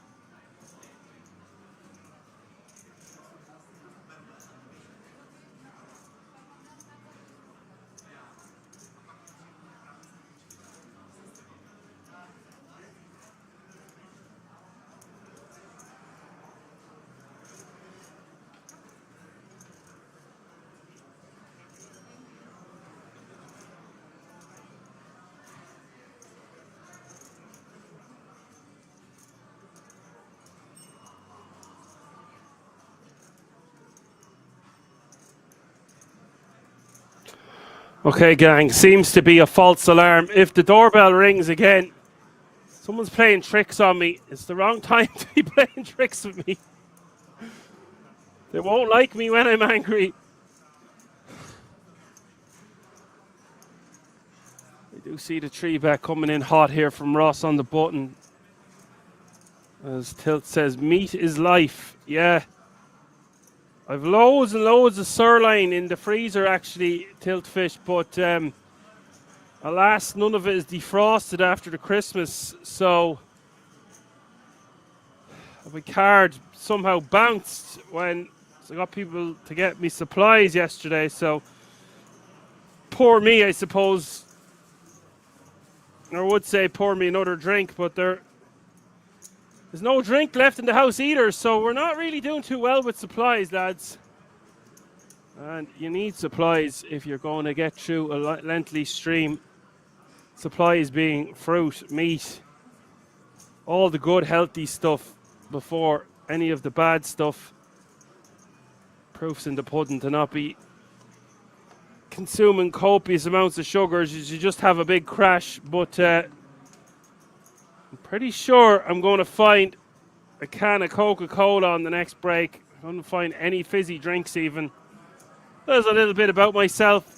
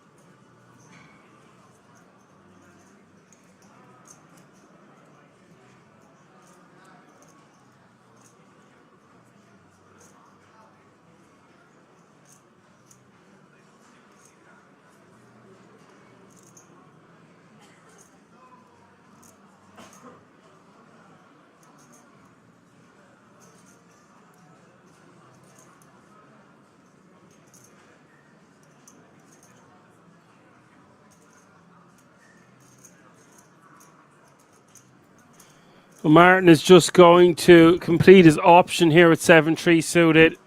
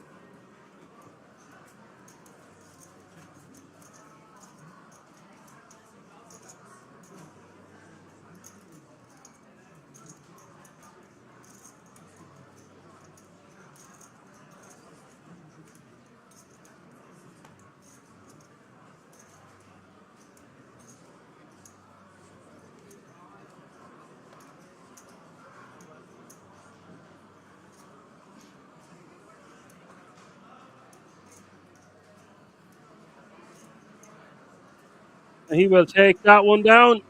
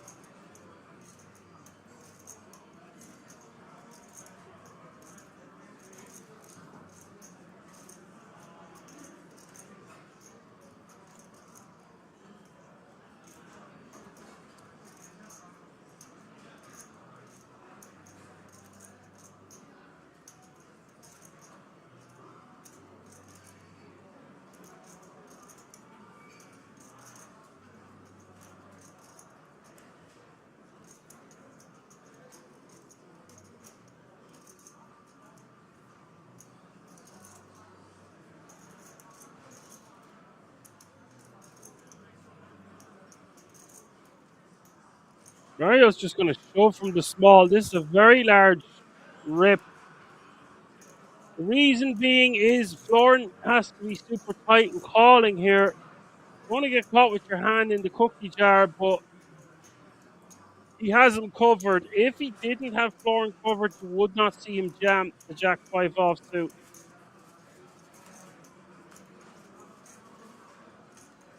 I think I hear the door banging again, guys. You're just going to have to excuse me. We'll be back in a moment.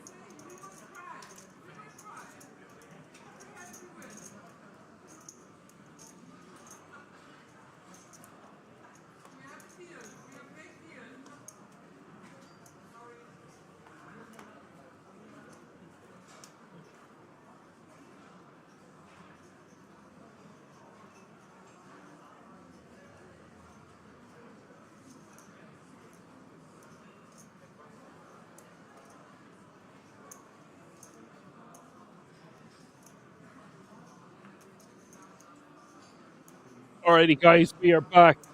Sorry about that. It mightn't be the end of it. My dog is after running away. Gates after blowing open. It's very blustery out there. It's dark and he's gone missing. So the neighbor was trying to alert me. He didn't answer the first time. And the dog is only a puppy, so I don't know how far he's after going. But I can't go running after him right now, can I? Hope you heard all that. Bird says all fine besides having the flu. Oh, tell me about it, Bird. Managed to have a sick-free Christmas there until yesterday. And went to do sauna on the dip. The ice bath, of course.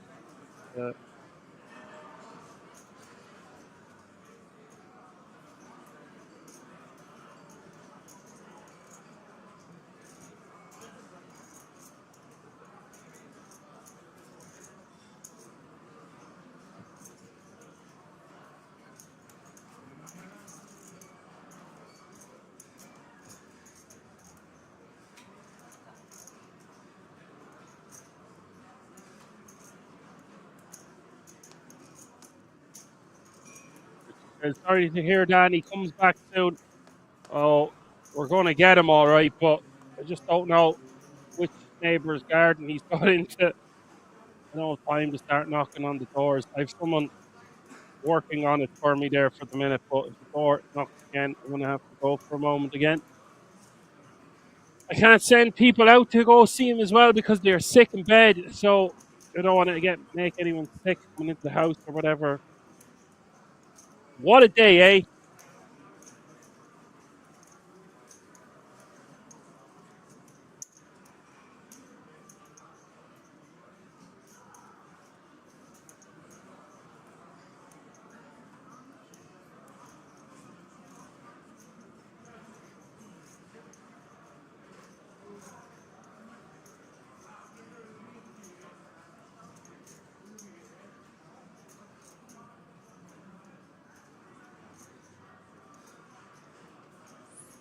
Mario going for the raise under the gun +1.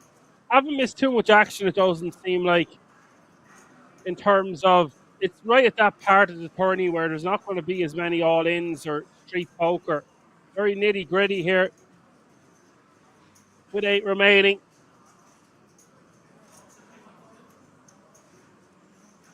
€6,950 is the current payout. You're going to see the rejam here from Florent.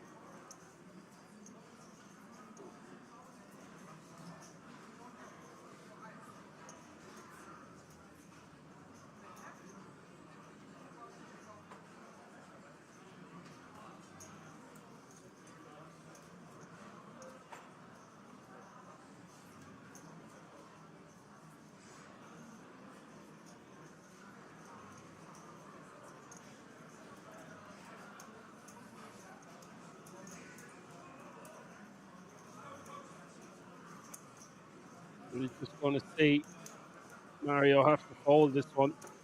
Does have a nice hand there with blocker properties.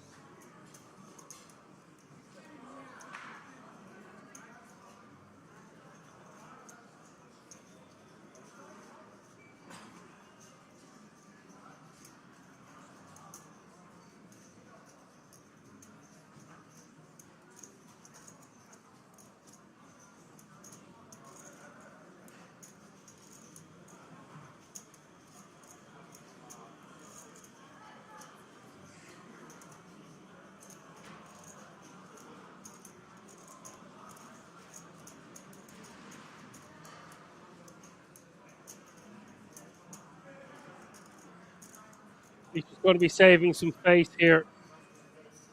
Obviously can't continue for an all-in. Even if it is only for 13 bigs, it's for over half the stack. A nice pickup there for the Kings then.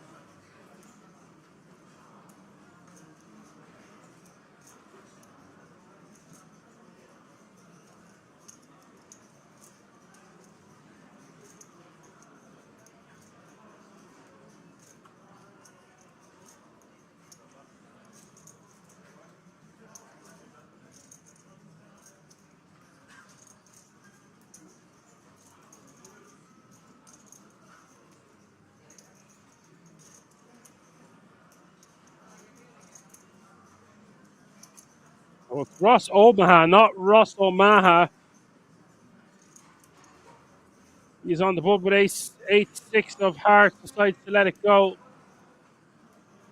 The deuces should be just shoving now from the small blind.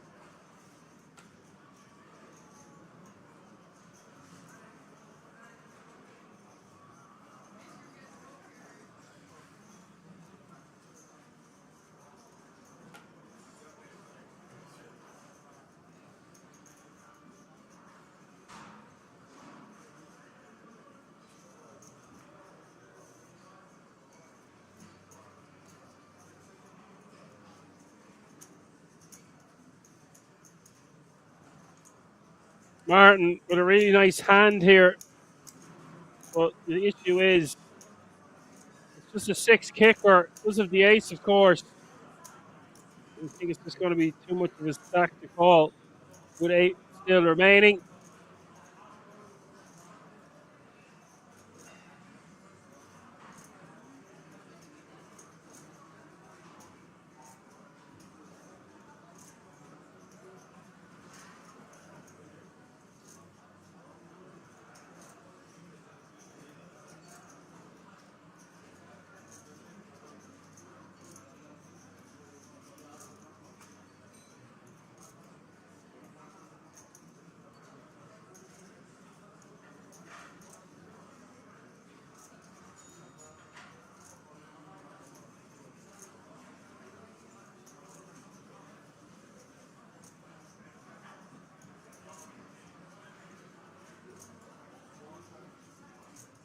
Richie says, I'm still recovering from the flu. So it looks like it's Bird and Richie with the flu. Everyone I know has the flu. Both of my parents are bedridden with the flu, and I've picked up the flu. Maybe I've just nicked it, you see. I got the tail end of it, but it's early days. That dose that's going around, lads, seems to get worse, not better. I know someone who had it for nearly 5 weeks. So just bear that in mind.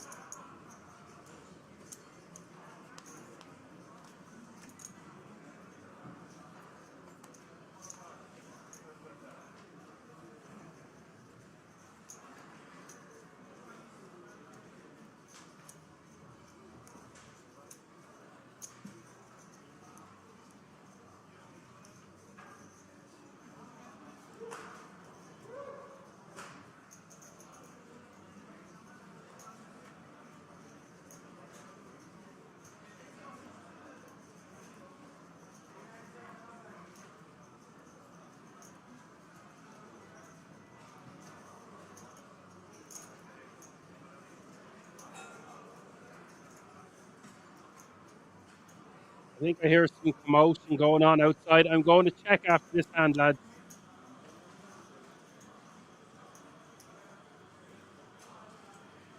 With a look, the dog has been returned safe and sound.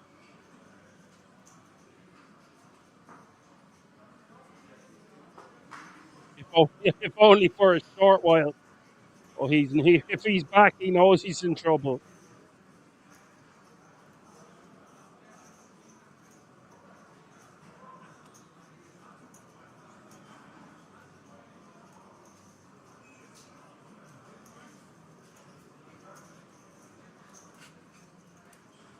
Results pending. We do have some action here. I don't know if he's okay until I finish this hand.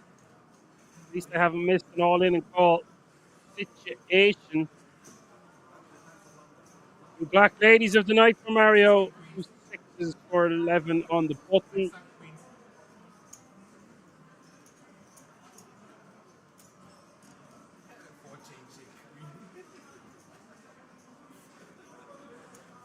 $28.2 million in this pot.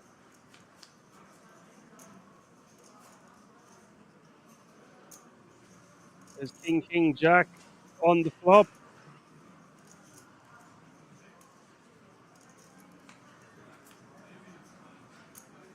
Turn is a deuce of diamonds.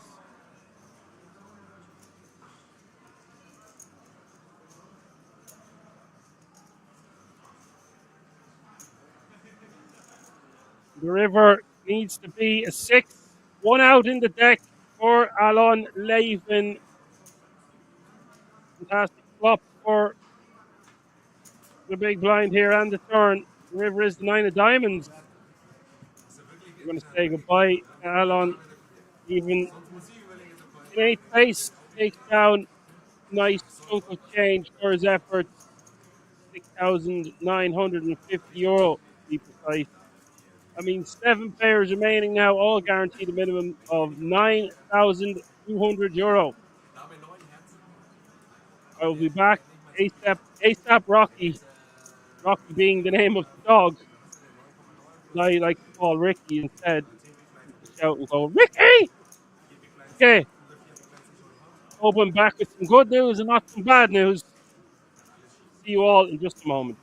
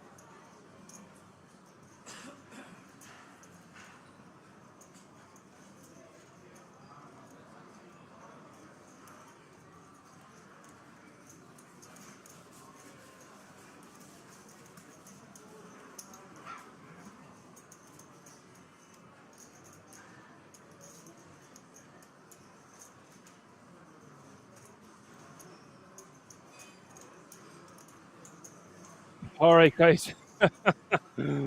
We're back. We can barely breathe, but we're back. We do have a dog. Poor Ricky was very afraid all the way down in the corner of a neighbour's garden, about 10 houses away, at least 7 houses down. Well, it's better than him getting out of the estate. The poor dog was, maybe still is, terror frightened. I want to give out to him a lot more, but I don't have the heart. He has to know he can't do that again. You gotta let kids skateboard, isn't that what they say?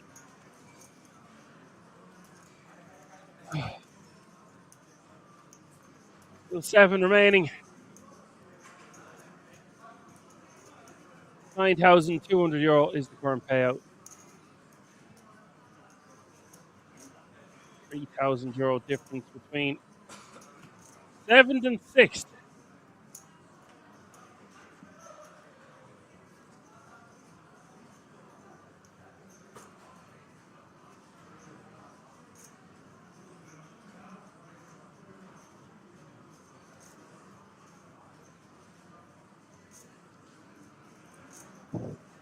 And Solo says, Merry Christmas, Dan and chat. Hopefully all have a nice New Year's party in good 2025. Thanks, Han Solo. Just got my dog back. He went missing. After going quite the trek to get him back, but we got him. 3, 6, 9, 10 is the board here. Florin with a good shot, straight draw. Miloslav hitting the turn. Big moment for him, really. Not anymore. Sad to see him go that way. Nothing he can do. Say la vie and all that jazz. We do say goodbye to him in 7th place. And with 6 players remaining now, that means they are all guaranteed 12,200 euro. And it also means we are on a severe money bubble and a severe ticket bubble. The ticket being the important part here, more so than the £4,000 jump between 5th and 6th. It's way more than that. You're looking at the guts of nearly 15,000 euro difference between 6th and 5th, including that 10k ticket. Perhaps I got back in just the nick of time.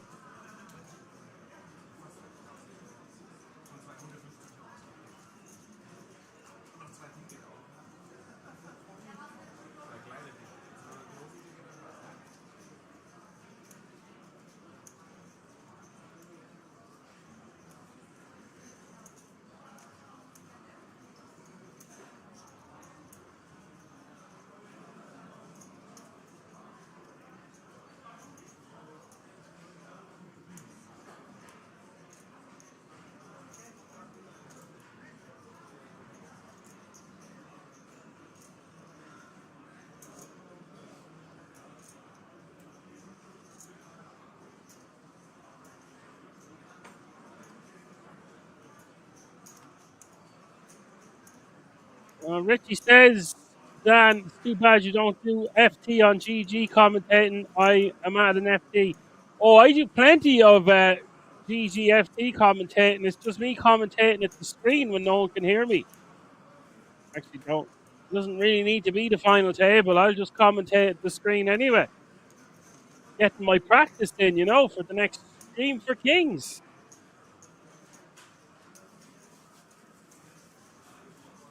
I just went through 12 bloody days playing Christmas giveaways on GG. I'd forgotten what that does to a man's eyes.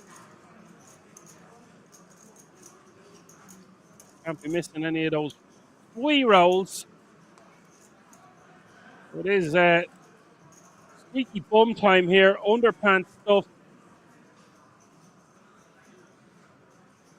Couple of cringing at the word GG, but I'm telling you, there was no 12 days of Christmas giveaways on other poker sites. Won't name any names. GG was the place to be, Apocalypse. Say what you want about it. They do a lovely Christmas giveaway. And who doesn't like value for money and free rolls? Come on, man. Get with the goddamn times.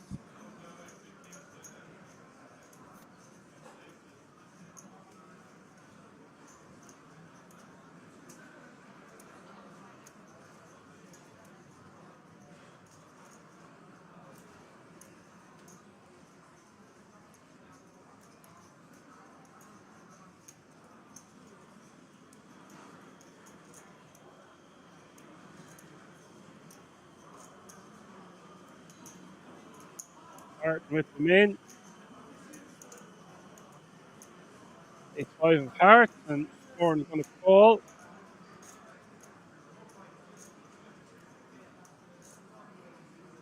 Jacks for win in the cutoff.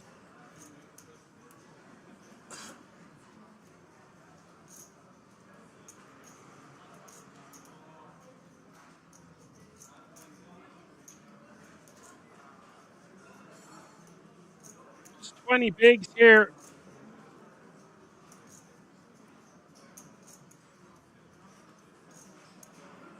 For the Jeffries, going to stick it in.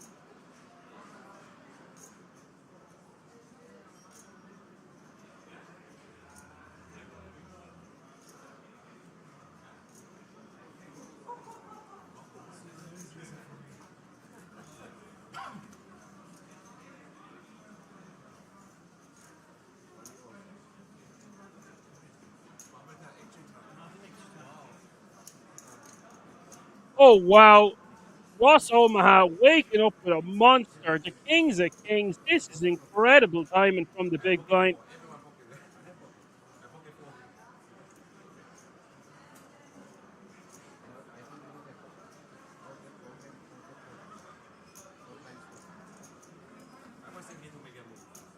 Guys, Kings has Jeffries covered here. We don't see a Jeffrey Dahmer out there.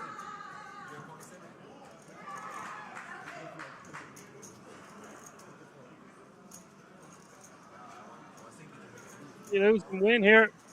Turn is a 9. Just one card to come. It's the 6 of diamonds. No luck for win. Loser all right, not winner all right. And that means all 5 remaining players have scored a 10K ticket to WSOP next year. And that also means 5 players remaining now, all guaranteed a minimum of €6,250.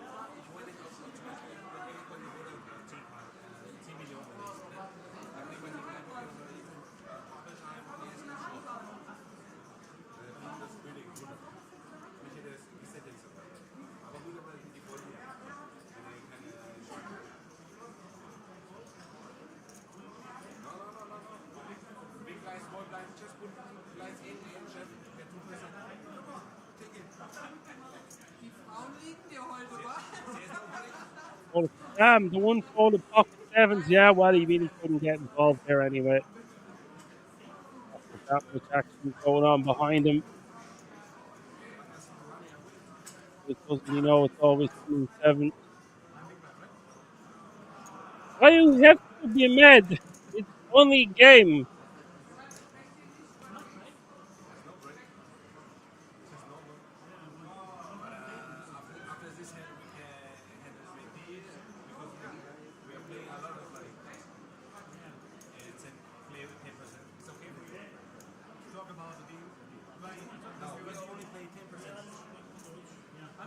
Maybe, just maybe now, I'm not going to call it a Christmas miracle. They might have a look at some numbers. There's no runaway bride here with 100 bigs. It can sometimes be the case.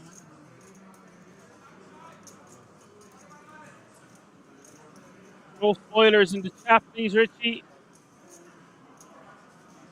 If anyone's going to be doing the spoiling, it's going to be me.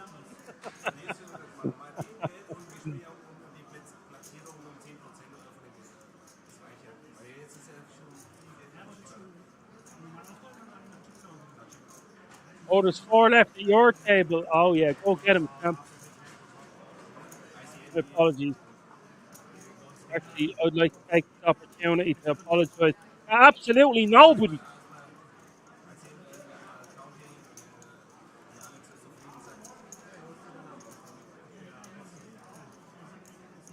Oh.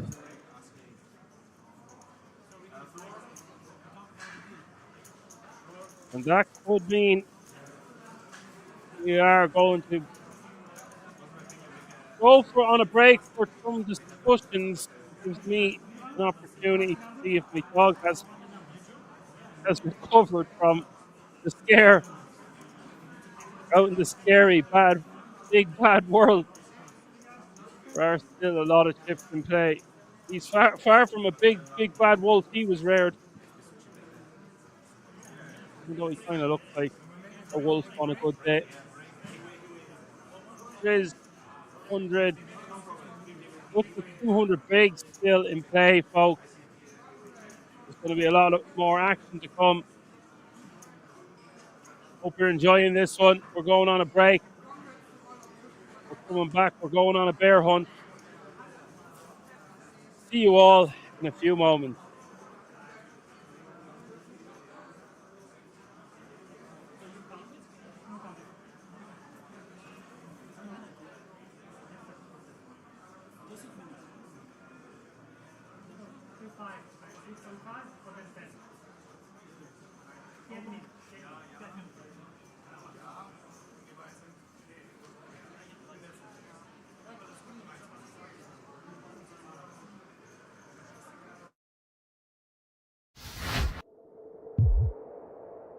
$22-ish big blinds.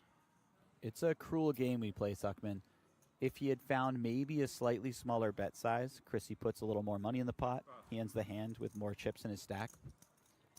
And then butterfly effect, every hand afterwards is different. He might have 6 million right now. Instead, he's sitting on 1.8. Obviously, there's a lot of shoulda, woulda, couldas in there. But it just goes to show how fickle this game can be. Yep. Well, we have another call from him in the hijack. The other two limps, by the way, from early position. This one's a limp from the hijack, which is also a bit strange.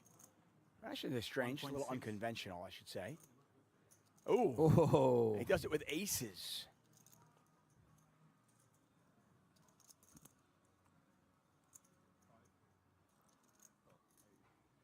Blom in the big blind with queen 10. Not going to fall for it. Says, let's see a flop. Well done not raising there. He doesn't even think about it. Yeah. It is a hand that likes playing post-flop. If you were to ever see your opponent limp jam, it would be a bit of a disaster not to see the flop with a hand that pretty. Ooh. Well, he's got a flush draw. Cabral with the ace of spades.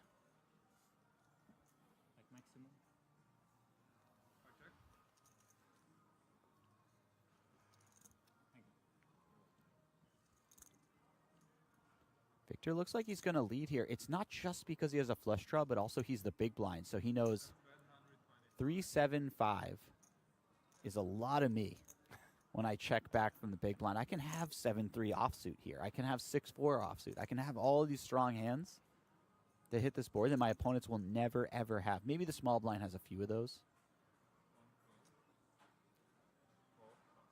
Right, but to your point, Blom's got them all. Mm-hmm. And the small blind's out of the way now, and now it's just Cabral versus Blom. Ace is still best. Because of that, is this a triple barrel bluff? It's certainly a double. You can see that. I think you have to be a little bit careful always bluffing rivers with the missed flush draw, assuming that the flush draw misses. Because you want your opponent to have the maximum number of flush draws themselves. Those are the auto folds. So whenever you're bluffing, you want your opponent to have all of those auto folds, the draws that missed. So you'd prefer to bluff with something like if he had, let's say, you know, queen 6 of clubs. That'd be a great one to bluff with. 3. So you'd rather be bluffing with absolutely no equity whatsoever. You got a double gut shot. Right, good point. My bad.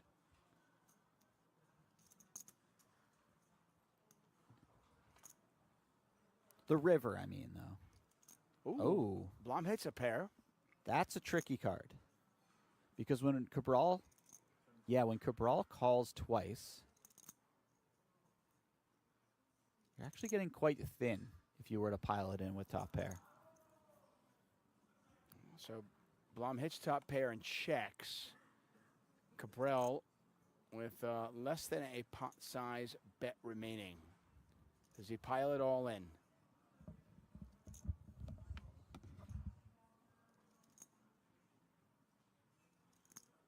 $295.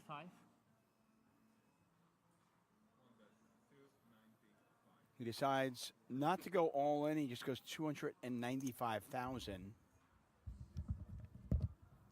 giving his opponent a pretty good price. So we'll call it 300,000 to win 1.6 million. Victor Blom getting more than 5 to 1. It does make the call, sees the bad news. And Martin Cabral back up to 2.8 million. Victor Blom down to 1.8 million.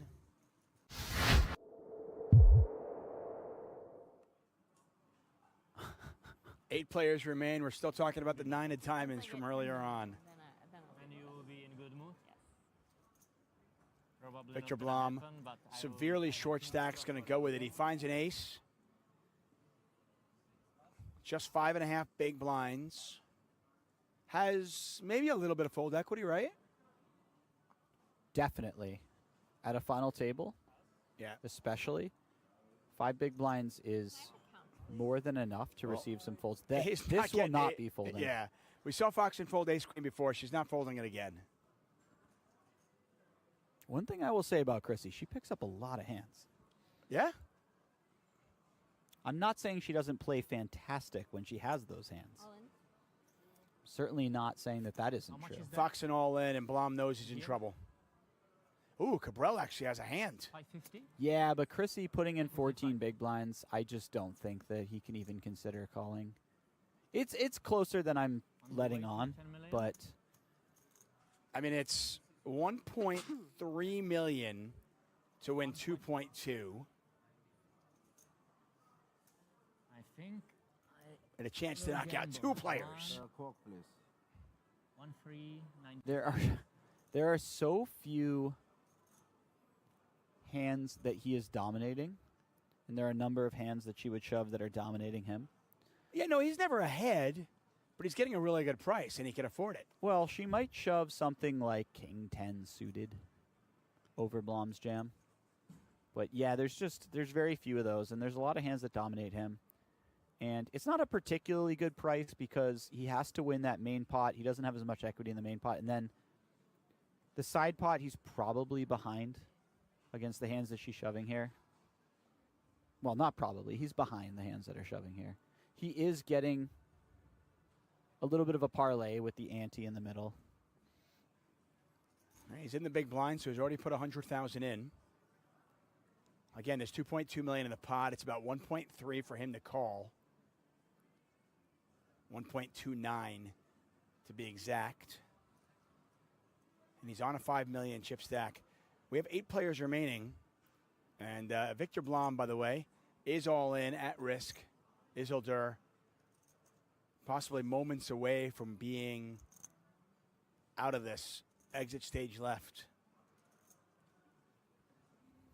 How much I owe? 3? He's going into the time extensions.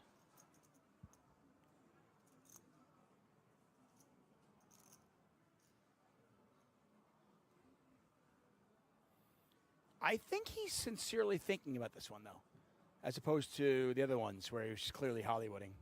Yeah, I don't think he would waste his time banks at this juncture. Not that many of them, at They're least. so important. I'm a little surprised that he's considering it this heavily. Oh, these chips are going in. Yeah, he calls. Wow. Oh, good.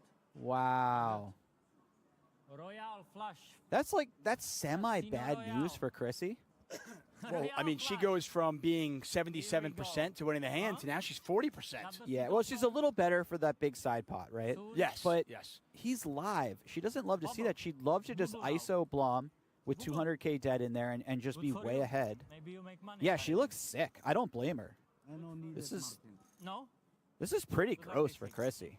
Well, it might be really good. I mean, we got a 3.4 million chip pot. So the main pot is going to be about 1.75, we'll say. 1.8, then a side pot of about 1.6. There's Oh, an that's- ace. That's a good flop for That is Chrissy. a very, very good flop for Christie. Now she's thrilled he called. Absolutely. Only two aces left in the deck, and there's one of them, and Cabral drawing nearly dead. Oh, and there's a 4. Wow. Well, now she's very happy that Martin called.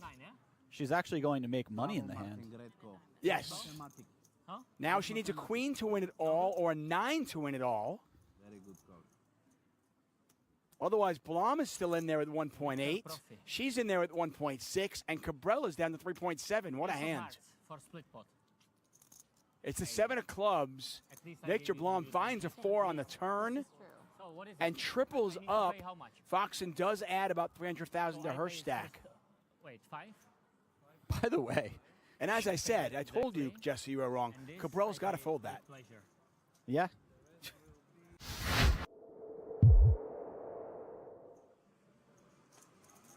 Does feel like one is coming quite soon, though. Yeah, at the end of this level, we will have a break. Yeah, We'll we've look been at playing this level for some time. Daniel Divorce on the button. Almost definitely going to move all in here, I would imagine, with pocket threes. Yeah, mandatory all in.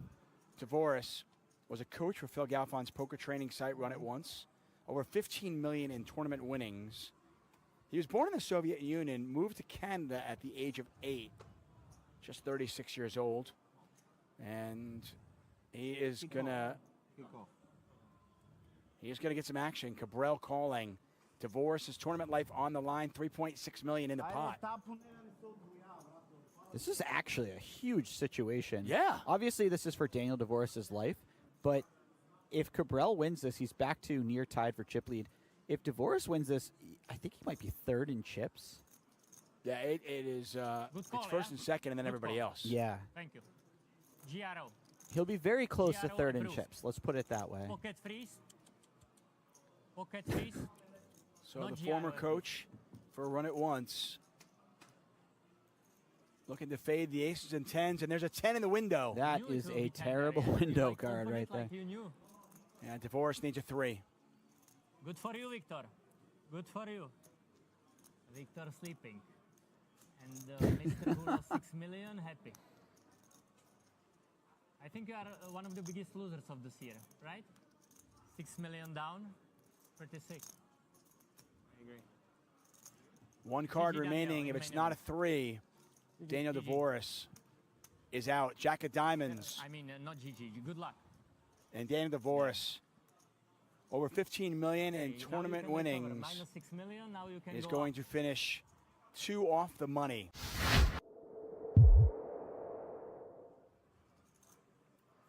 Blinds are 61.20. They're going to pop up to 81.60 pretty soon. And at that point, you start doing the math and you realize we just don't have that many chips in play. Each player started with 1 million chips. We had 30 entries. Even with my limited mathematical skills, I can tell you there's 30 million chips in play. That was pretty good, Zuckman. Yeah, quick too, right? Yeah. Nothing gets by me. Foxen with ace 5. All in. And she is all in. Now just the question, do the blinds wake up with something? Oh, Oh, no. no. Oh, wow. Yep.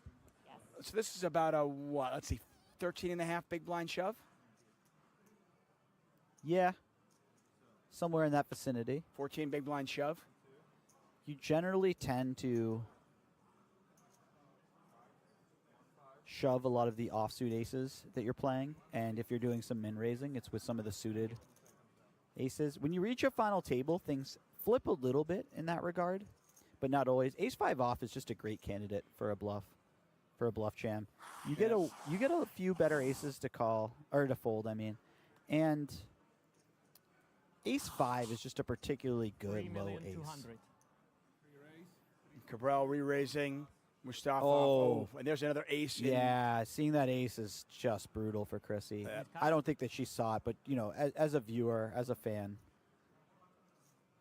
So pretty unlucky for Chrissy. She had ace queen versus ace 4, hit her ace, but the 4 on the turn keeps her having a big stack, and now just a few hands afterwards, her tournament life on the line. We know one of the aces are dead. But 9 of diamonds, okay? Okay? Okay, 9 of diamonds.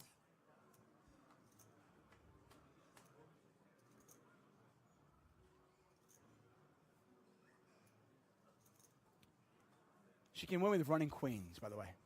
Running queens? Okay. That's an option. A queen on the turn would be fun, right? Yeah, why not? Double, well, add some outs. We'll put it that way, not double. There's only one dead ace. 9 of diamonds. This is tough. The ace of hearts. Yep, ace of hearts would not help her now. Oh, I have flush draw. I didn't see that. But 9 of Cabral does diamonds is pick up okay. the flush. Fox in one card away, and that is going to do it for 4 clubs on the river. And the 4-time bracelet winner will have to wait another day to win bracelet number 5.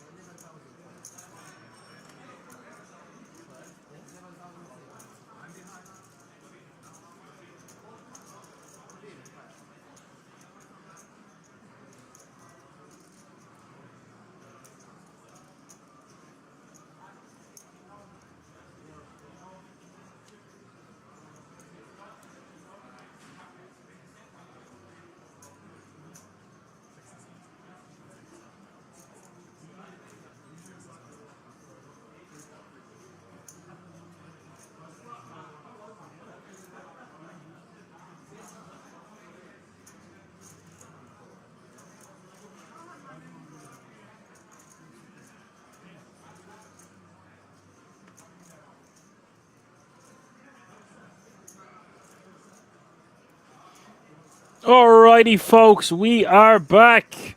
5-handed action now, and I am hearing some news through the grapevine that a deal has been brokered and reached between the 5 remaining combatants.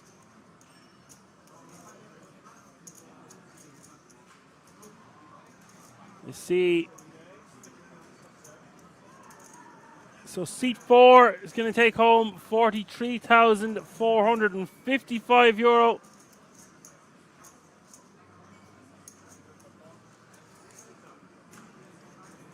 Seat 3 is going to take €36,550. Seat 6 is going to take home €26,575. Seat 7 is going to take home €32,600. And seat 9, I think it is, will take home €34,250. So really nice payday for all 5 remaining players. And first and second are going to play for considerable amount of money here, actually. So third won't get any additional money, but second will get €7,770 or €7,710. First then €11,560. Now that's a lot of numbers, lads. If you need me to repeat anything, I will, but maybe I will do it a little bit in a disgruntled manner.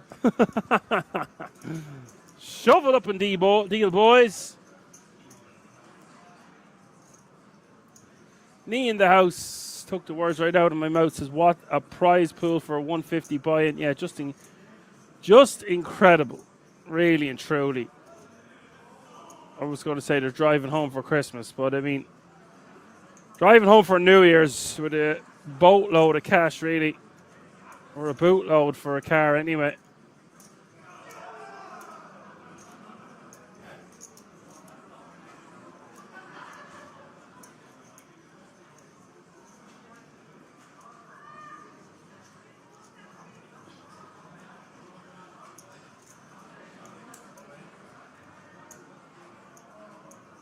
Bird says, congrats. The first million is always the hardest. So we should see them playing a little bit more loosey-goosey at the table here, eating a sandwich or a bit of Christmas pudding. We do see a 3-bet coming in from Mario, putting the pressure back on Martin with the ace-deuce suited. A bit of ambiance in the background, as you would expect the place to be lively.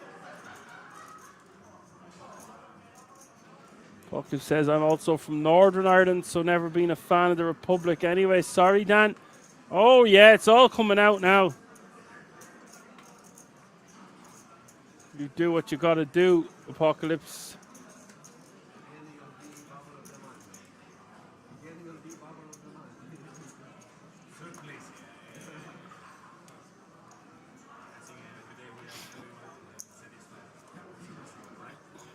So that means now that a deal has been reached as well. We'll be playing 25-minute levels from here on out, not 50-minute levels.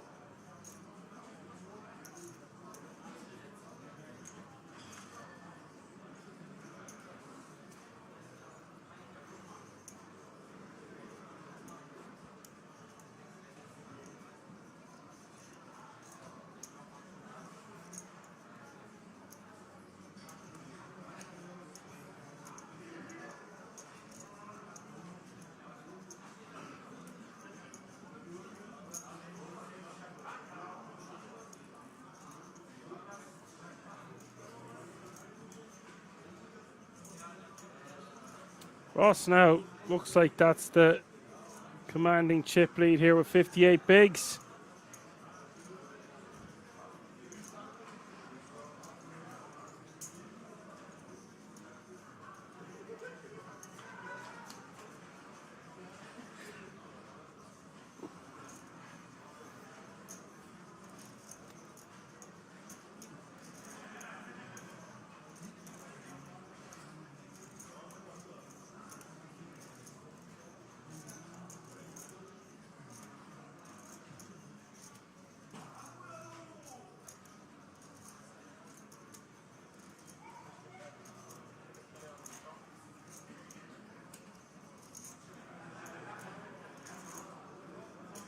Ross is betting 5 million here.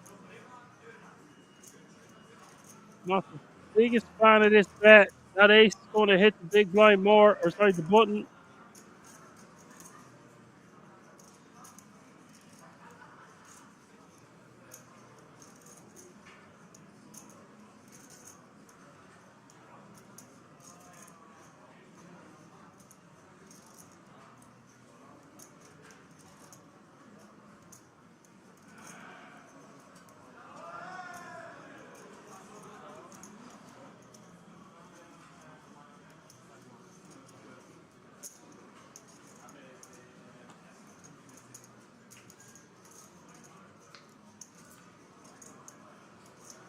You do see a bet of 5.1 million on a call. What a turn card that is now. Warren will think he's still got the best hand, especially the majority of the time. 10 of diamonds isn't ideal because you block some straight draws and flush draws you would want your opponent to have. And it looks like Ross betting there is after getting scored to fold a hand as strong as ace 10. That's a wicked fold there from Florin. I did not expect to see that. That seems like a lot of the hands that will continue there on the turn are going to be like combo draws and the likes. Philfish says crazy turn. Wow. Yeah, I wasn't expecting to see a fold there. Perhaps he has a live tell.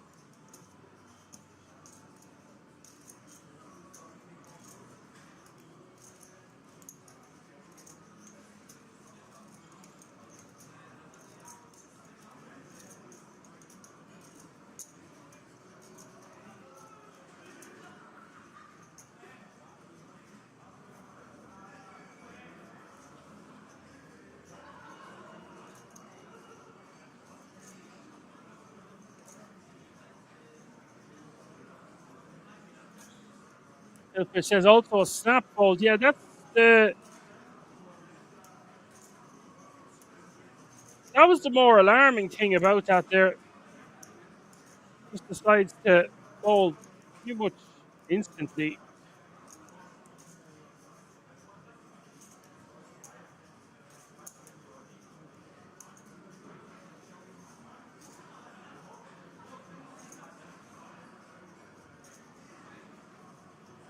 Cool Rebel says the bet was 20 million.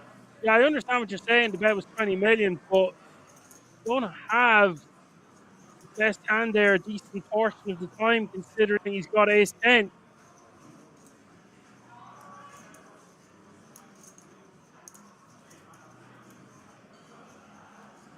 And Nee says it's too large of a raise here with the ace 5 offsuit. I would be inclined to agree with you. You do see them kind of size up and not size down. Long is going to call pocket nines, getting out flopped here for Mario. But good observation there, Nee. I prefer to see sizing closer to just the min raise.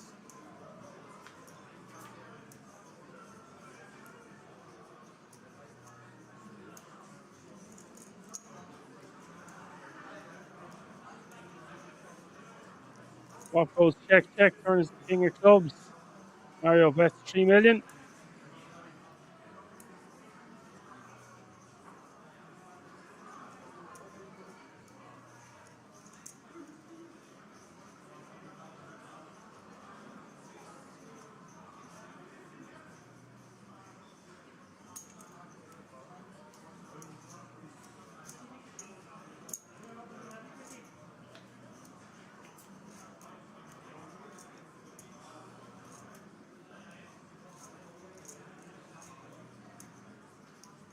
$16 million in the pot now as the 7 hearts hits the river.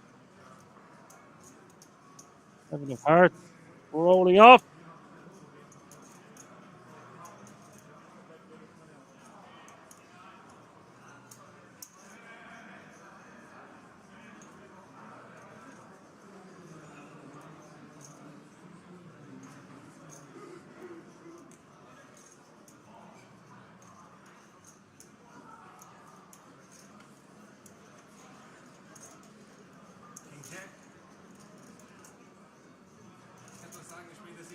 Long fourth fold there. Mario taking that one down, and he's playing close to 40 big blinds now.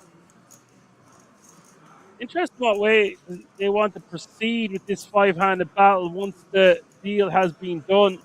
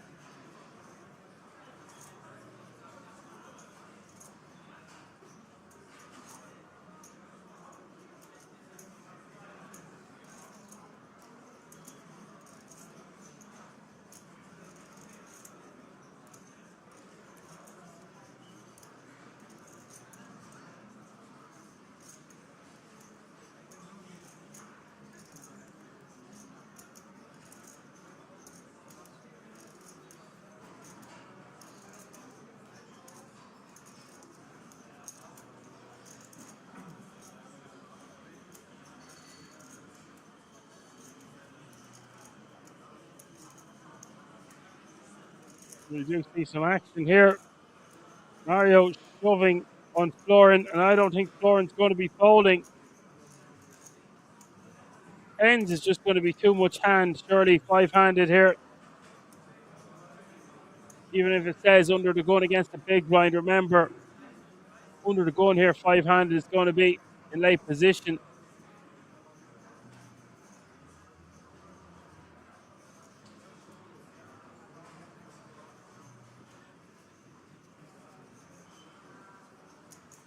And he will call it.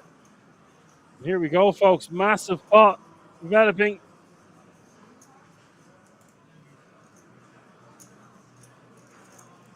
$63 million. What a huge coin flip this is. Here we go. I see a king in the window. King 8-6. Third is the four of spades, and Flora needing one of those remaining black tens, or we're going to be saying goodbye. Oh my God, he hits it! I do not believe it. Oh, it's a surprise around the corner at Kings. Was not expecting to see that one roll off. Flora now 63.2 million. Oof! Mario forced to pay the man. Not much you can do there. Could have maybe just called from the big. ECW King in the house says they did make a deal, right? Correct and right. There's two players under 20 bigs here, though. Long with 39, Storm 53 now, and Ross out in the lead, but 13 bigs is the difference between first and second place. It could all change very quickly. Okay, it's been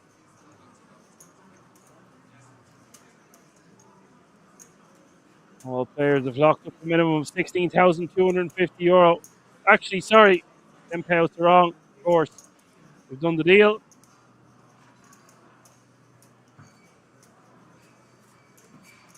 I believe it's 26,575 is the current payout, which is incredible. Billfish says 80k first prize is crazy for a 150 buy-in. It really is. It's just insane. Where else would you get it? All under one roof. The Czech Poker Masters Christmas Edition.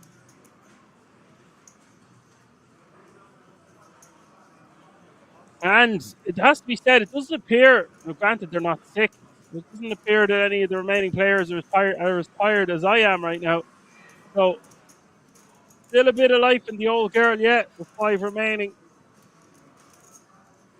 ECW says, do they know the minimum amount they have to pay for? Something like 10%.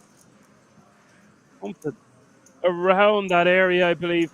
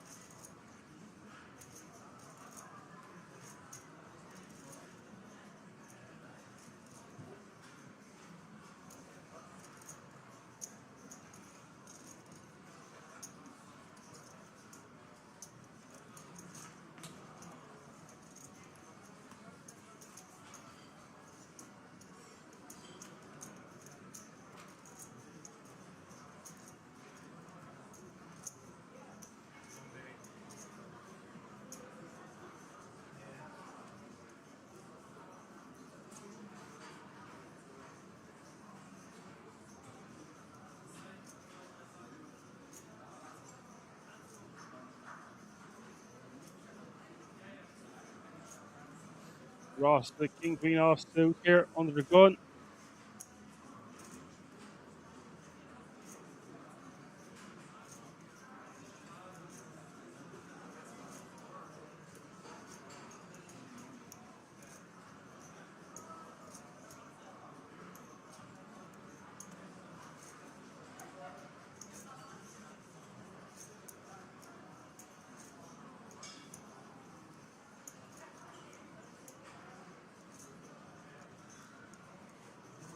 If they say this edition they did something special, the chip leader of all the flights gets 2 tickets for their series in Kings worth €500. Pretty good. Always something different going on at Kings, all right. Mario is all in for his last 12 bigs. And Ross might have too much hand here to not call. Oh, of course he has to call. Sure, he's made it nearly 4 big blinds.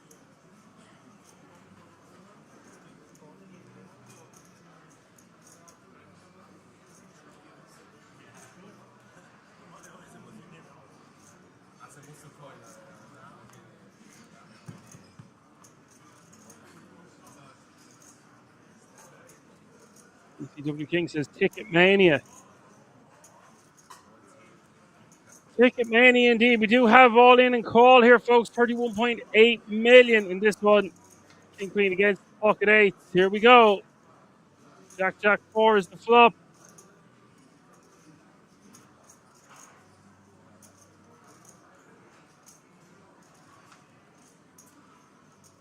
Turn is the deuce of clubs.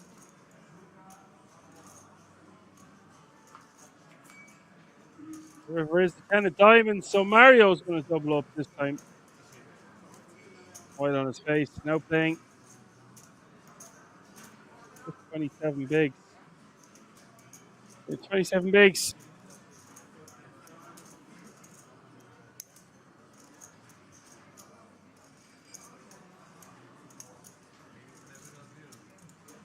Let's double up for him. He will take that one down.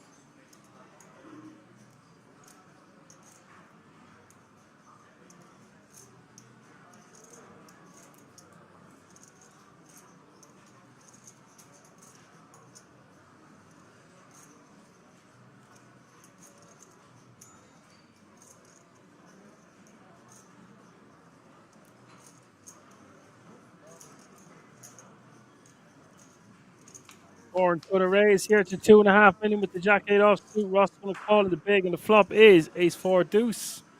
Both players coming up short, flooring with range advantage and positional advantage.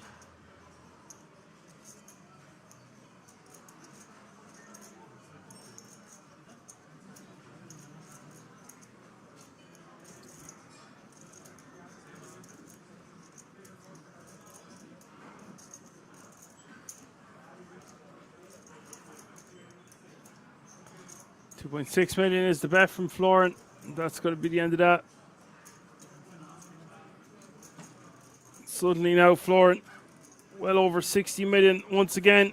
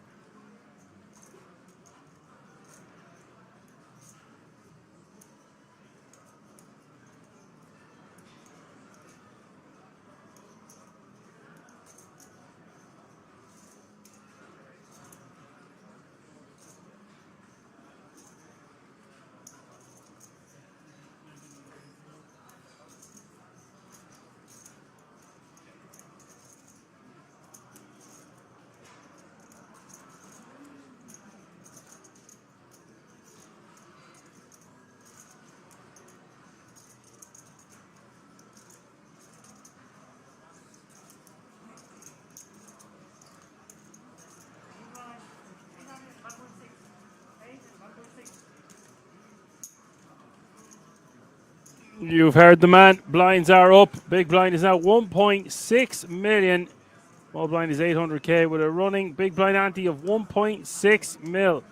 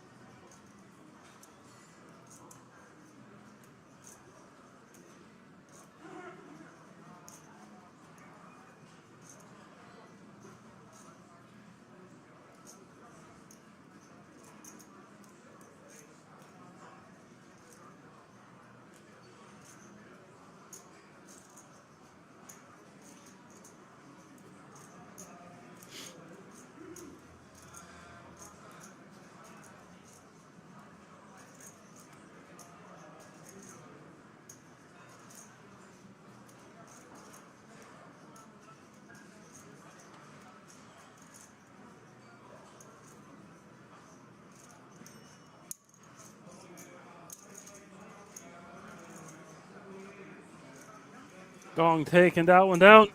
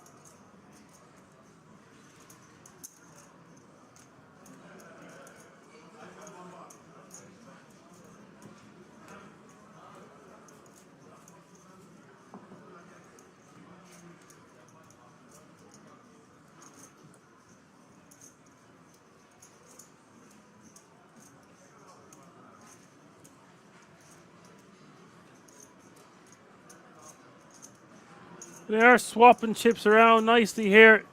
38 bigs apiece. Dong with 34. And then Mario Martin with some work to do with 17 big blinds. And then 10 bigs for the shortest stack. With the blinds having just gone up.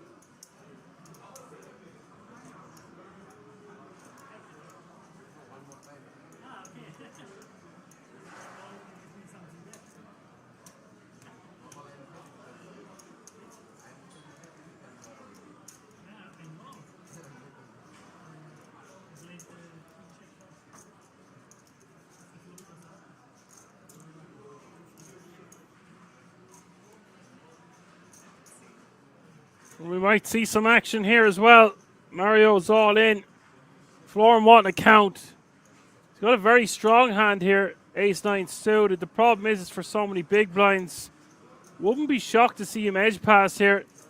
Let me know what you think about this one in the chat.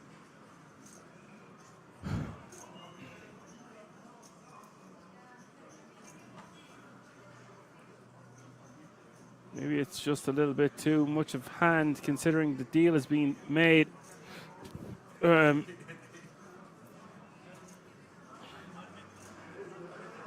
Big flip here once again.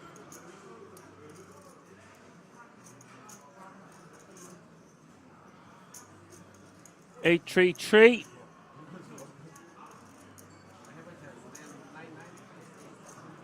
Turn is the king. And the river. River is another king. Mario. They're getting unlucky there. 2 double ups. Now he's back to 37 big blinds.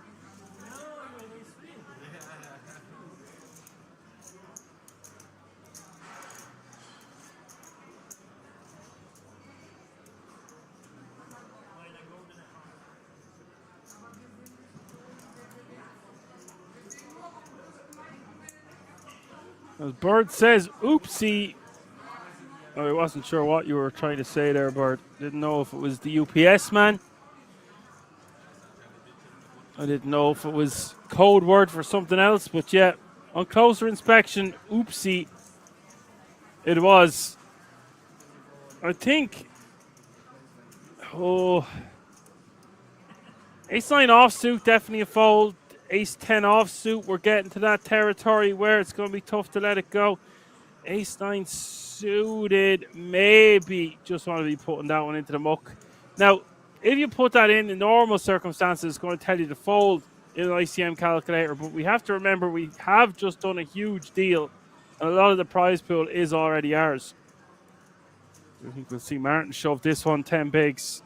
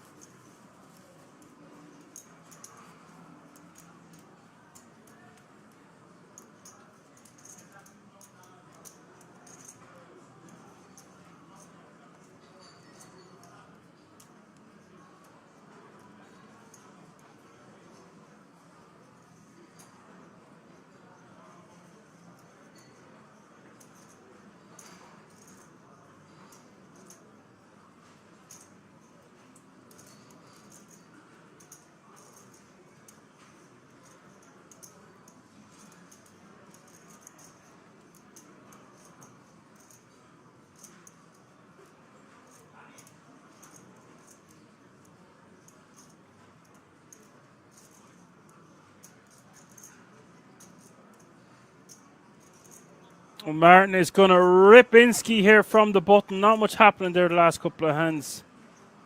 Apart from me dropping off, lads. Hard to keep the eyes open, I swear to God. Too much Christmas pudding. Or whatever you want to call it. Mario's probably going to let this one go. It is only 10 bigs, but with the ace and the 6 being unsuited, the ace 6, ace 7, ace 8 offsuit combinations just don't play that well in these all-in confrontations. Therefore, you're going to see him get rid of his ace 6. Martin will scoop those chips, and he's now playing 13 big blinds.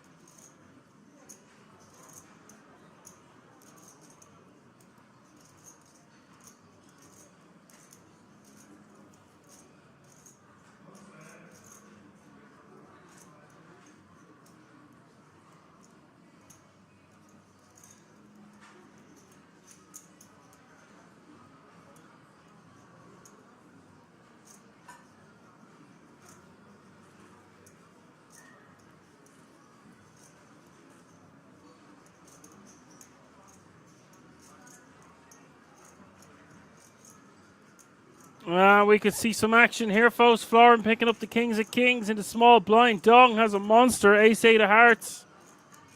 It's a monster for a blind v blind confrontation anyway.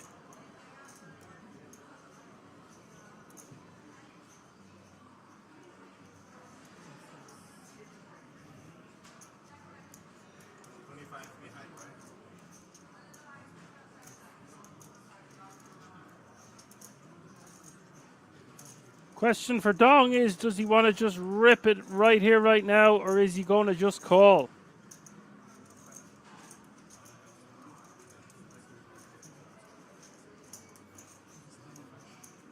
That looks like a call to me.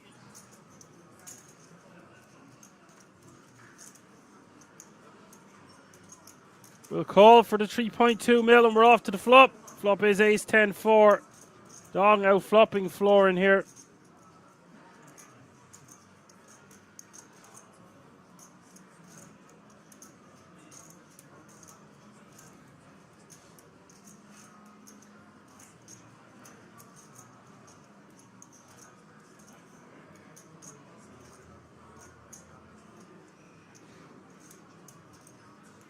That's no pair, no draw, says Dong has a monster. Oh, phrasing, yeah. I was wondering when someone would say King Dong.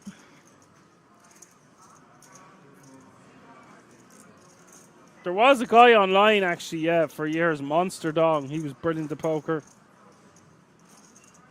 Maybe that's not all he was good at. I guess we'll never know. 2 million is the bet, 2 million is the call.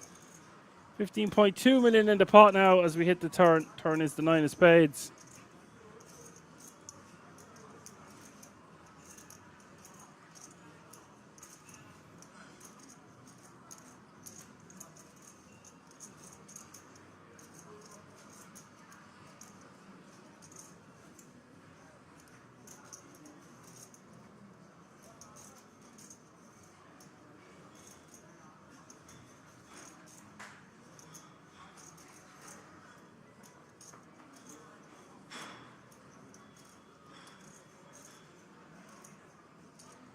Interested to see what way Florin navigates this one.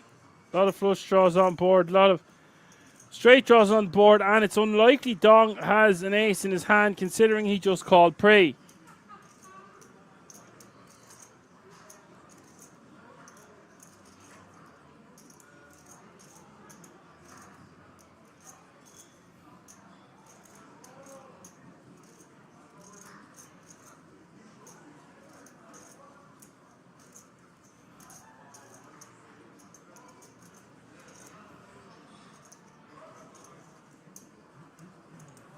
And Florin is calling it off. Going to get the very bad news here that Dong has another monster.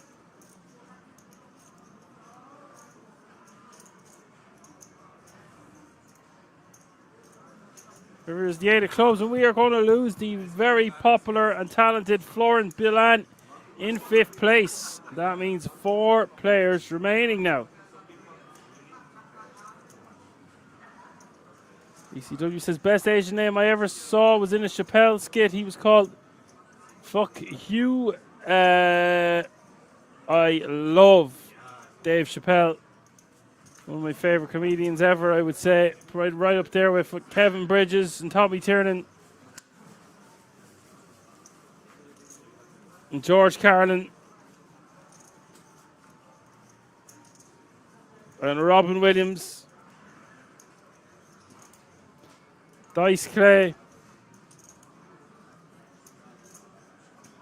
Bill Hicks, of course.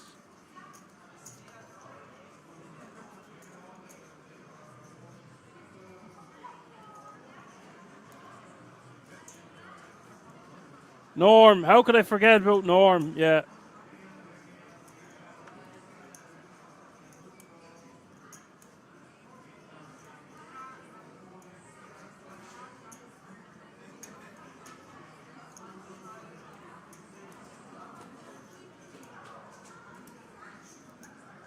And Richard Pryor. Of course. Richard Pryor should probably be number 1 on that list. Maybe. I don't know. It's a long, long time ago. I'm not one for these GOAT conversations and we compare apples and oranges, but they're probably my top 10 there if I said 10 names, which I'm assuming I did. I couldn't get my calculator out on time or my binoculars.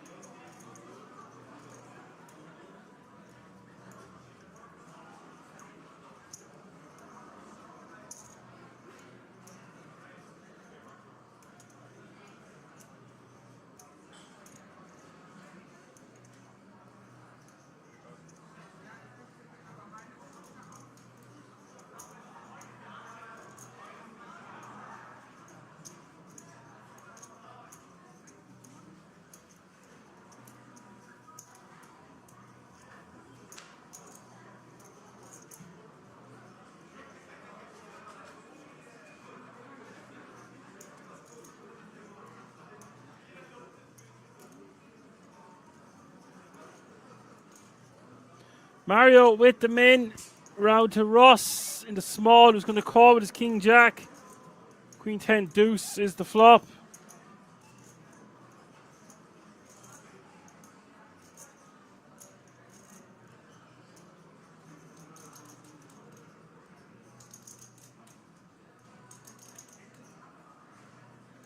Open-ended here now. We could see some action because Mario has top pair against Ross's open-ender.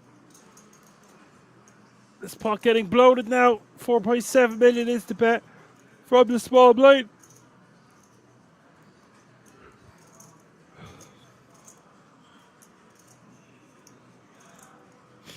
I think Mario just wants to call.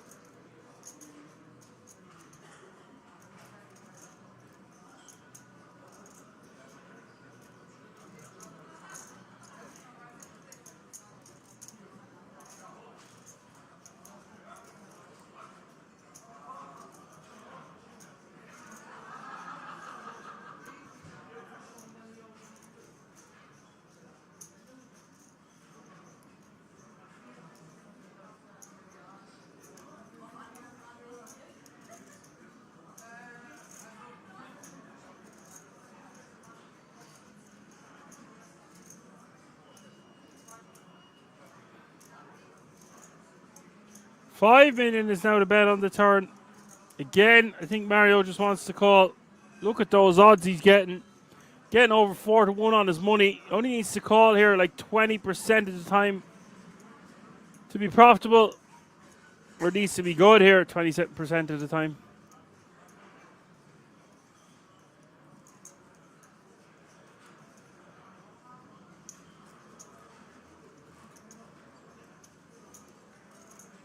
Would be pretty ludicrous to fold at this point. But suddenly, there's almost 30 million in this pot as we hit the river. It is a king. Very interesting card. Gives Ross top pair, but won't love that run out. And that looks to be around 12 million.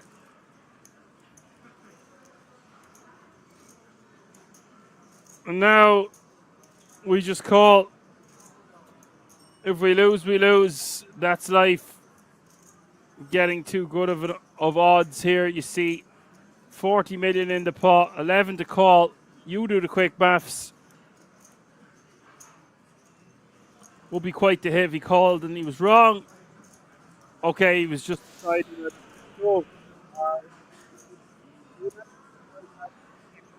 The worst now. But does feel like there is some merit to jamming his two pair, and that is what he has done.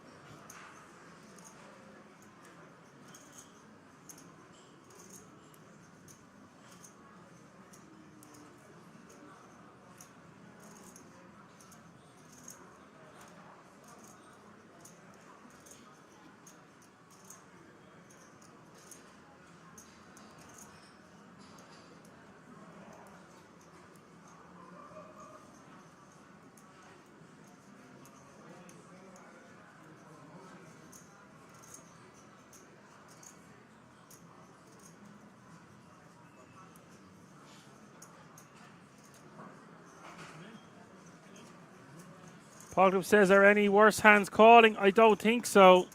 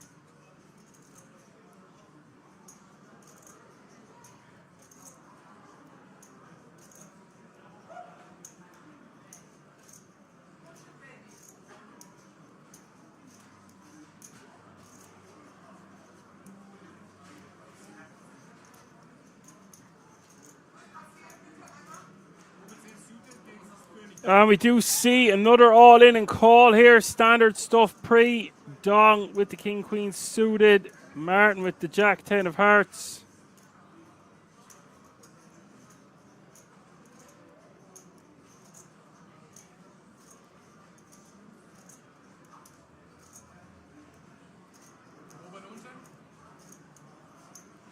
It is 8 deuce deuce 9. Martin needing to get lucky on this river. He will be eliminated. He gets there. Not only does he get there, he hits the runner. Wow.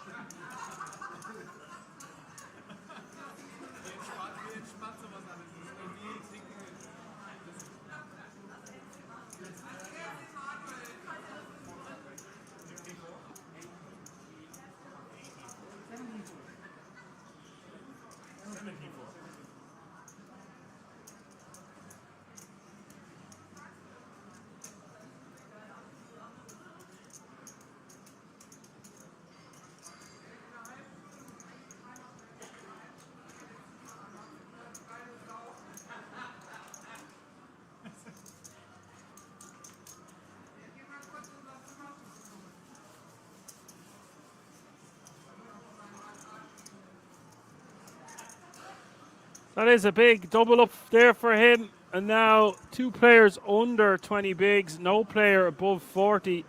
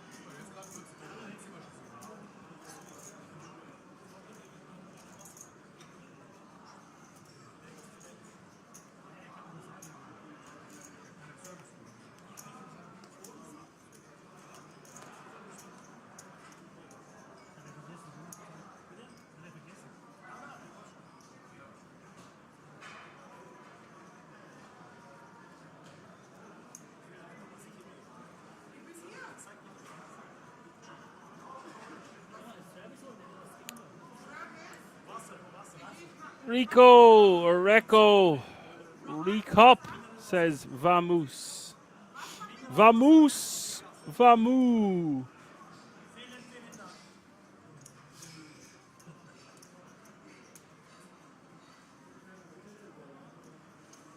What do you call an angry cow and an angry sheep? 2 animals in a bad mood. Oh dear. I'll get my coat. No problem. Big blind now. 2 million Chiplead sausages. Small blind is 1 mil. With a 2 million running big blind ante, that's 1-2-2. Uniflu. And Ross needs to call this. It's just going to be too strong of a hand. That's a bad fold there from Ross. Just too strong. Too strong.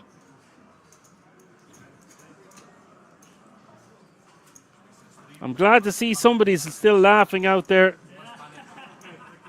Definitely my favorite joke I found or accumulated or got shown over the Christmas. It's kid friendly for starters.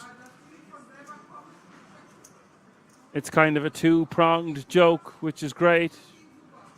And it involves animals. Who doesn't love animals?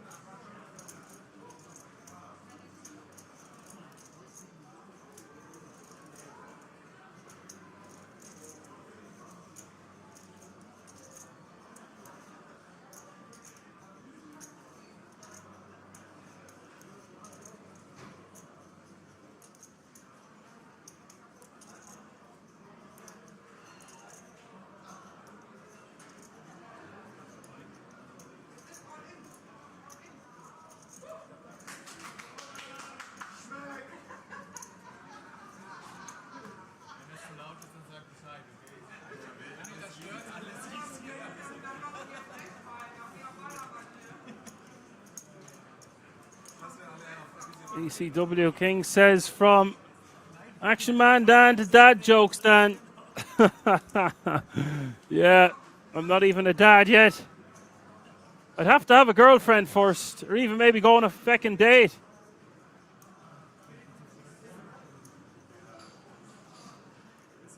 Don't worry, I'll be going to Galway for a good old poker pampering now, hopefully at the weekend.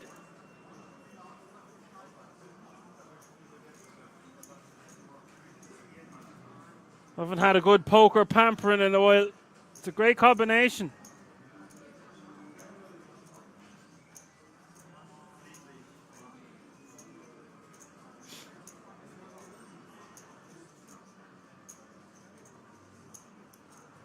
Dong with the min with a little bit of cheese on top. Mario is going to defend. These two very closely contended in chip stacks at the moment. The chicken contenders. 3, 4, 5 all clubs. Dong flopping the world here. Problem is Mario doesn't have much.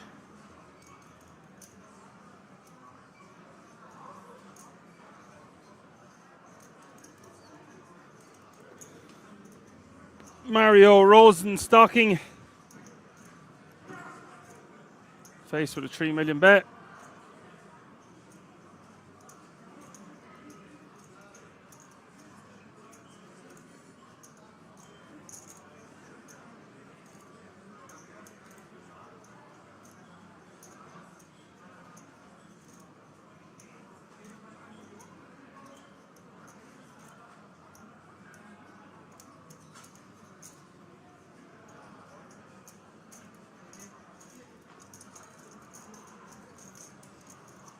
And you're seeing a raise there, it looks like, because Mario smacks this perceived defending range from the big blind more so than the opener's range.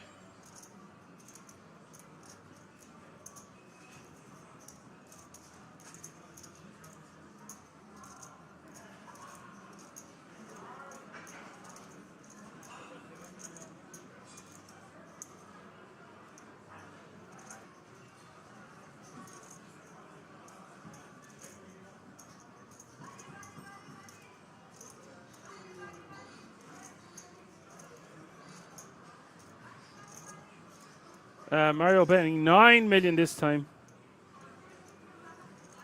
Dong just going to call. Mario should have more Deuce X and 7X in his range.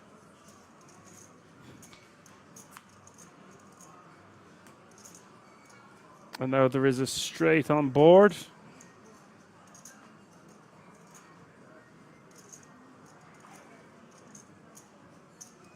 Problem with betting now is it's hard to get ace-x to fold.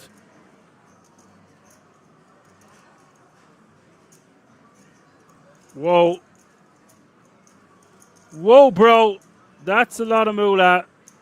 That looks about 21 million. 21 million is the bet. I know. Ding dong. Just going to be shoving. Or he's not. He's just going to be calling.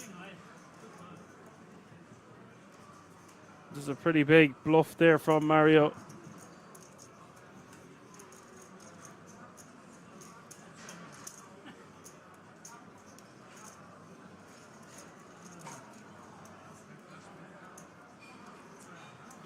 And look at the amount of chips Dong has now. 121 million. Mario getting knocked down a peg or two, or maybe even 3 pegs. Under 20 bigs. As Bird says, could it be worse from Mario? Yeah, the thing is, he just reps a big hand there from the big. It doesn't really matter what his cards are. Obviously, you'd prefer to have a blocker. But I don't like continuing on the river. I think he should just check.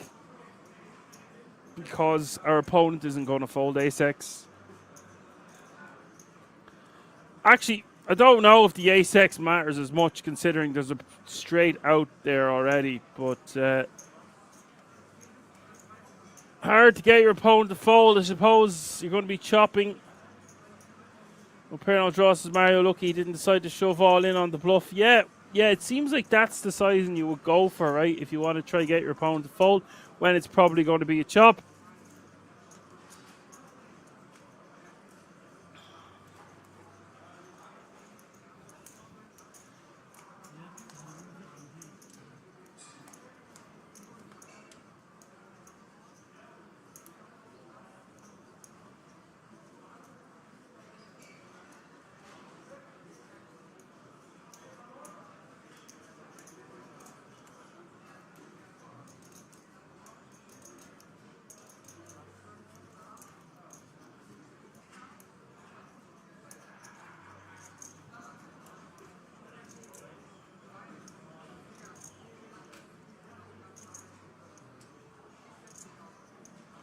At some point, you're going to see a bit of an air of impatience between these 4 remaining players.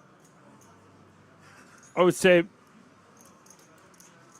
with the other 3 remaining players, not Dong, who's got well over 100 million in chips.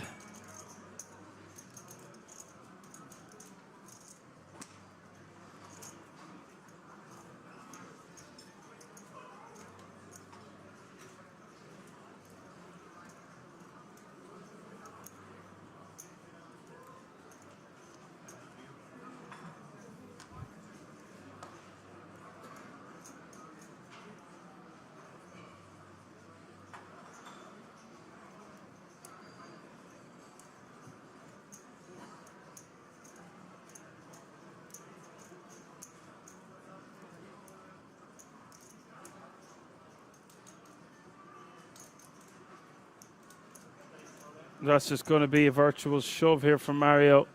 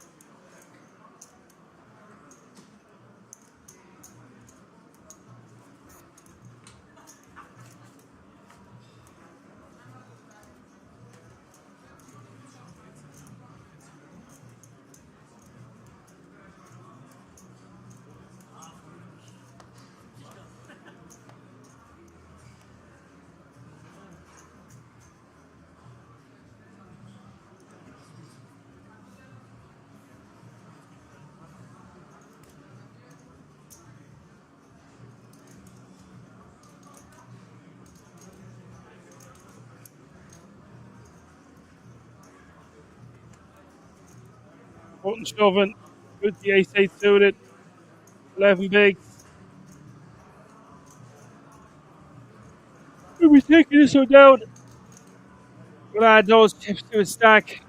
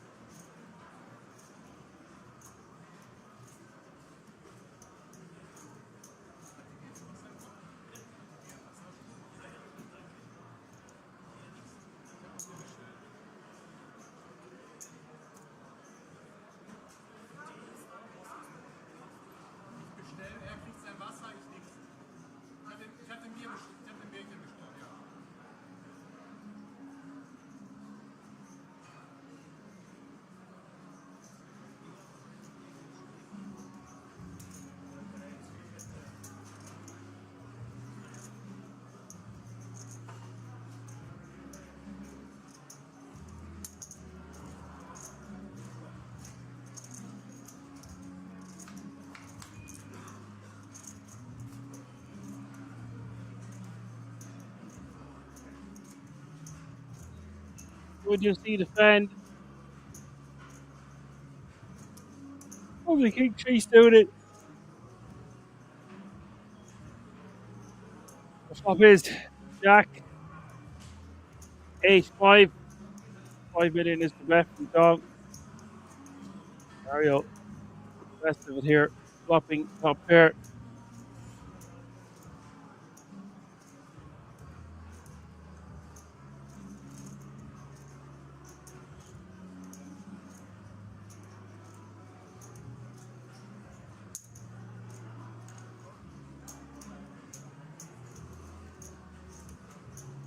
You see a bet 5 million and a call. Turn is the 3 clubs.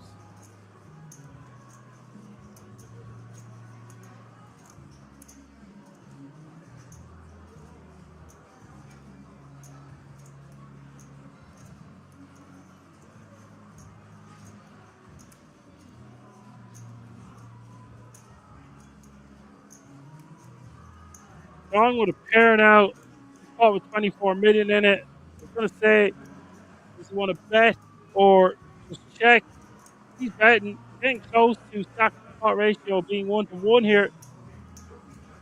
And I think this might be a bit overkill for us to be betting here. Dong obviously wants to push out some equity, but with just the bottom as the pairs, just wants to be checking this one the majority of the time. Mario's going to check jam. I suppose he just has to fold for the additional 14 million.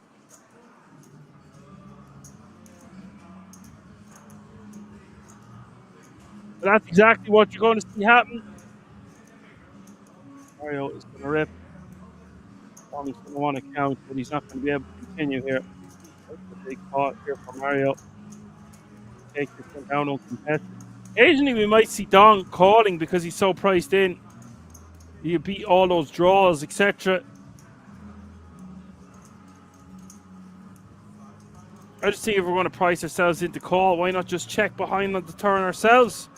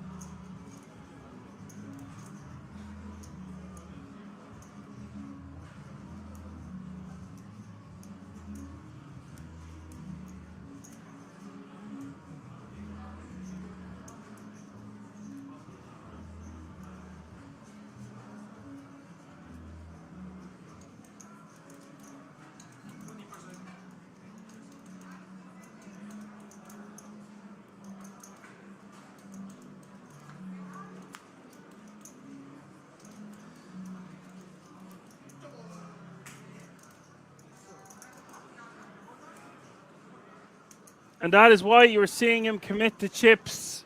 And he's going to feel a bit foolish, I think, after that hand. Doesn't need to do them things, especially with that much chips. He's such a significant chip lead. Like I always say on this channel, decision fatigue sets in. I'd be lying if I said I didn't have some decision fatigue at the moment myself. But I'm not the one playing for that kind of money right now.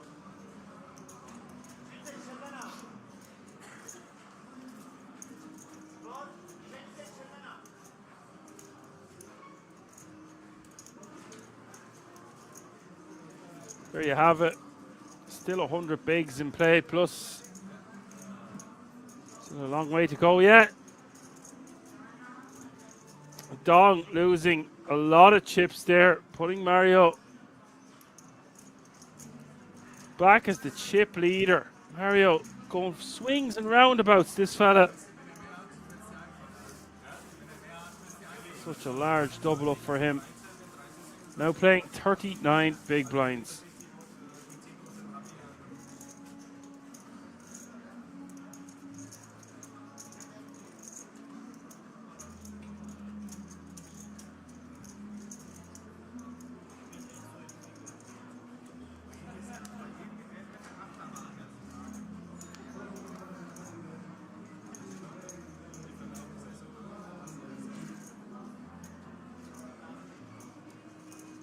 Well, there's no pair, no draw, says the roller coaster. Is that a tournament online?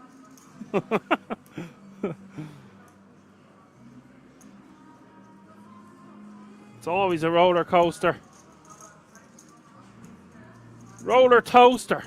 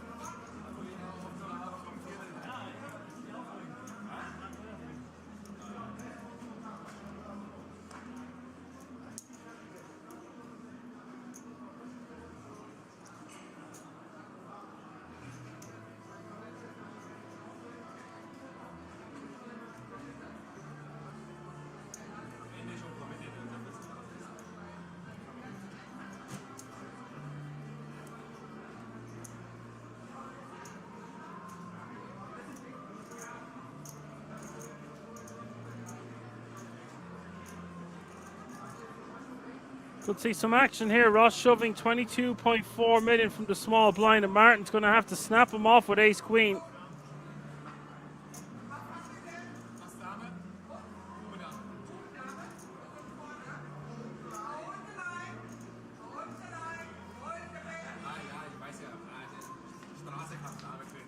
And 70% equity here for Martin as we hit the flop. That's a jack, lads. That's a jack for us.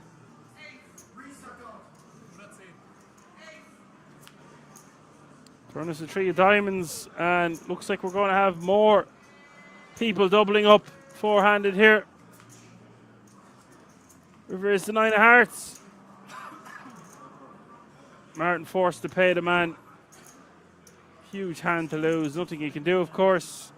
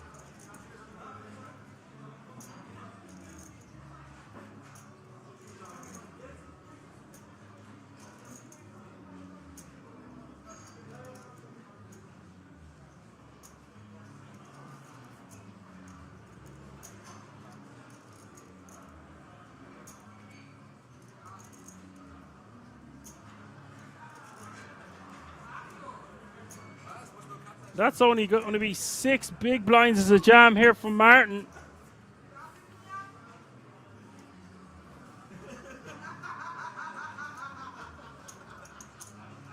Mario going to be priced in, and an opportunity to go three-handed here. Wants a count, but he's going to be priced in surely.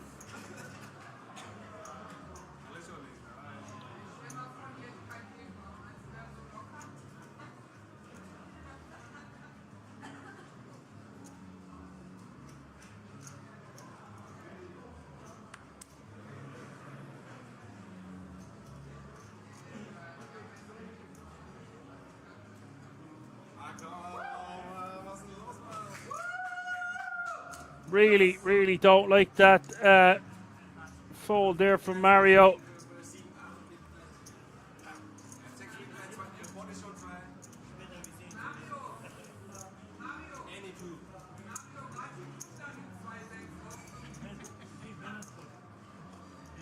I can understand folding some hands, but with a King X suited, definitely wants to be calling there.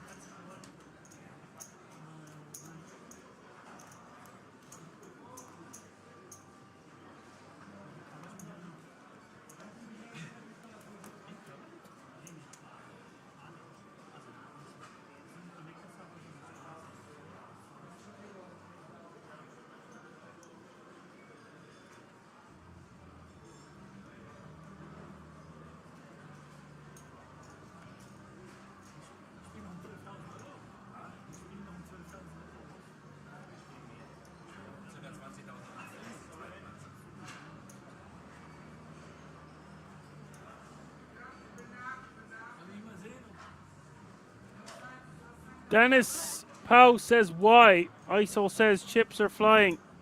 If you're saying why fold, I can't think of many reasons there with the King 7 suited. You can afford it as well.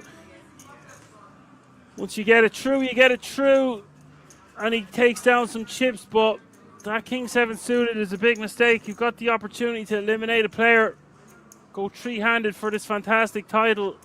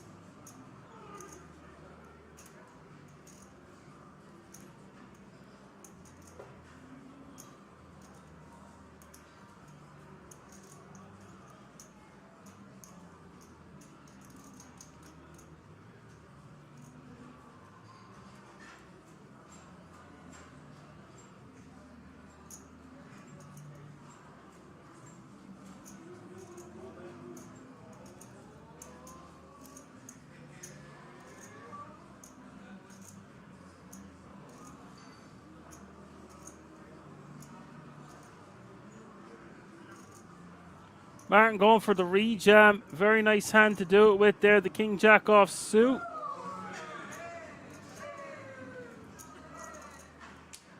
Bit of a fan base now has our Martin. A few woohoos in the background. So let's get that one through and take it down.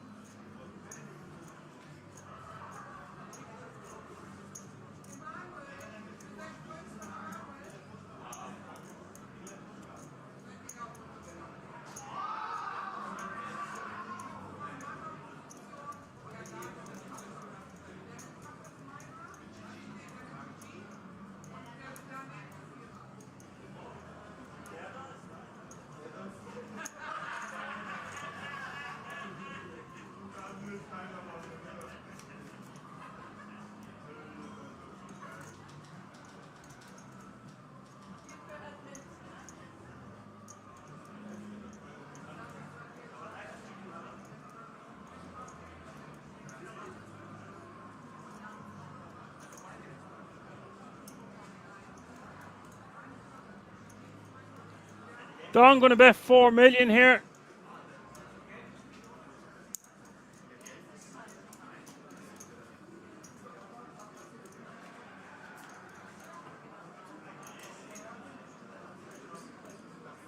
Will get called, and the turn is the king.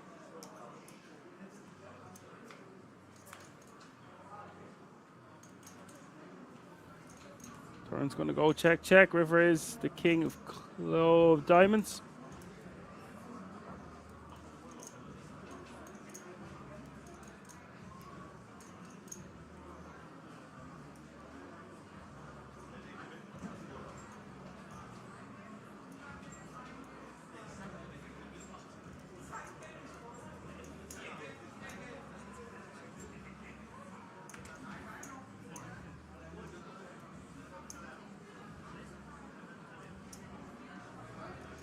$11 million was the bet there. Dong snapping them off.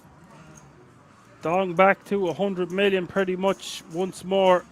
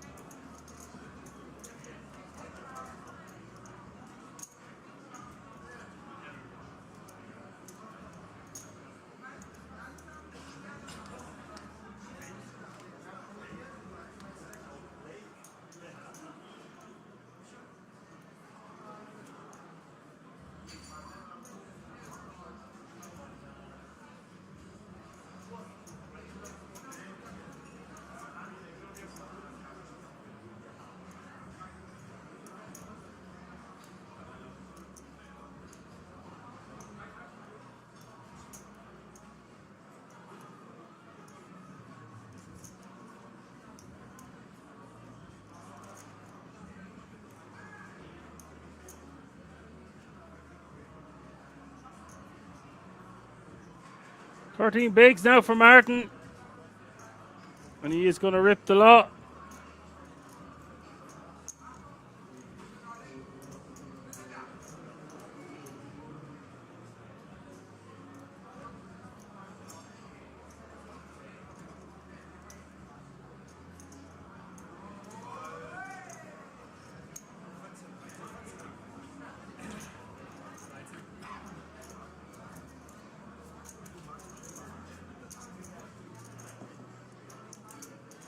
Martin takes that one down. Now playing 15 bigs.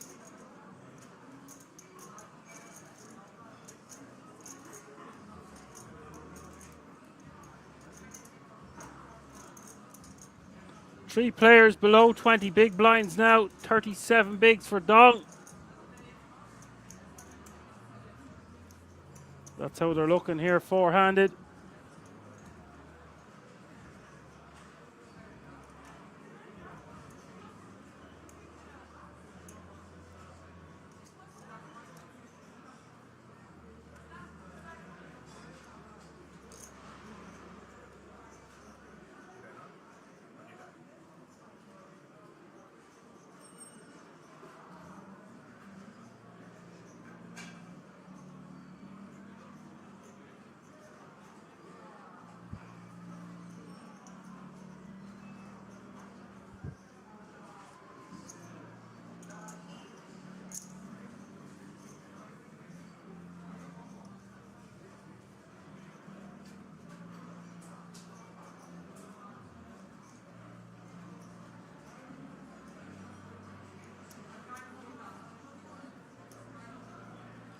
Good opportunity here for Ross to rejam. I way prefer rejam than a call.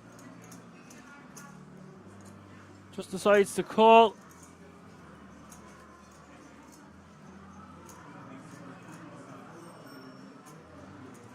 $8-7-4 is the flop.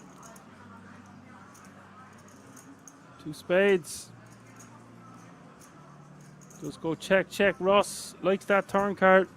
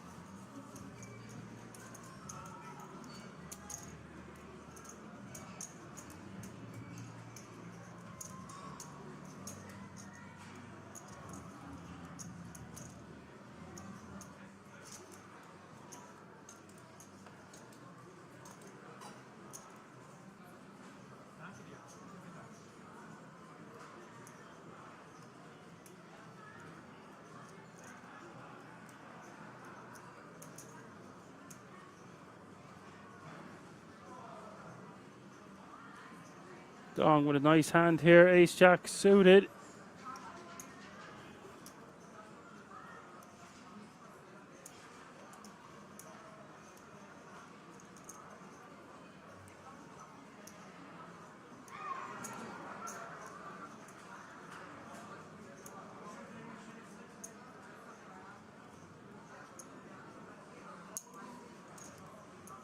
Mario deciding to just call from the big blind. Also could easily rejam that one, knowing that Dong should be opening wider than the other remaining players with that chip lead. Ace A4 is the flop.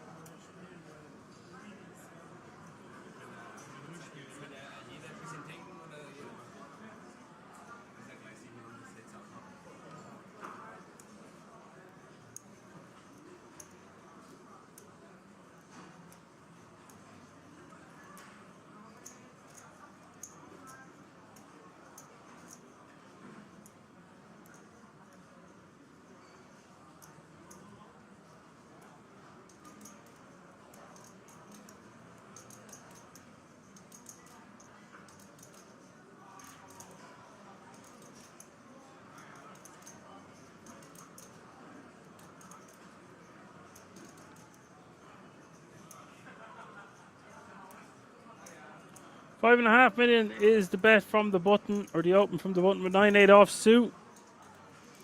Mario wants to be rejamming this one also. Seen a common theme of players just calling instead of rejamming. They don't have anything to worry about between 4th and 3rd place now. So I'd like to see them all get a bit more aggro.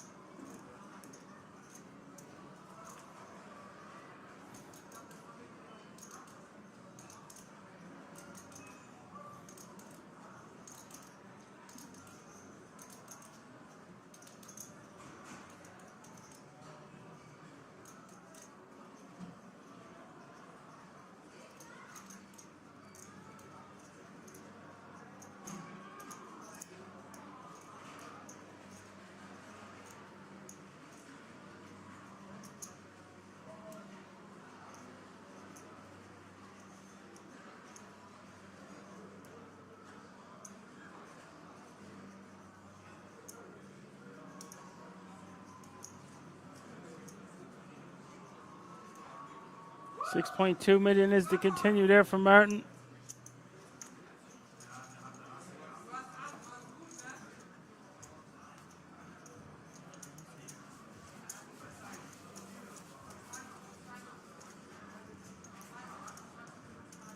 He will take that one down.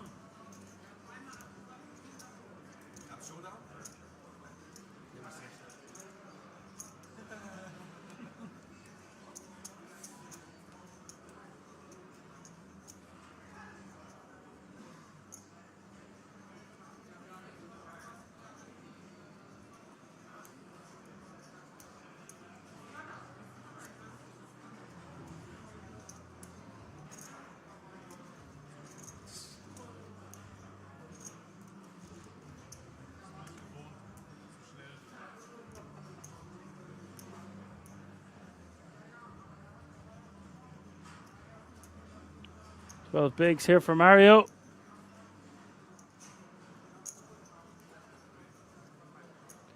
He's going to open the 5 mil. And look at this. Dong with a monster. Aces in the small blind.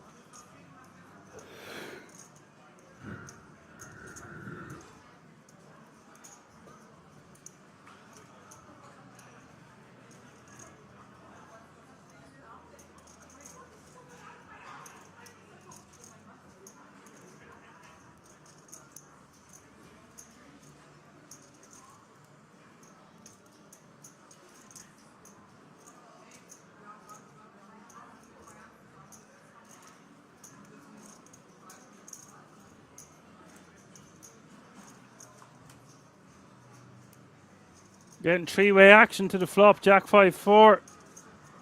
And surely we are about to lose Mario here. I don't see any way he's going to get away from this, and I don't see any way he doesn't get stacked. Obviously, he can get lucky. We can see Ross has one of the 10s that Mario would need to catch up.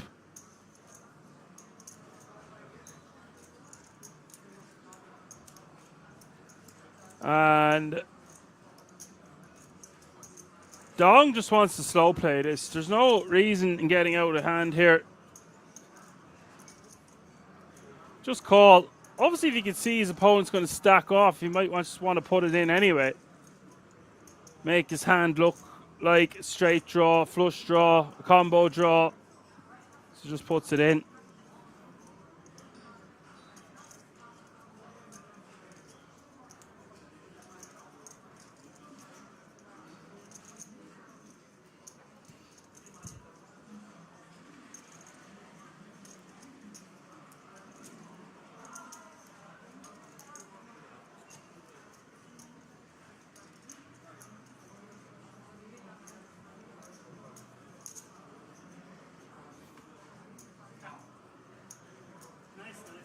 And Mario just 17% equity to remain in this tournament. 65 million in this pot. Huge hand here for the development of this tournament. Four-handed. Dong in prime condition here. As we hit the turn, it's a 10. I don't believe it. Another player is going to double up.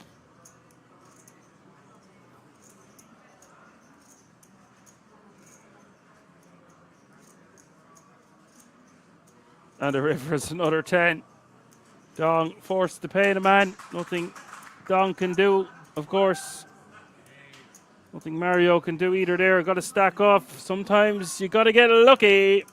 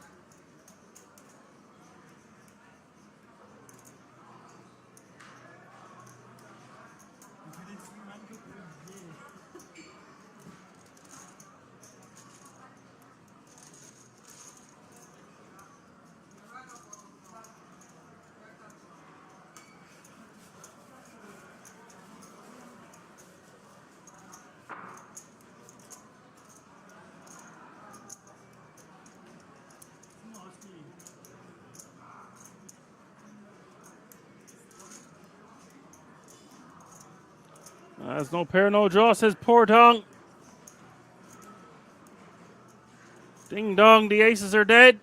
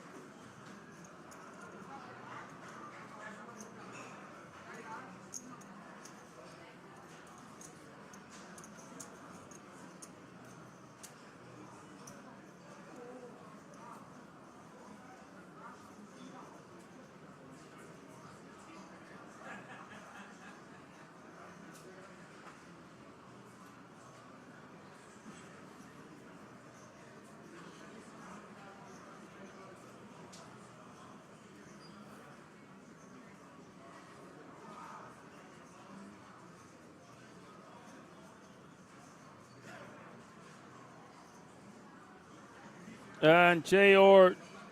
wants to know how many is remaining. There's 4 remaining. You can see in the top right-hand corner of your screen, 4,452 entries at the start.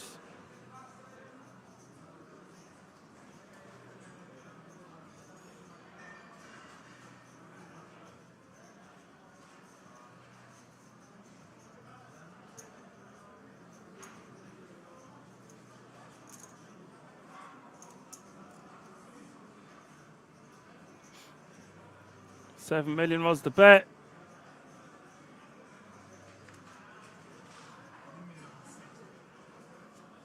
Martin gets out of here, and we are going on a break for the guts of 20 minutes.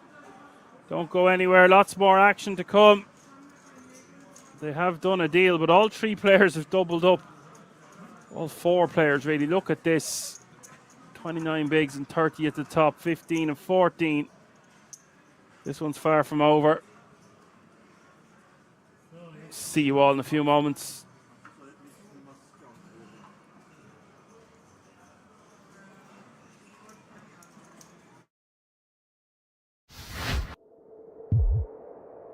Yeah, there's been, a handful of significant pots, and Jesus has basically won all of them. Yeah. And then outside of that, Cabral's won everything else. Yeah. 18 million. And Cabral just says, let's go for all of it. And he's going to make his opponent pick up a hand. Oh. Yeah, and this should be far more than enough hand, I think, for Jesus. Here we go. It's just 21 big blinds with an ace.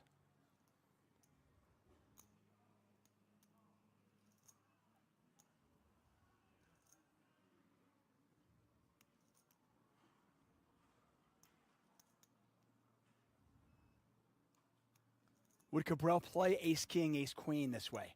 Or would he play it a little, try to get induce action? I think he would be inducing action with a lot of the aces that Jesus is losing to. And I think he would shove There's some a of the call. aces that are worse. Jesus Here we has go. made the call. It's This could ace-8 be it. versus 5s. Another monster pot, and each one of these monster pots has gone Jesus' way. What a call. I wouldn't call that. I knew you had a small pair. I put you on a small pair. Makes sense. 18 million makes sense with deuces, threes, fours, fives. Okay, let's do that. Let's do it. 18 million in the pot. If Cabral's 5s hold, it's over. And he will have won his 3rd bracelet. Otherwise, we continue on. There's an 8, but there's a 5. Wow. The 5 on the flop. 5 of clubs. And Jesus now drawing nearly dead. He needs running cards. Bravo.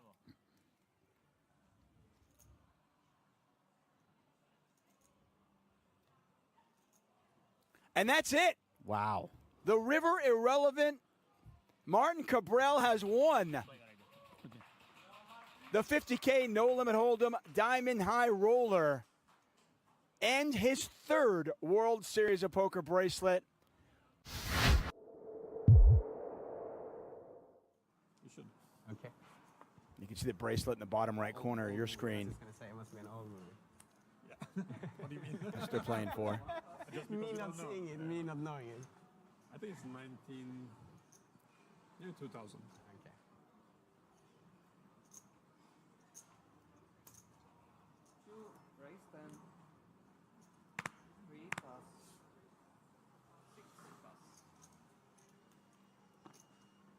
Nicholas has a very real hand here. Type of hand that you could go either way. He's gonna go. He's gonna go upstairs with it, though. That's the way he's gonna go. I'm not surprised. Oh, wow! This is wildly unfortunate for Lena. They are deep enough that if Orpin picks a smaller size, which I imagine he will, Lena will feel very compelled to peel. C3 cards.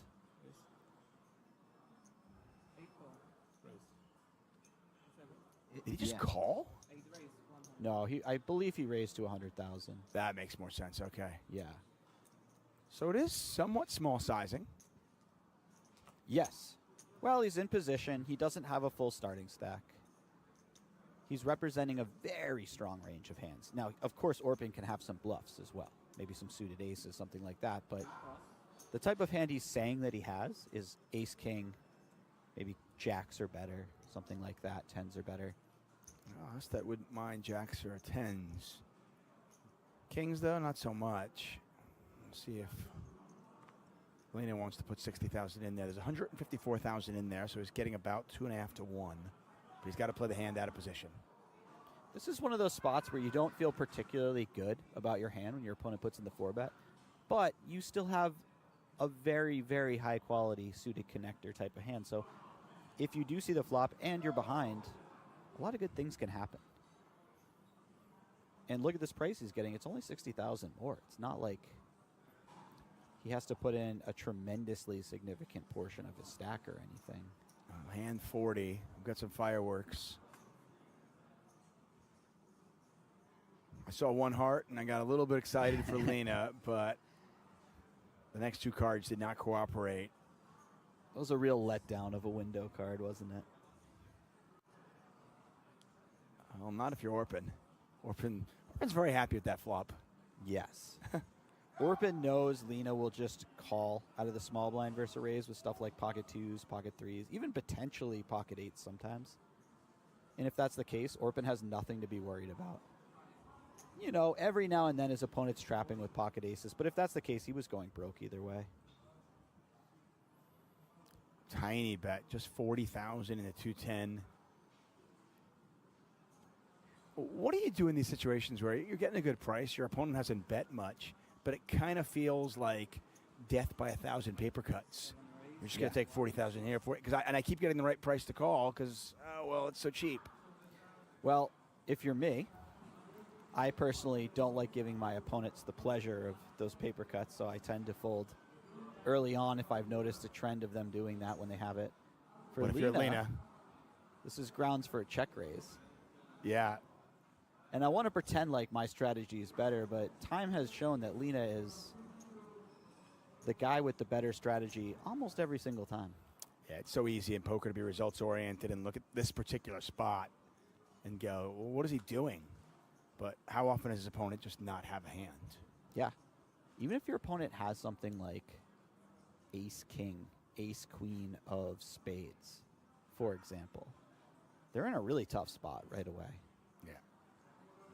Well, there's 534,000 in the pot, and both players with less than that.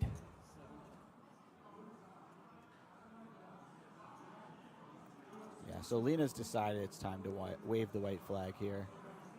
He can still check raise again. You never know. Never know with him.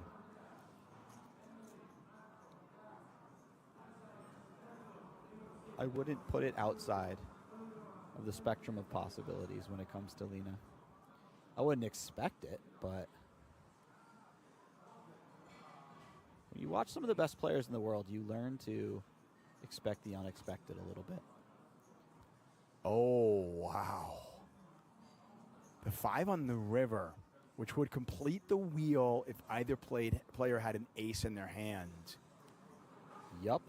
And so this is scary for both players, right? Because both players have a ton of aces in their range.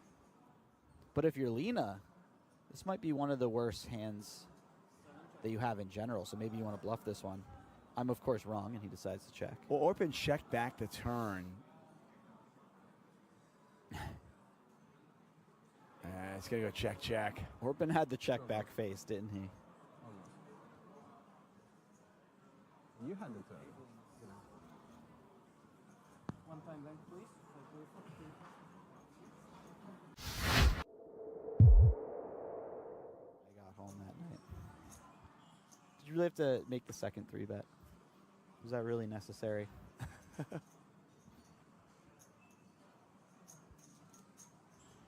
Attack has had a number of good starting hands since we've tuned in. It's always interesting to me to see how players respond to that. Do they think he's just getting wild? Because they haven't seen many of his hands at Showdown. They don't know if he's just getting out of line or if he just has picked up the Queen-Jack suited 9 times. It turns out he has just sort of picked up pretty decent hands a number of times. Yeah. And hits top pair. Cross that with second pair. I find early on in these tournaments, it can be quite frustrating to pick up big hands early. Yes. Just absolutely. It's hard to get much with them. In your mind, you're thinking, can you save these for later on when they're more useful? I mean, we've all had that day where we make 4 sets on level 1. People just check fold the first 3 times. We run into a flush the 4th time, and then we don't make a hand for the rest of the night. Unbelievably frustrating sequences.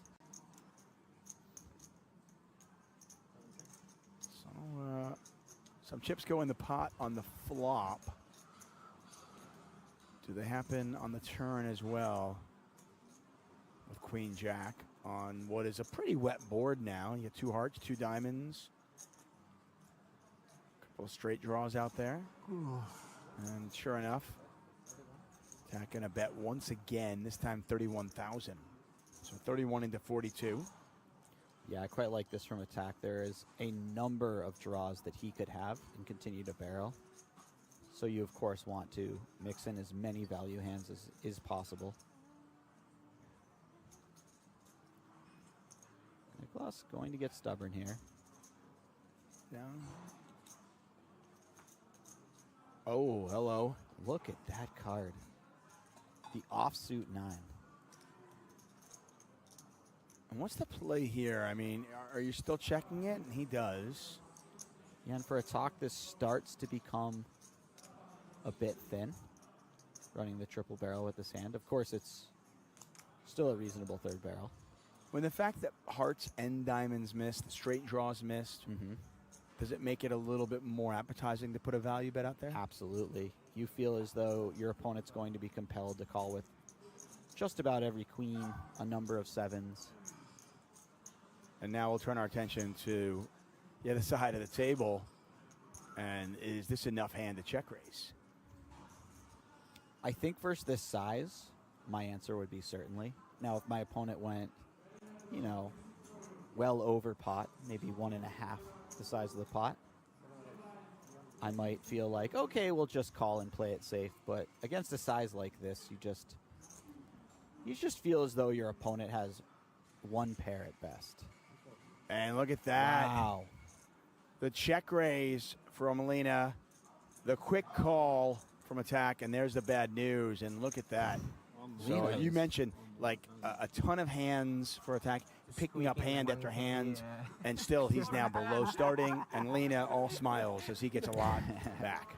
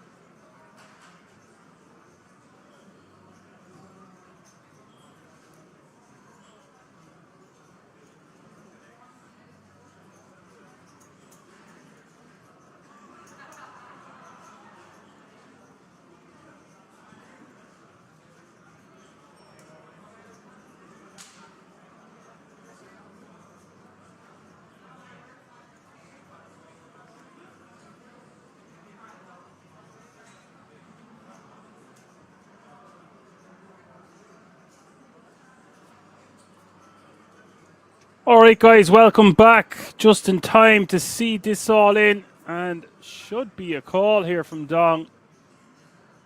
Surely going to be way too ahead of this button shoving range for 12 bigs. As Bird says, Czech poker masters turned into German poker masters.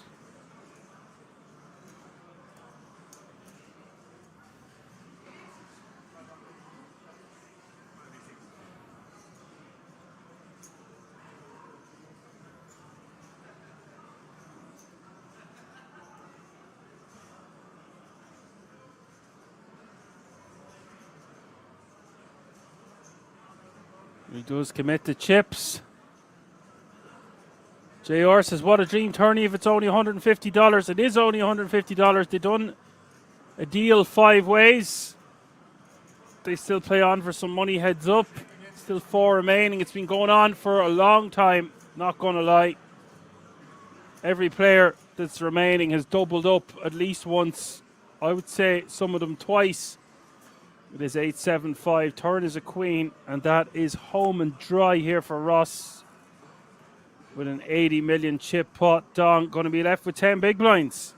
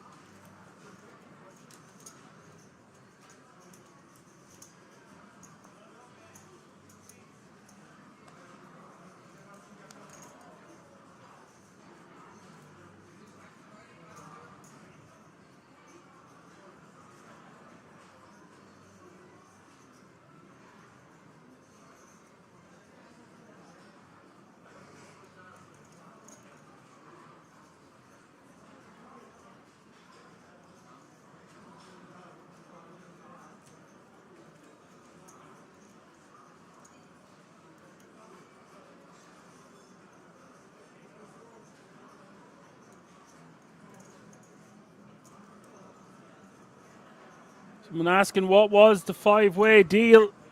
43, 36, 32, 34. Sorry, so you're going 43, 36, 34, 32, and 26. And the second part of that is 11,560 euro additional monies for the winner and 7,710 euros for second place. So still a lot to play for here. We are down to 25-minute blinds. It is nearly New Year's Eve, but they are battling on. Hope you're all still with us. Been live for over 9 hours now.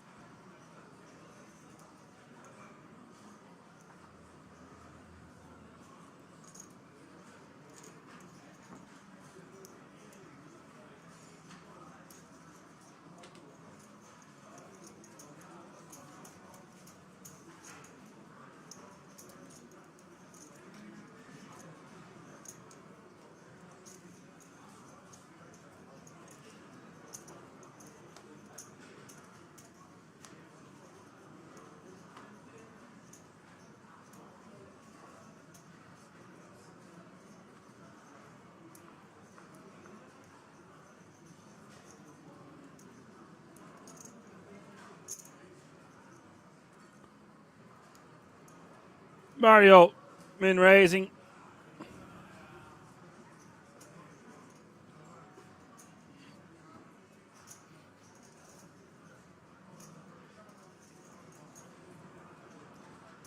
With the kings and Ross in the small blind with ace-9 suited. He's just going to call.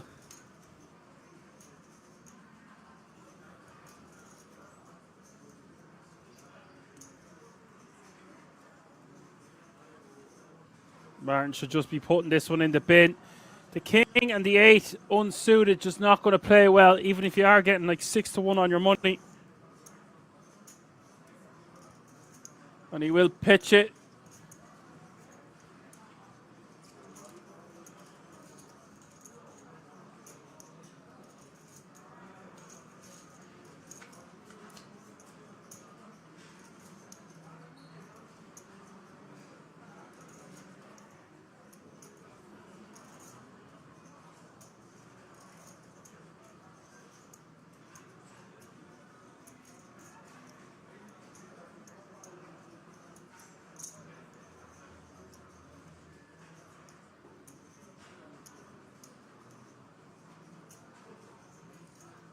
All the time says action, maybe.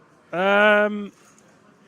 got a good shot straight draw, facing with a 6 million bet, but 2 hearts on board. Shouldn't be getting too carried away. Now when he's 7 makes a straight, 30 million in the pot.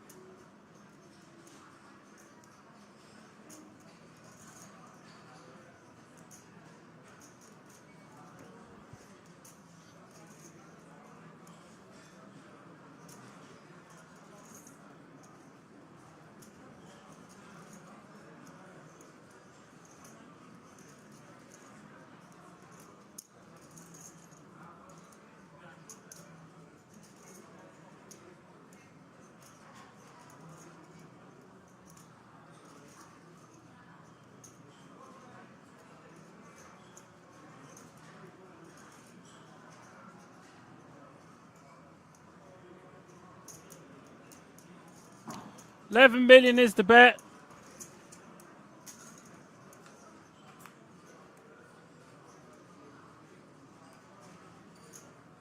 And now they're going to be chopping. But it is Ross who is going to try to take this one away from Mario. He's obviously a non-believer. Mario's a non-believer. They are going to chop it up.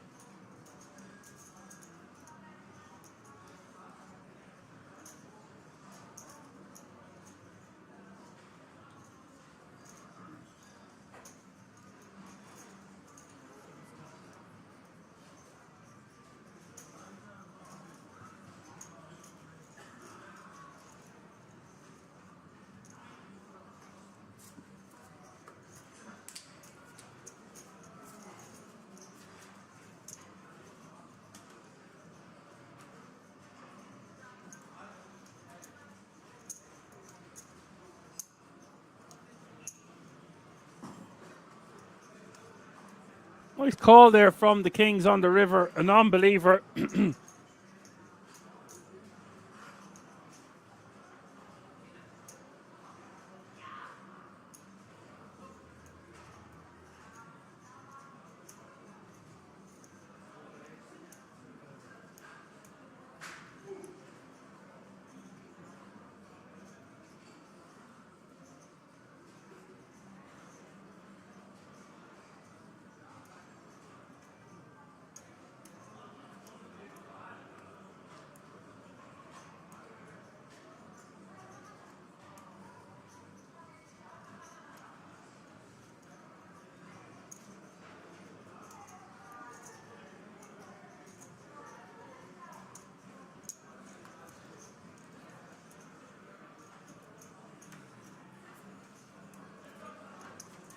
And Niff says, lucky dude with ace-9, terrible play. Well, he could have lost a lot more pre-flop. I mean, we can see they would have chopped it up in the end. Maybe not a terrible play.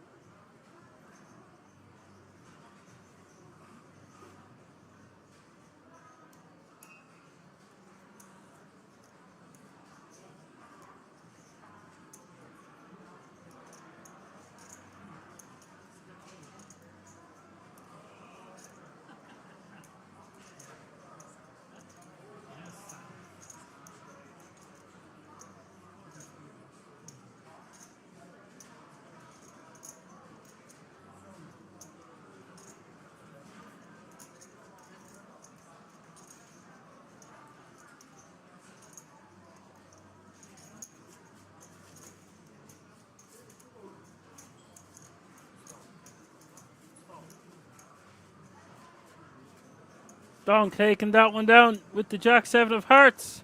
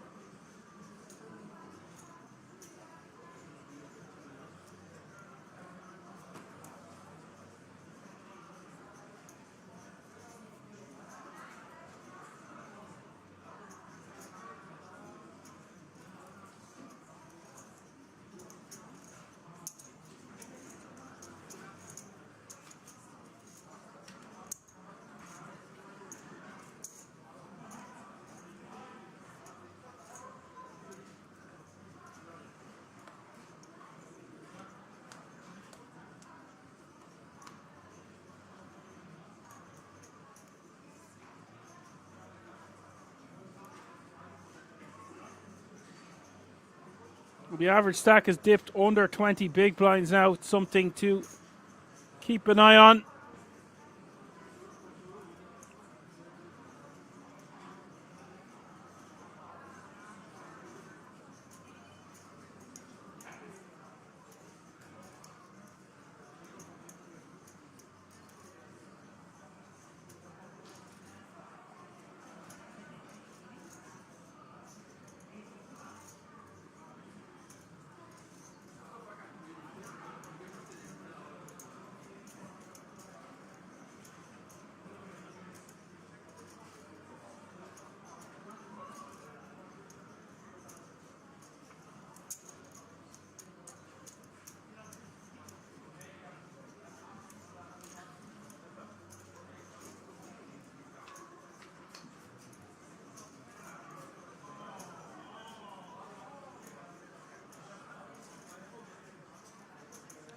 Mario going to defend here from the big blind with King 5 offsuit.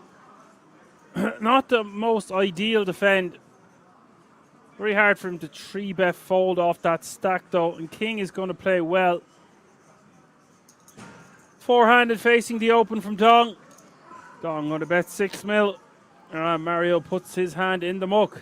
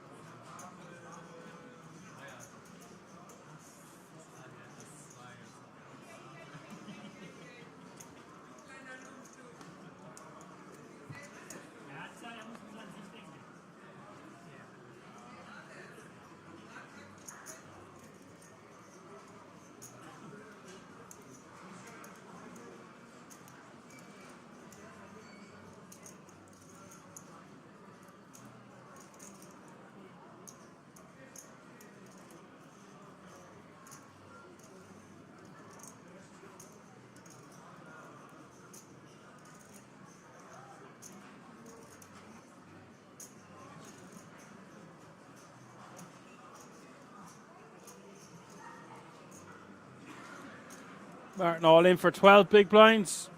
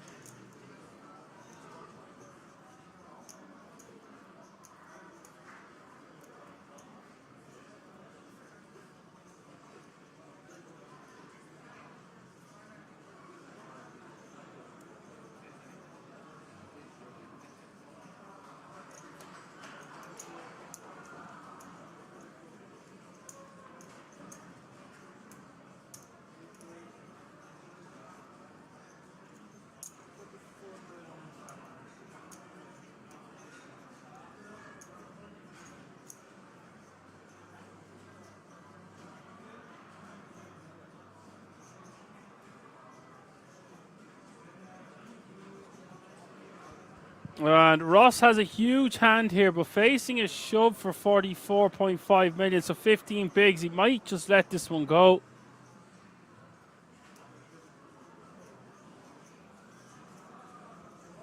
He will dominate hands like King 10 and King Jack, but be flipping against a lot of pairs. And not doing too great against ace-X combinations, even though he will have 2 live cards the majority of the time, because you would expect your opponent to raise call with ace-king or ace-queen.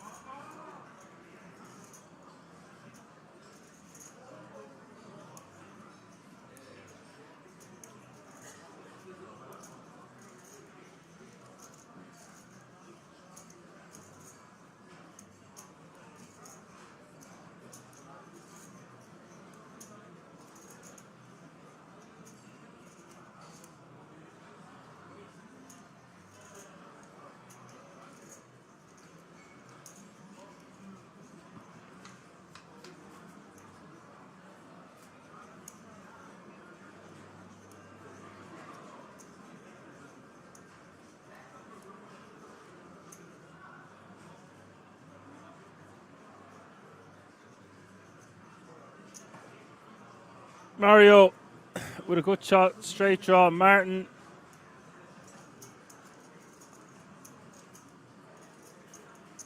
Second pair is going to get Mario to fold. I actually thought we would see Mario continue there for that sizing.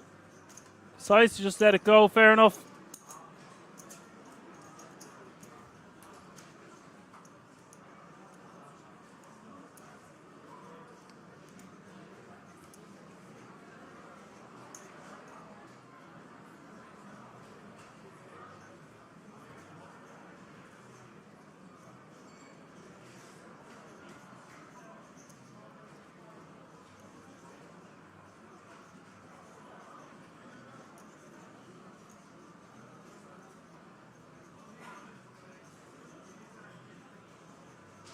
Martin does have a monster here. 2 red ladies.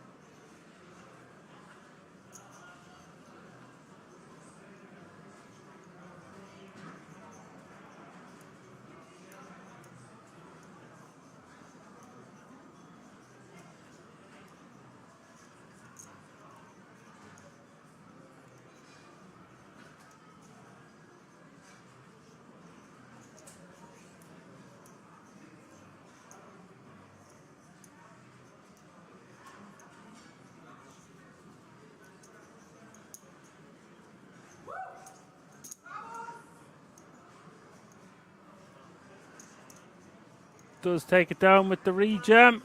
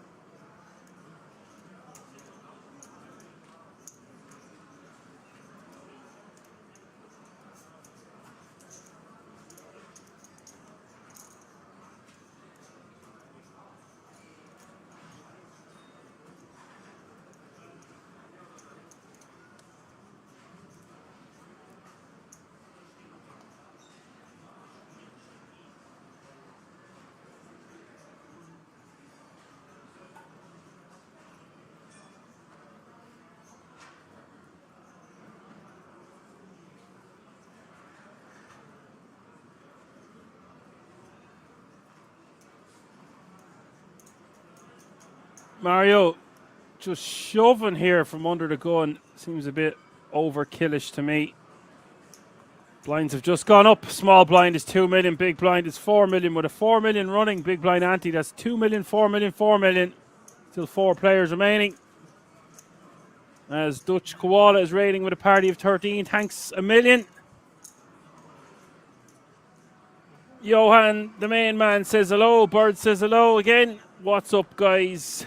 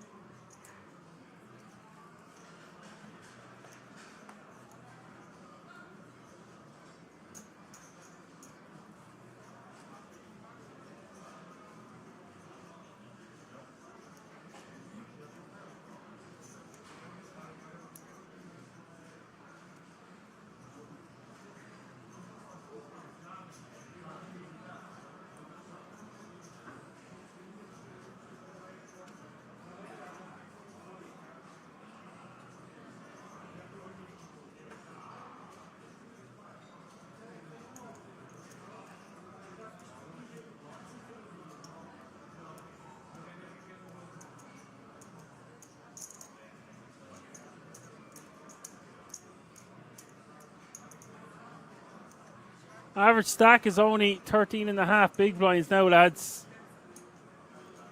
14 bigs almost.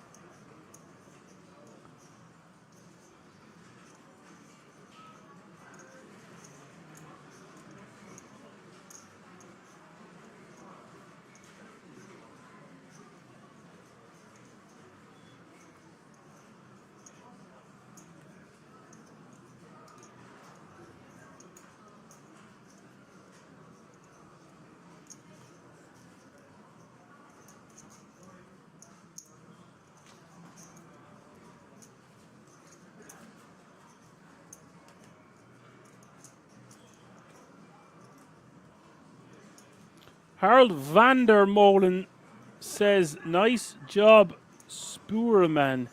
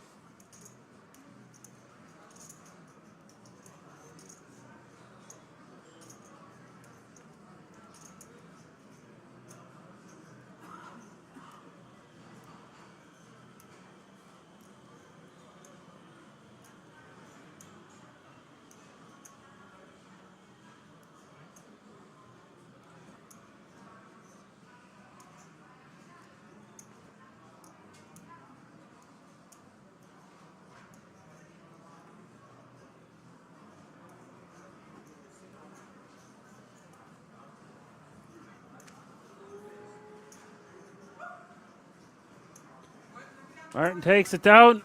We got a woo in the background. Playing nearly 15 bigs now. Here is the update, lads. Mario with 19 bigs. Martin with 14. Dong with 11. And Ross with 11. Time to get moving, boys.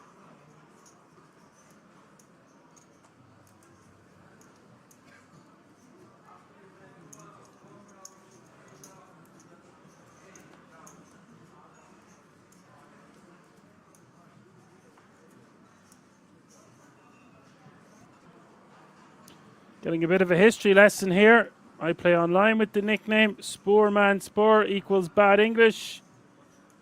Excuse your French. And I've worked 40 jaar at the Dutch Railway. I presume jaar means year. Jaar binks.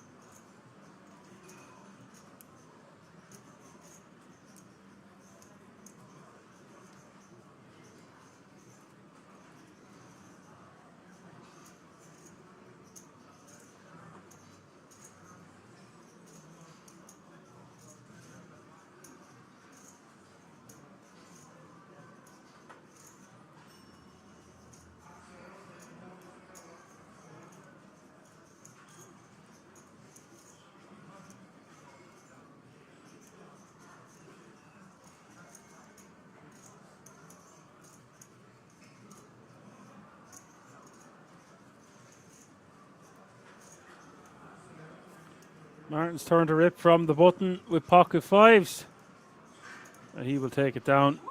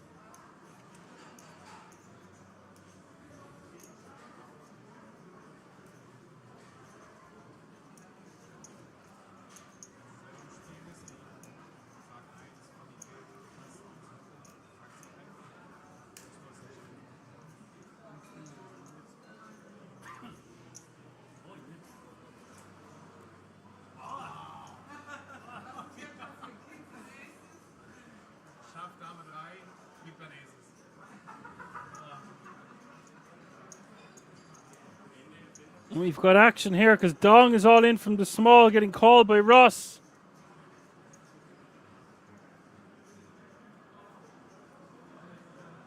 Jack 10-8 is the flop. Don getting very unlucky for Ross to wake up with such a monstrous hand. Let's have some equity here as we hit the turn. Oh, wow. Sit back down. He hadn't quite stood up. Sickness.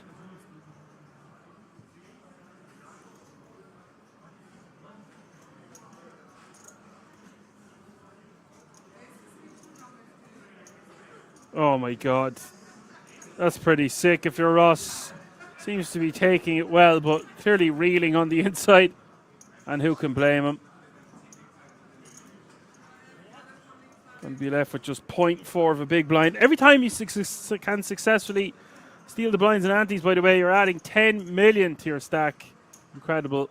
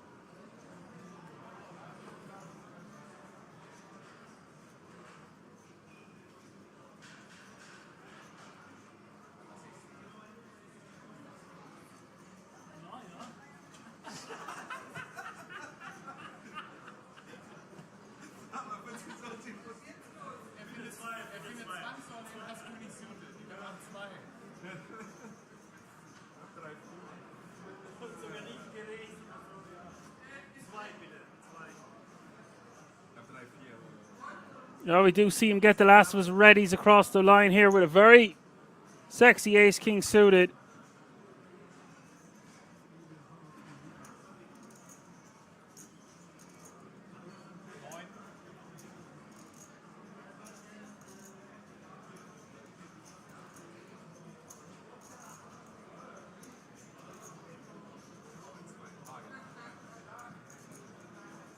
And gets there, and he's now back to two bigs.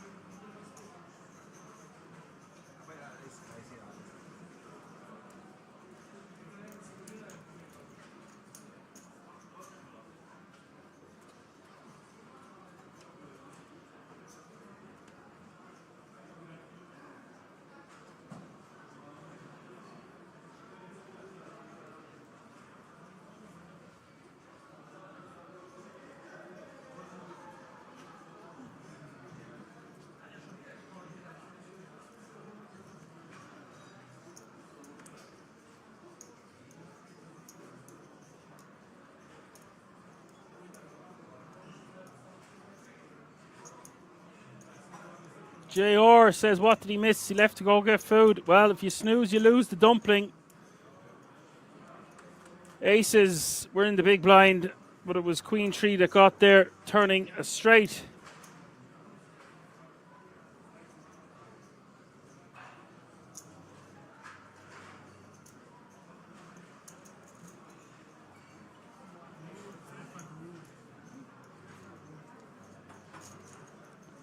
Martin takes that one down, gaining traction up to 17 bigs.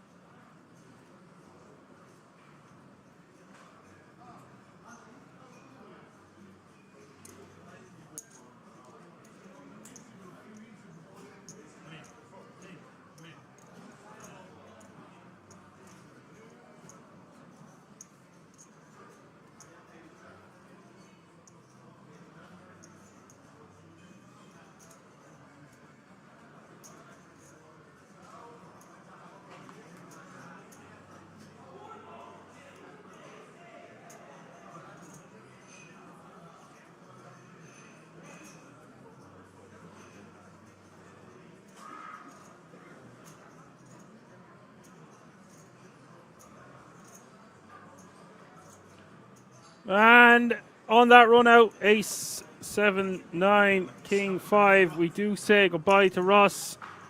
Dom scoops the last of Ross's chips. He will be elected with that kind of a score. Obviously very unfortunate not to win a huge pot with the aces, but c'est la vie. Good game, sir. Unlucky, and that means 3 is the magic number. 3 players remaining now.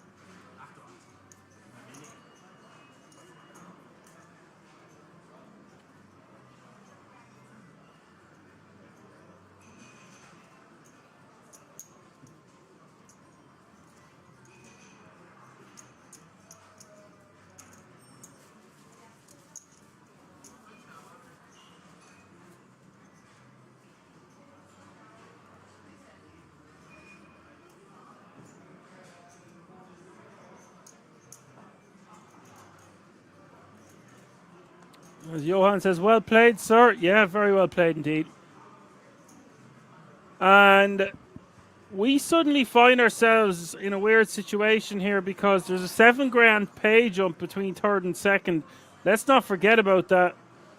That's a lot of money, especially for a 150 buy-in. So a huge bubble here between third and second.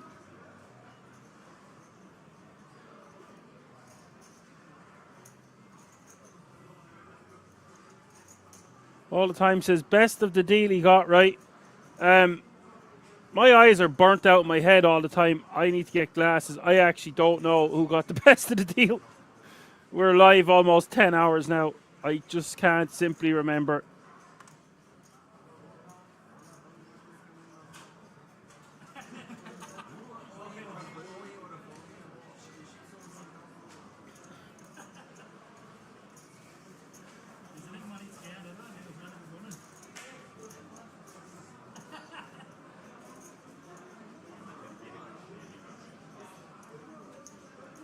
All the time says 3 bubbles at this final table. Yeah, you see what I mean? A bubble bat. Big bubble bat.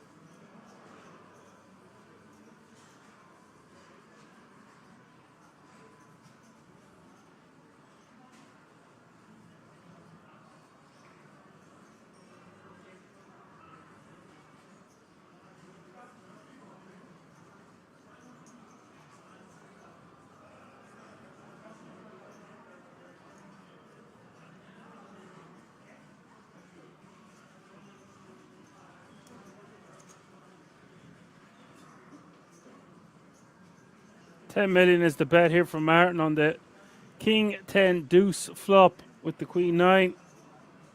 Not much in it for Dong.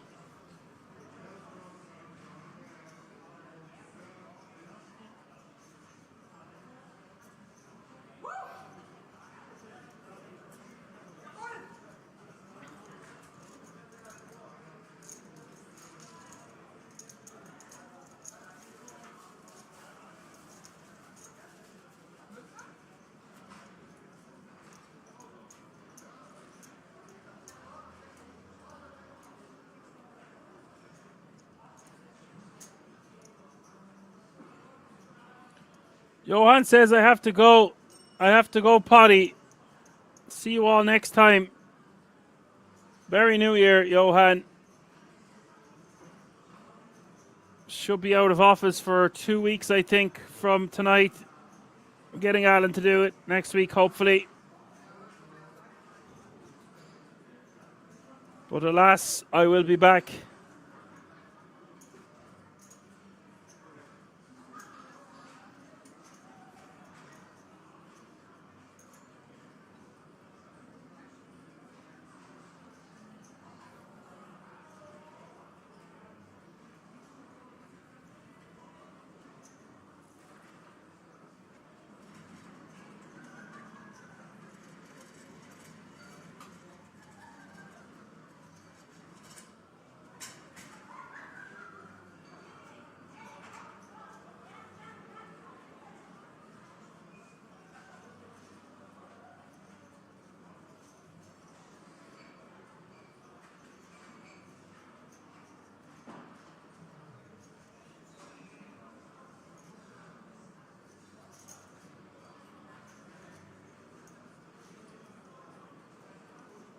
At this stage, if we are going to be 3-betting, you might as well just rejam, considering Dong only has 14 pigs behind. Perhaps he's making it look like a sizing that he can fold if Dong went over the top. I don't really know. He's only got 55 behind. He's made it 19. Is it 19 more? It's be 28. Stranger things have happened these days where people 3-bet fold there. I don't think he wants to be making a habit of doing that. Just take it down.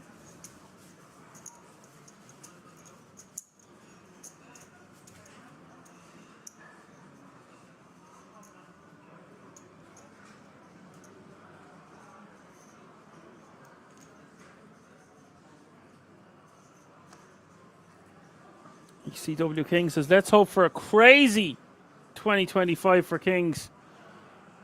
It's always a little bit crazy, isn't it?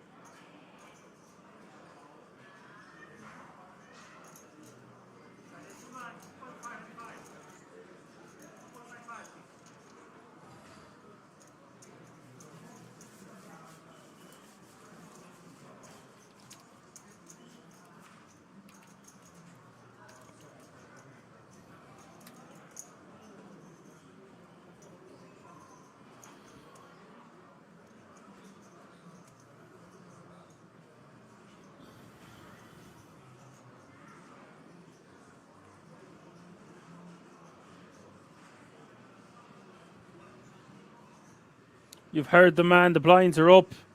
And something's got to give at this point. 5 big blind. 5 million is the big blind.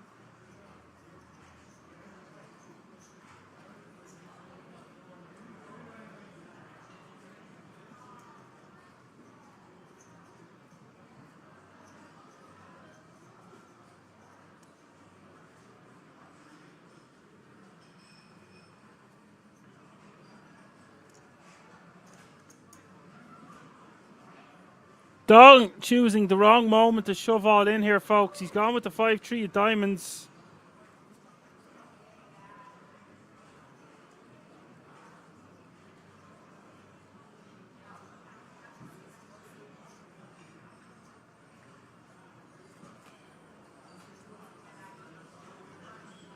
Got called by the ace jack, and it is jack 7-4.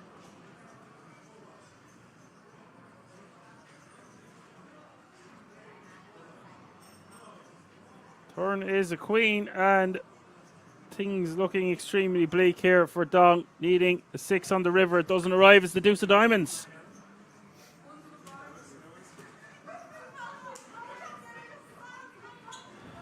That means we have our final two. We're going on a break for 10 minutes. We're going to come back. We're going to put a ribbon on this thing.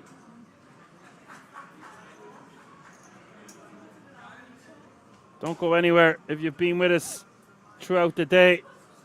One of these two remaining players is going to be your eventual champion. 26 bigs for Mario, playing 18 bigs for Martin. See you all in a few moments.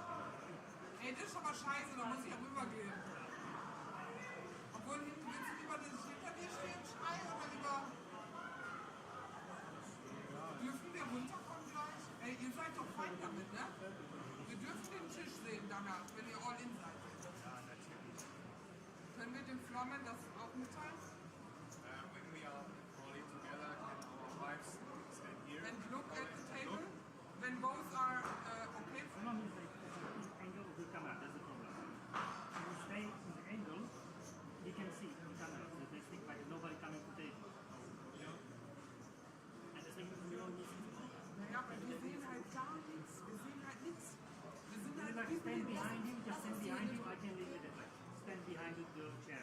Ah, okay, direkt behind. Okay. Also wir dürfen direkt, also wenn es all in ist, kommen wir direkt hinter uns. Direkt weiterspielen oder was? 10 Minuten, 10 Minutes Break. Ist das okay? Ja. Gehen wir einmal in die Luft? Ja. Ey, aber komm mal.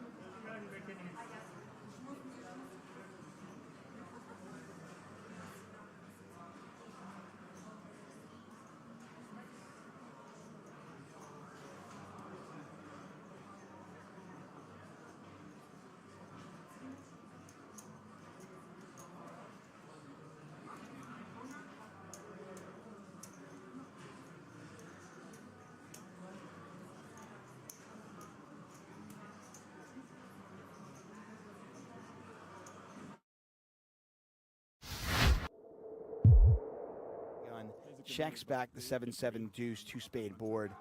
Yeah. And then the offsuit 9 comes up. What bluffs does she have there? See, that's the point I was kind of alluding to. It's difficult to find those bluffs, and this is kind of the beauty of the shot clock. Does she find them in 15, 20 seconds? I don't know. And does her opponent decipher that in 20 seconds? Yeah. I'm not saying Chrissy can't find bluffs there, but do you always give her credit for finding them very, very quickly in a somewhat unique situation? It's not a situation she's never seen before, but it's not one that she sees quite often. Hey, we're going to go old school. Oh, no, I thought we were going to go old school, like ESPN, World Series of Poker coverage, and have the Jack Link's beef jerky hand of the day where you had to guess what the hand was, but they ruined it for us. I was going to really put you to the test. Ooh. Oh, this is spicy. Hello. Yeah, this could get very interesting. This is the type of hand that you want to be 4-bet bluffing with. I'm not sure what your spice of choice is, but this is mine. And you get a late position open, cutoff open, a 3-bet for the small blind. Foxen picks up a legit hand. And attack is kind of, early on, was up to about 1.2 million. Lost that big hand to Lena, where it was check raised. then led out with 5s, was raised again, and now is being 4-bet. Yeah, this is a sequence of events that nobody likes seeing when they're on the receiving end of it. But he's going to go nowhere so far. He's got pocket 10s. Does make the call. Almost 250,000 chips in the pot. The beauty of having a hand like pocket 10s is you rate to have the best hand a nice chunk of the time, but even if you don't, if you have the worst hand, you're probably going to win all the chips if you flop a set. Because any hand that beats you is probably putting all the chips in. What about the issue of being out of position against somebody as dangerous as Foxen? That's never fun. And this is a good example of a board where you kind of hate that situation, right? You've got this jack-high board. Sure, you're going to call a flop bet, but as soon as she starts firing a second barrel, let's say the turn's a king, and she fires a second barrel, now you're just... I mean, what do you do at the turns of... What do you do turns of 4 and she bets again? Yeah, you're in a world of hurt. I mean, she's got aces, kings, and queens there sometimes, right? Absolutely. A lot of the time. She might not always be bluffing with ace-queen offsuit. She may have decided this time I'll run the 4-bet, next time I'll fold. We don't know. I'm really curious, 'cause to me, and we can see the cards, but to me, it feels like a text hand is it looks and appears to be exactly what it is. Something kind of, 9s, could have been 8s, could have been 10s, somewhere in that range where, yeah, it's a good enough hand to 3-bet out of the small blinds. I'm going to call. It's also got enough hand there. I'm going to call the 4-bet, but it's not a monster. Or am I kind of simplifying it too much? No, I think you hit the nail right on the head. This is the type of hand that really shrivels up against a 4-bet, and now you're already in bluff catch mode on the turn. And so that's why I'm curious if Foxen fires again, and she does. And this is the bet that I was. This is to me a lot of fun. I feel like pre-flop, okay, somewhat standard. Flop, we knew it was going to go check, bet, call. That's always going to happen. But now is where the poker becomes exciting. What do you do with 10s now? It's such a big hand. Does your opponent have the aces? Does she have kings? And if you call this, are you going to call the all-in on the river, if there is one? That is the question, right? Man, she just put in a lot of the chips that are in my stack. Nearly 50% of the chips that are in my stack. If I call this turn bet, I'm likely going to have to commit on the river. He does call. He finds a call. Oh, okay, so next level even. I love this. I'm such a poker nerd. So now it looks like, okay, well, nobody would bluff the river, right? Why would she ever bluff the river? Oh, and she my hits the God. king. This is such a brutal river card. The hearts get there. The ace-king gets there. The only thing for ATAC to consider is if she had ace-king, would she have barreled the turn? She had ace-queen and she barreled the turn. That's true, but ace-king can beat some stuff, like ace-queen. I'm not saying she doesn't barrel the turn. Right. I'm not saying you're wrong. I'm just saying, is that going through his head? Is he thinking, does ace-king really bet again, or does it just try to reach showdown? Maybe it's the best hand. Oh, and she does give up. Wow.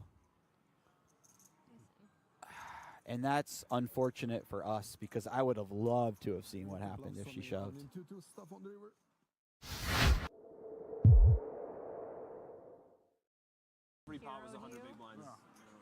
One day, Jesse, one day.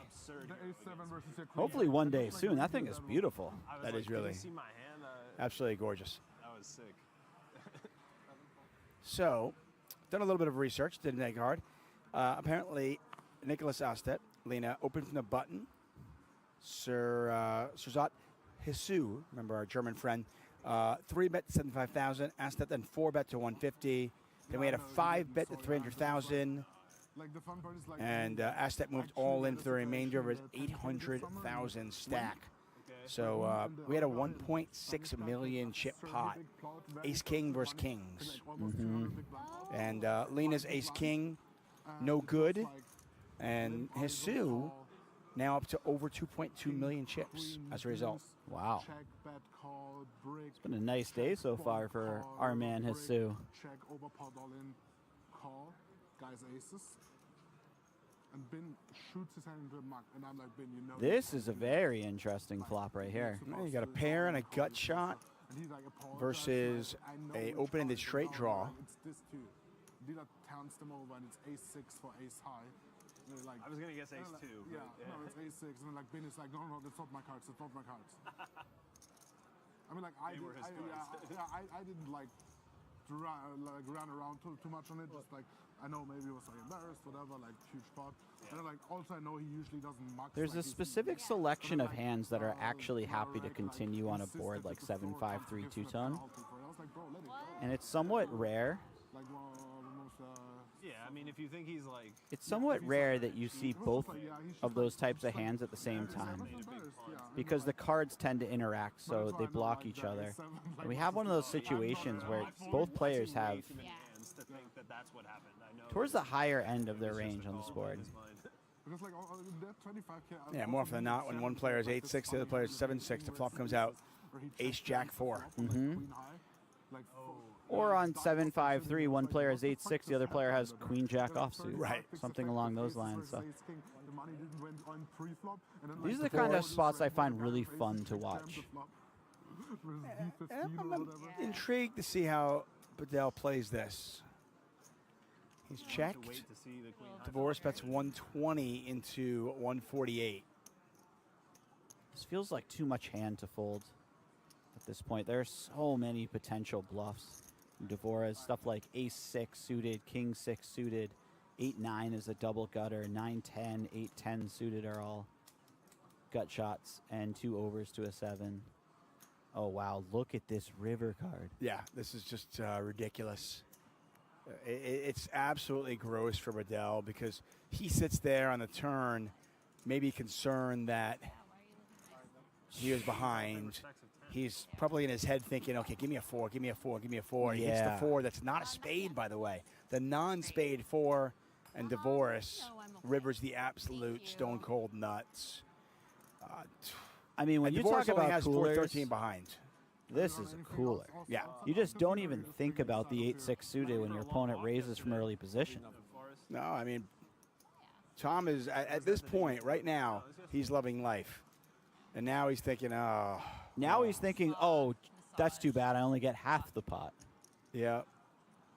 I played 5-10 the other day. That's wow. a better hand Yeah. than mine. Wow. Yeah. Ouch. Just an absolutely horrific river for Bedell.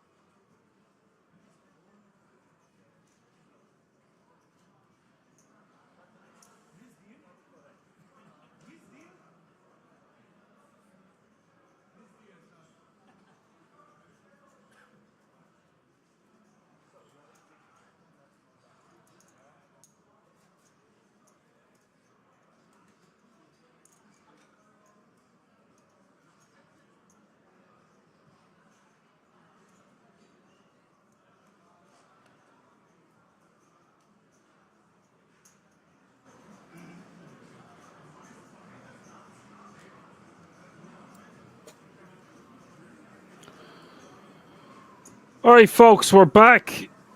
Mario just lets his hand go. Martin takes that one down. They are playing for about $4,000 in difference between first and second. This is the final heads-up battle of 2024. Give me a "oh yeah" in the chat if you're still with me, or a hooty hoo, or some form of a holla. Let's put a ribbon on this thing.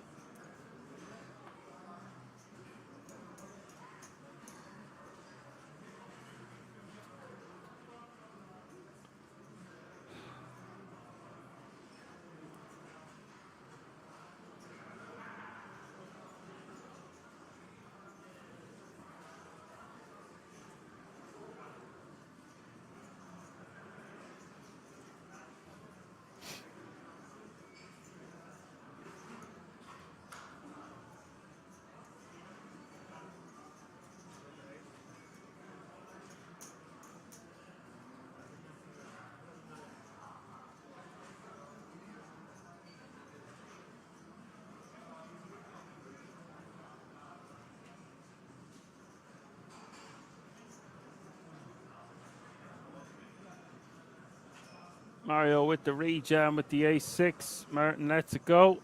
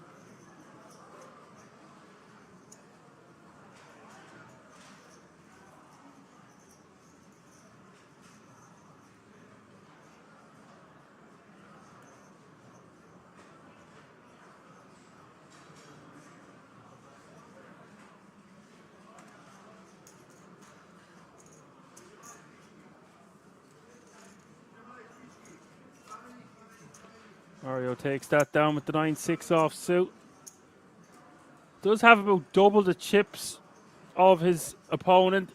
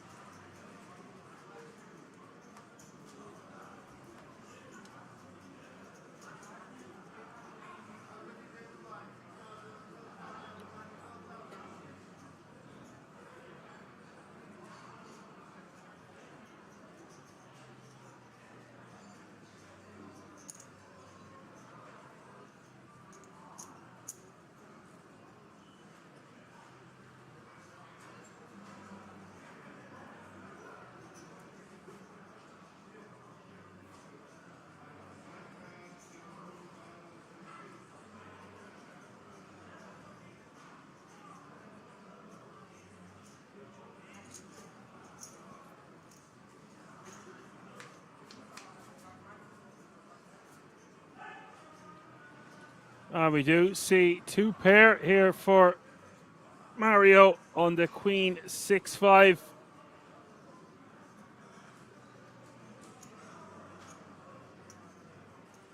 All the time wants to guess how many hands. Get your guesses in. I know nothing. I say nothing.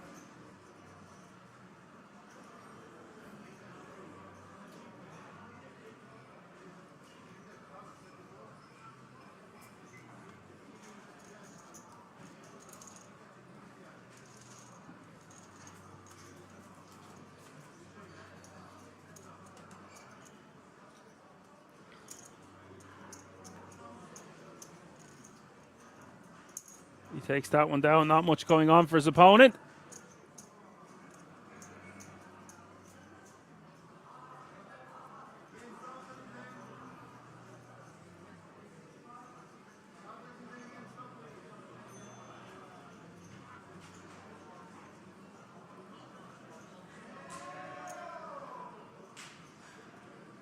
Martin with 11 bigs now, wants to be shoving this one.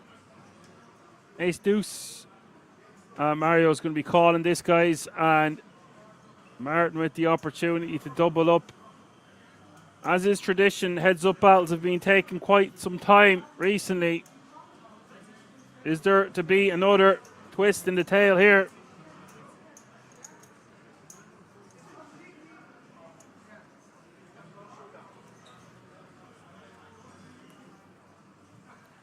You can see Mario's got great equity. 46%. It's basically a coin flip.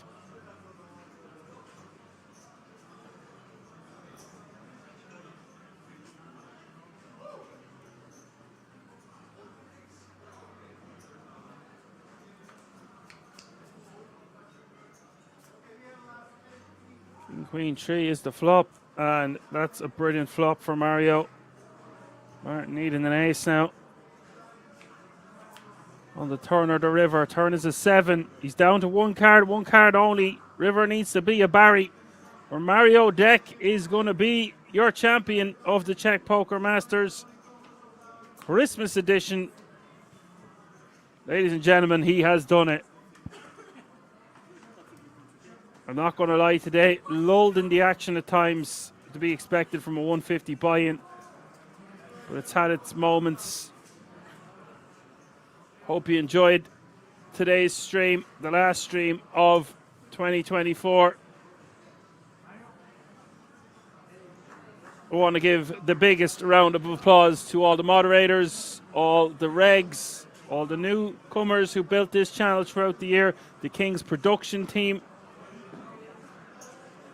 What a whirlwind it's been. Ireland, baby, we done it.